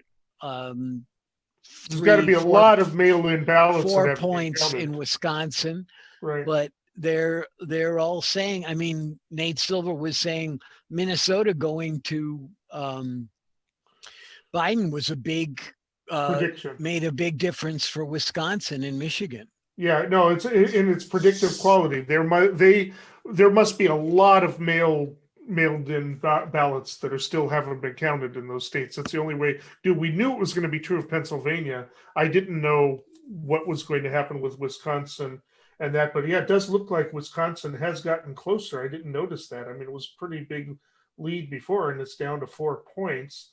And Georgia, as has North Carolina. I don't know if that'll change things, but North Carolina is now, where is it? It's under 2, it's 1.4. Oh, 41% of estimated votes reported in Milwaukee. That could be huge, because Milwaukee is something like a third of the population of the state, I think. And 100, like 80% of the beer drinkers, I think. I mean, it also looks like all the red counties pretty much are over 90% counted. So there's just not much more room for Trump to move, especially since the mail-in one. So yeah, it's possible Biden could win Wisconsin. I haven't looked at Michigan in a while. Maybe I'll go over there. Something we haven't really talked about tonight, which was kind of at the forefront at the last election, was tampering, election fraud, foreign meddling. What is your take on that in the 2020 election? Oh, that's a great question. Well, we knew there was a lot of fake stuff in advance targeting people, like the one from Iran that was actually probably from Russia that was faked as the Proud Boys, telling people they were going to come after them if they didn't change their registration to Republic. There was that kind of stuff going on. I haven't heard anything about actually tampering with the machines or changing the counts in the people that I heard talk about it were fairly confident that they could not do any major manipulation of the vote count itself. But I don't know. What do you guys think? I think that it was pretty well dressed. There haven't been a lot of claims in the media that it's happened. There were a couple of attempts, but it seems like they did the very, at least the various states, I don't know if the federal government has done it, has done pretty well to protect it. There's not a big discrepancy. The other thing is with the mail-in ballots, there's a huge paper trail now. FYI, Donald Trump is actually live on his Twitter talking about the victory. I don't know. I'm trying to listen in. Yeah, well, we knew he was going to do that. He was going to declare victory. I'm looking at Michigan, Wayne County, which has Detroit in it, has only had 37% of estimated votes reported. Flint has 77%. Oakland County, also a big one for Biden, has 85%. And it's not that high for most of the red things. Biden could take Michigan, even though he is 8% down. But I can see that there's a lot. Detroit, again, is huge. And if they got a good turnout there, yeah, Biden could still win this thing. It's I don't know when we'll know, but it can happen. But of course, that's going to be the Trump line. Well, I was ahead on election night, and look how it got stolen. That's going to be the litigation. So I just looked nobody it up. buys that, Eric. Nobody buy. They're gonna try as much as they can. Maybe I'm just buying his line, but the guy who used to the lawyer who used to work for as part of the Obama administration there's some feels really like they're stuff. set. What's that? What's that? Sorry, I just had Donald Trump in my ear. There's some really creepy stuff right now. Yeah, it's a fraud. It's an embarrassment. No more votes need to be counted. We're taking this to the Supreme Court. There's some pretty dark stuff here. If he's saying that, every then state his people has said they're going to count their votes. Right, and if he's talking that way, then his people are also telling him that he has a good chance of losing. That otherwise he would be talking a lot different. If he's calling it a fraud and he's already ahead, that says something. This could turn around, partly. He said, if there's a vote that comes in at 4 a.m., I don't want it counted. Mm-hmm. Yeah, which isn't going to happen. Well, Nevada is pretty close. But most of the rural ones have been counted. Yeah. Arizona looks pretty good. And if he gets both of those, he needs Wisconsin and Michigan aren't going to be enough. He would need Pennsylvania. But he'd need Pennsylvania. But Georgia is still in play. And Michigan, for example, Michigan and Georgia would be enough. I think ironically, I think his strongest state right now is Pennsylvania, even though he's way behind. That we know that the mail-in ballots are overwhelmingly, like ridiculously, in the Democrats' favor. So it's just something like 3 to 1. 73%. Yeah, right. And Philadelphia, 73%. Hardly any of it's close. I mean, for whatever reason, they're not able to count in those 3 Rust Belt states, the major cities. They're behind. Philadelphia, last time I looked, it was also pretty low. But Detroit, 37%. Why is it taking so long? I don't know. But if he wins Nevada and Arizona, if Biden wins Arizona and Nevada and pulls out Pennsylvania, then he just needs one other state. Yeah. Doesn't matter what it is. It can be Georgia, it can be North Carolina, it can be Wisconsin, it can be Michigan. He just needs one more state. So I think he's go ahead. I'm going to break in here. I just tuned out for a minute to listen to President Trump's live. We heard that. So let's see. I tried to take notes as much as I could. He did say that the outcome is as he would expect. He is declaring Florida a victory. He's declaring North Carolina a victory, and Texas a victory by 8.5%. He said, I don't buy North Carolina, but all the other ones, he's right. He did definitely set the rhetoric for he knew that the count would be off. And he basically said that the Democrats knew this would happen, and so they're already taking this to court. And that he repeated that We need to ensure the integrity of the vote from this major fraud. He expects to go to the Supreme Court very soon and wants voting to stop ASAP. The last thing we need is to find ballots at 4 a.m. and add them to the count, are his almost exact words. Right. Yeah, it's bullshit. Yeah, He said, it's we're exactly. It's I didn't say that. It's exactly what that was somebody else. Well, hey, we're you at out prime there, time. stop I think saying it's those okay. things. No, it's exactly what some of the people said he was going to do: declare victory, right? It's after and invalidate, try to make it look like. I don't think he's got a clear enough victory to be able to do that, because even the states he mentioned, all of them but North Carolina has been called. But he's totally didn't mention anything about those Rust Belt states. He's not claiming victory in those. That's a very interesting omission on his part. Well, it is. It's. I have to take credit. I didn't get everything, so I might not have caught it, but that's what I caught. But definitely they're continuing the rhetoric of Vice President Pence also came on after him.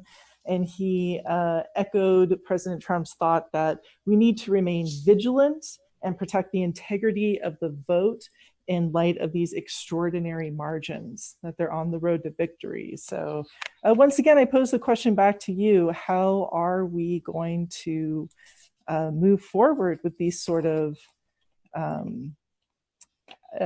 outcomes? As predictable as they might be, what are we going to do in the following weeks and months and years?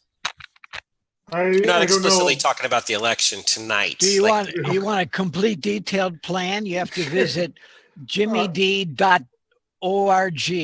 to see my full prospectus.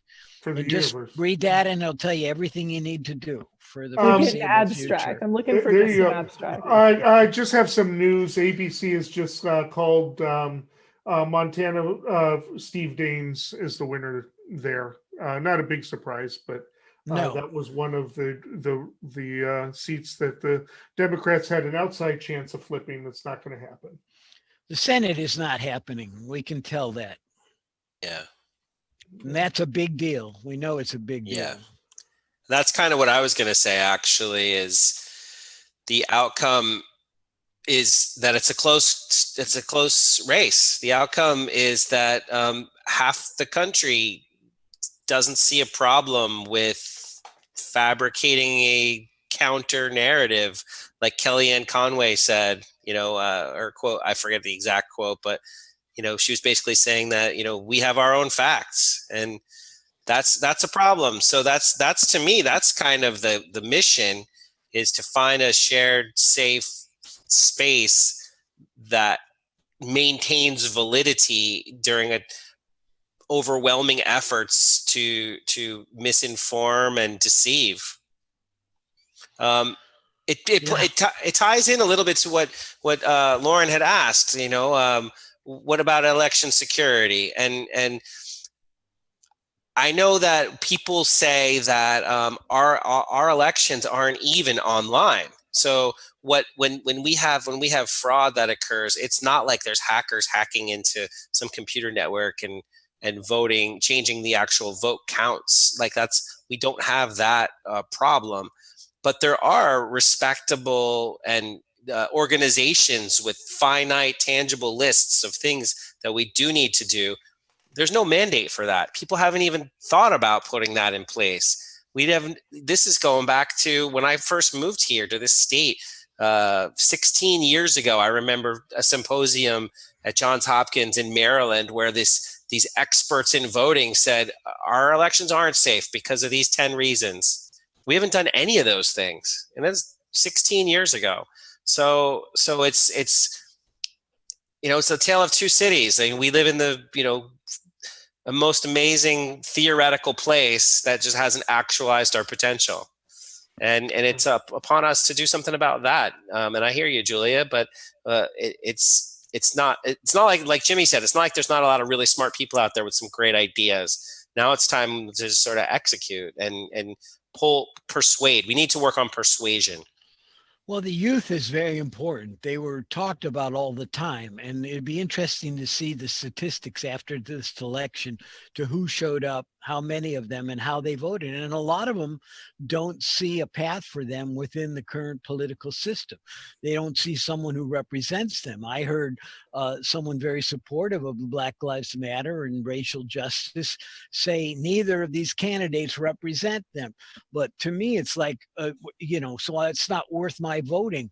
But what's the difference between how that'll affect racial justice with having either Trump or a Biden in the White House? That's a big difference there.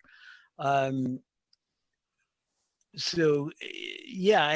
think what the youth does, I'm old. I'm not going to be around that much longer, So if Trump keeps his finger off the button, I might live a little bit longer, but that's one of the scariest things of all, having him.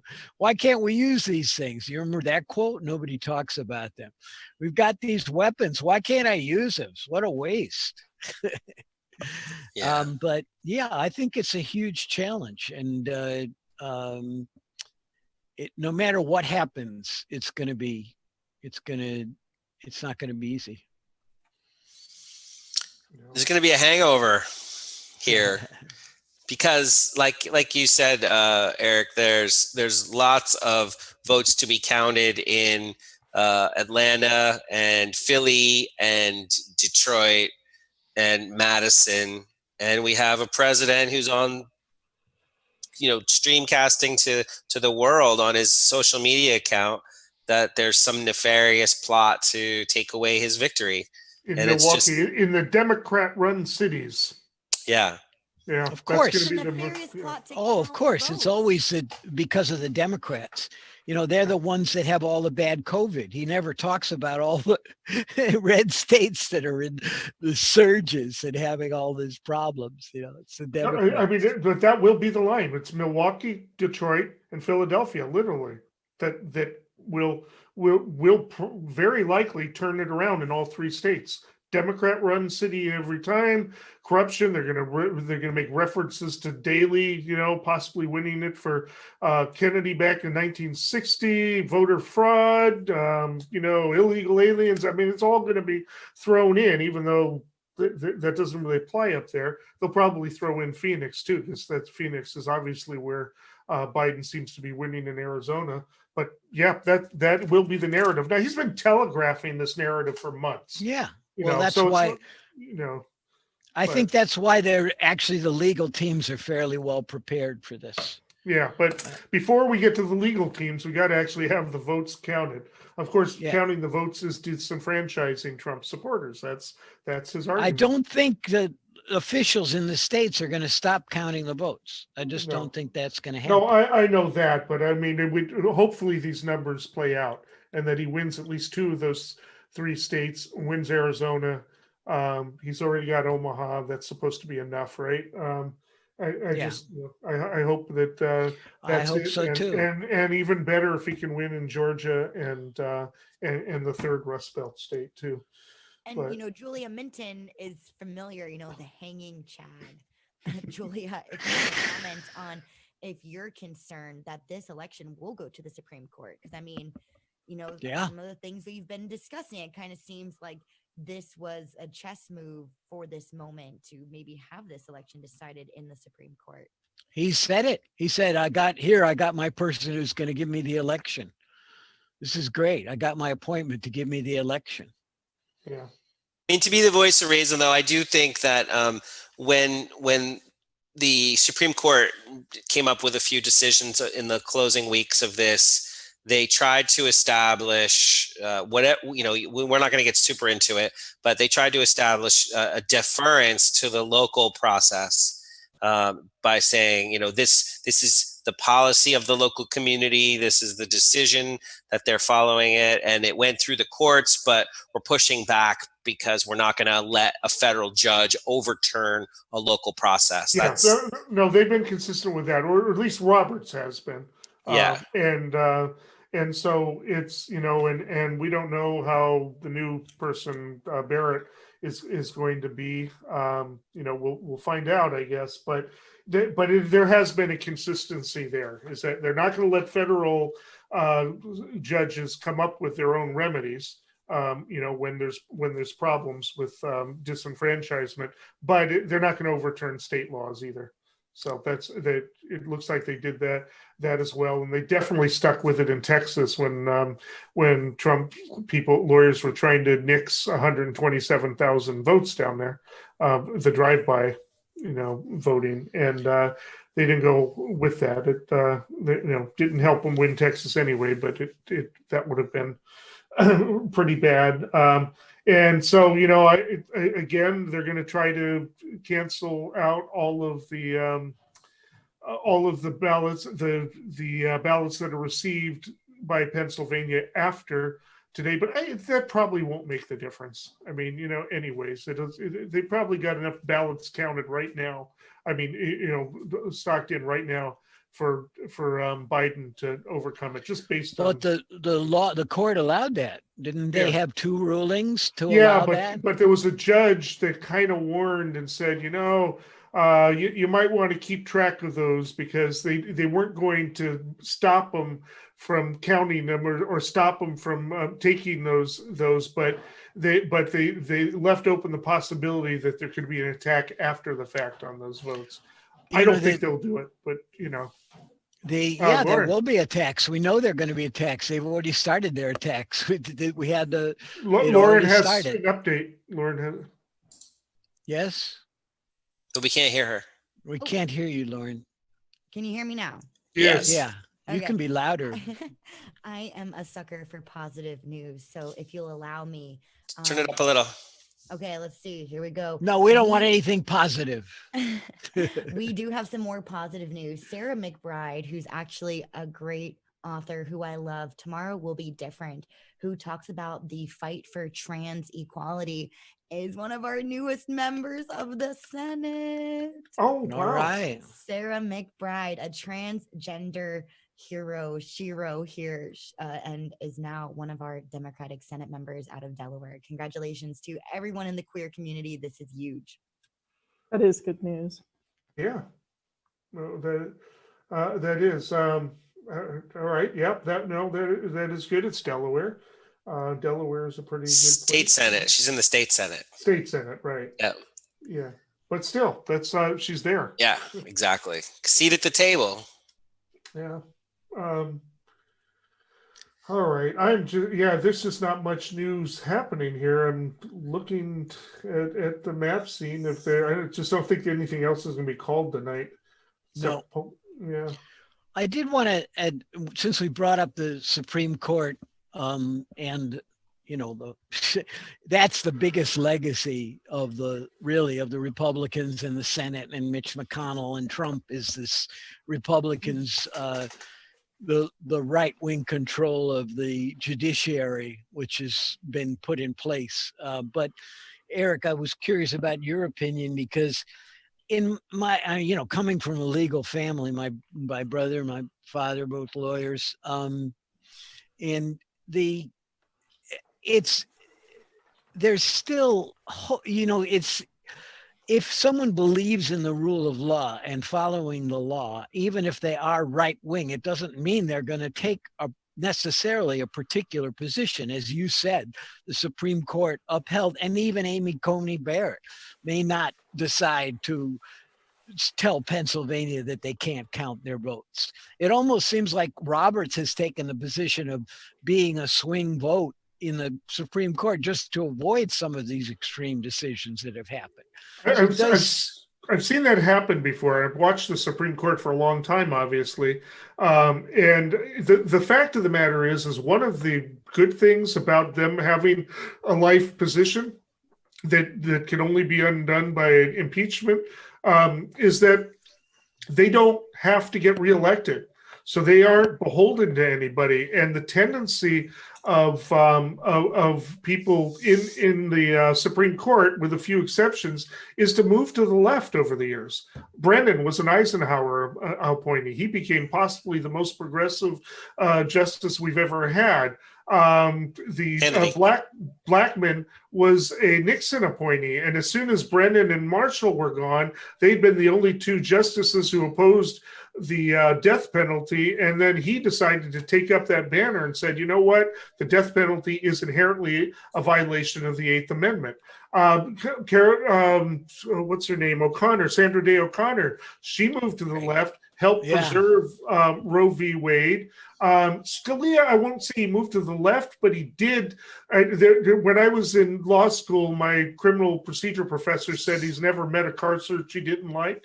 That actually changed. He took a more libertarian position later, possibly because he was being influenced by Ruth Bader Ginsburg. They had a close friendship. And I think, they're in it day in and day out, exposed to smart people making arguments and reading things, and it's possible that they get swayed and become more sane over the years. Some of them. Now, some of them don't. Thomas, he's stuck with his things straight on through. I really don't think Kavanaugh. I think Kavanaugh, first of all, isn't all that bright compared to the rest of them. No, he's one of the least qualified. Yeah, seems to me. But maybe Alito, maybe Gorsuch, will gradually kind of moderate over the years and not want to be at the opposite end of everything.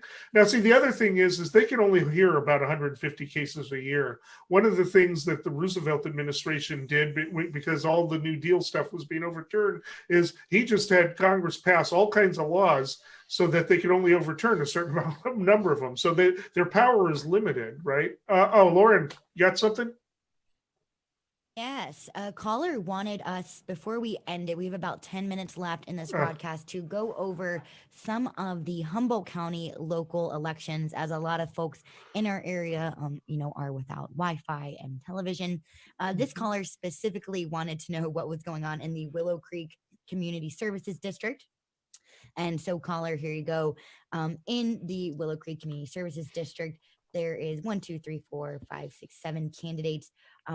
People were able to choose 3. So going down the list, Judy M. Gower with 23.70%, Richard Holloway with 10.38%, Tyler Holmes with 19%, Shannon Hughes 19%, Riley Morrison 16.27%, and Bob Kennedy at 11.22%. Again, not all of the ballots are in. 0 of the precincts are still reporting, and just a large percentage of the vote by mail votes are in. However, at this time for that community services district, it does appear that Judy Gower, as well as Tyler Holmes and Shannon Hughes, are currently in the lead for that race. But like you said, it could change at any time, as well as for the second supervisorial district. At this time, Supervisor Estelle Fennell is in the lead against candidate Michelle Bushnell with a 54.11% majority against Michelle's 45.89%. Oh man, I might win the Goldschmalz bet. How much, I didn't hear you say what percentage of the vote that is. Do we know? Is it still 0% of precincts? So yes. 45% of the total vote, though. Yeah, no precincts. I want to just point out of the vote that's been received, but we don't know how much more is coming in yet. I think we do. I think we have the totals, but not the there. But in the Eureka City Council, there have been races that have been watched really closely. It looks like the progressive Katie Moulton is in a commanding lead. We'll see, if it changes much when the precinct vote comes in, with 44.32%. Closest one behind her is Dot Yeager Wentworth with 27%. Maybe a little bit of disappointment for some of the progressives is in Ward 4. Scott Bauer has 46%, it looks like. Second is the other progressive. Scott Bauer is semi-progressive. Liza Welch is progressive. She appears to be in second place with just about 20%. That seems like an insurmountable lead. And the last time I looked, Measure C was well out in front. which is the ranked choice voting that was have been pushed. So I'm sorry, I'm missing this. Do you say we know what percentage of the total vote that was? For it's 45%. 45% of the 44.91 to total. be exact, David.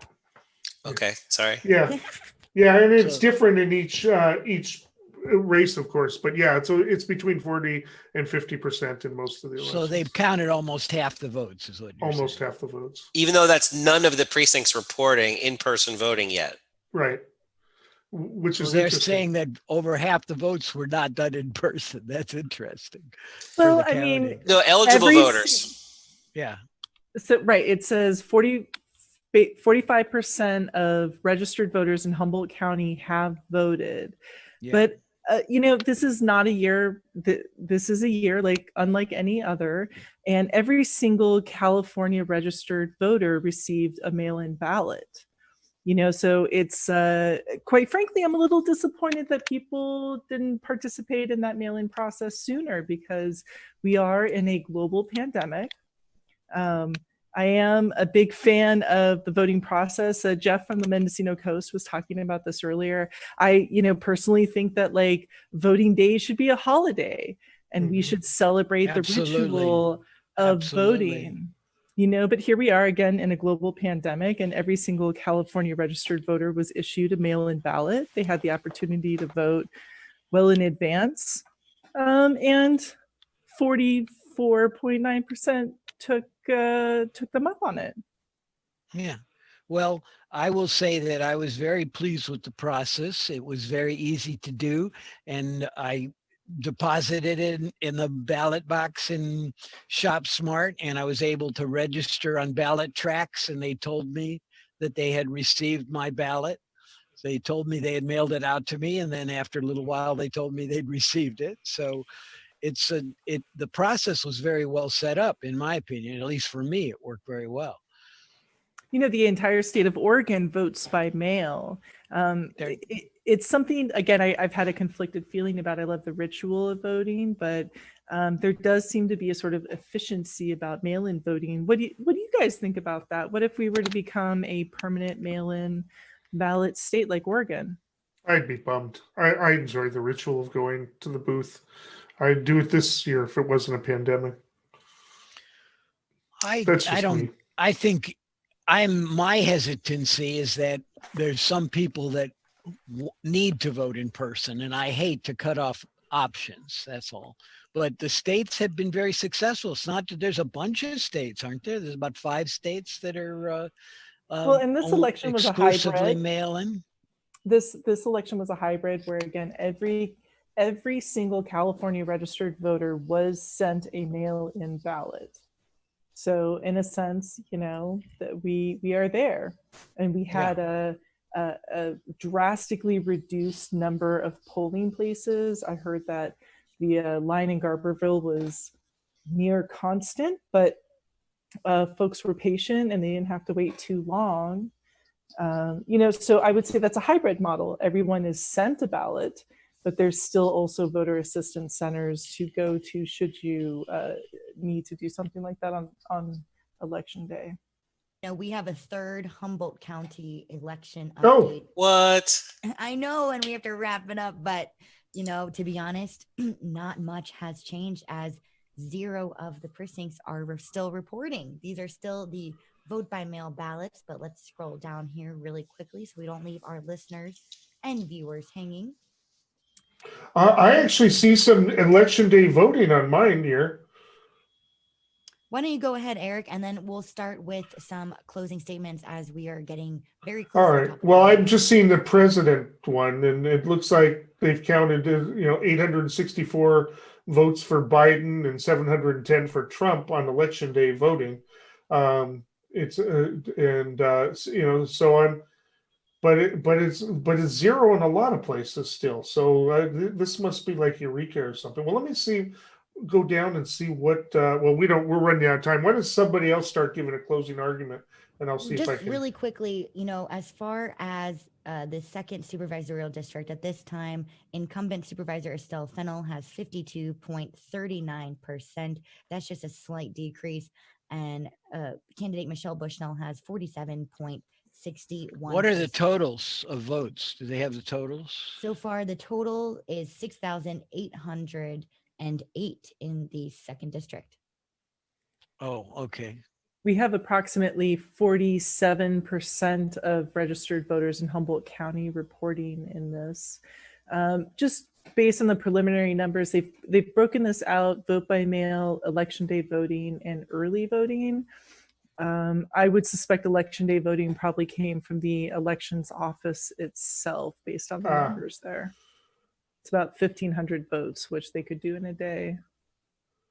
Yeah, doesn't look like too much has changed in the Eureka City Council races. Looks like pretty close to the same thing. Yeah, but they have added a few because a few of the things have changed, but not many. So yeah, that makes sense. It's probably the Eureka one that got counted. All right. Well, we're there. We made sure we don't know who guys. won. We have one. Girl. We have 1 minute left. How do you guys, if you had to encapsulate it, what do you guys think is going to happen January 20th? I would guess that Biden squeaks in, but I can't be sure of that. But I'm leaning like 55% for Biden right now. Sure. I think Trump will I don't have think that was received- her question. The question was what's going to happen on January 20th. Well, he'll be sworn in. Well, he answered the question. He gave a 55%. He answered the question I was asking. Oh, I thought you were asking whether Trump would actually leave, whether he won or lost. Well, that's also part of the question. It's an open-ended question. What do you think, Jimmy? I think he'll leave because I think I'm always an optimist. So I think there's a pretty good path for Biden if they allow the votes to be counted, and I think they will. Real quick, newsflash: Arizona has been called for Biden. So Great. by several networks. So it's interesting that Nevada is closer than Arizona. Well, they got a late start counting. So it's just earlier. Well, it's closer too. In December, when they have to appoint the electoral college delegates, there might be shenanigans in a couple of states, but I think ultimately there's going to be Secret Service intervention on January 20th, no matter how shady things get between now and then.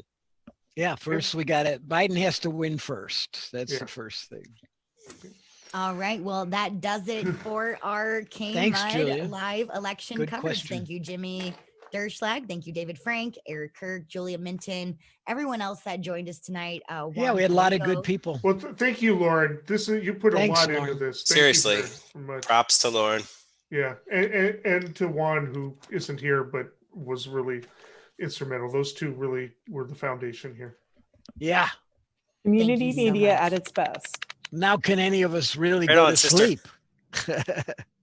That's going to be rough. I know. I'm going to be watching it for another hour or two at least. So. All right. All right. Stay safe. Stay healthy. We'll have an update at 9 a.m. Good night. Good night. Good night, everybody. Take care. Good night. Good John Boy. And for our Who's up listeners, next?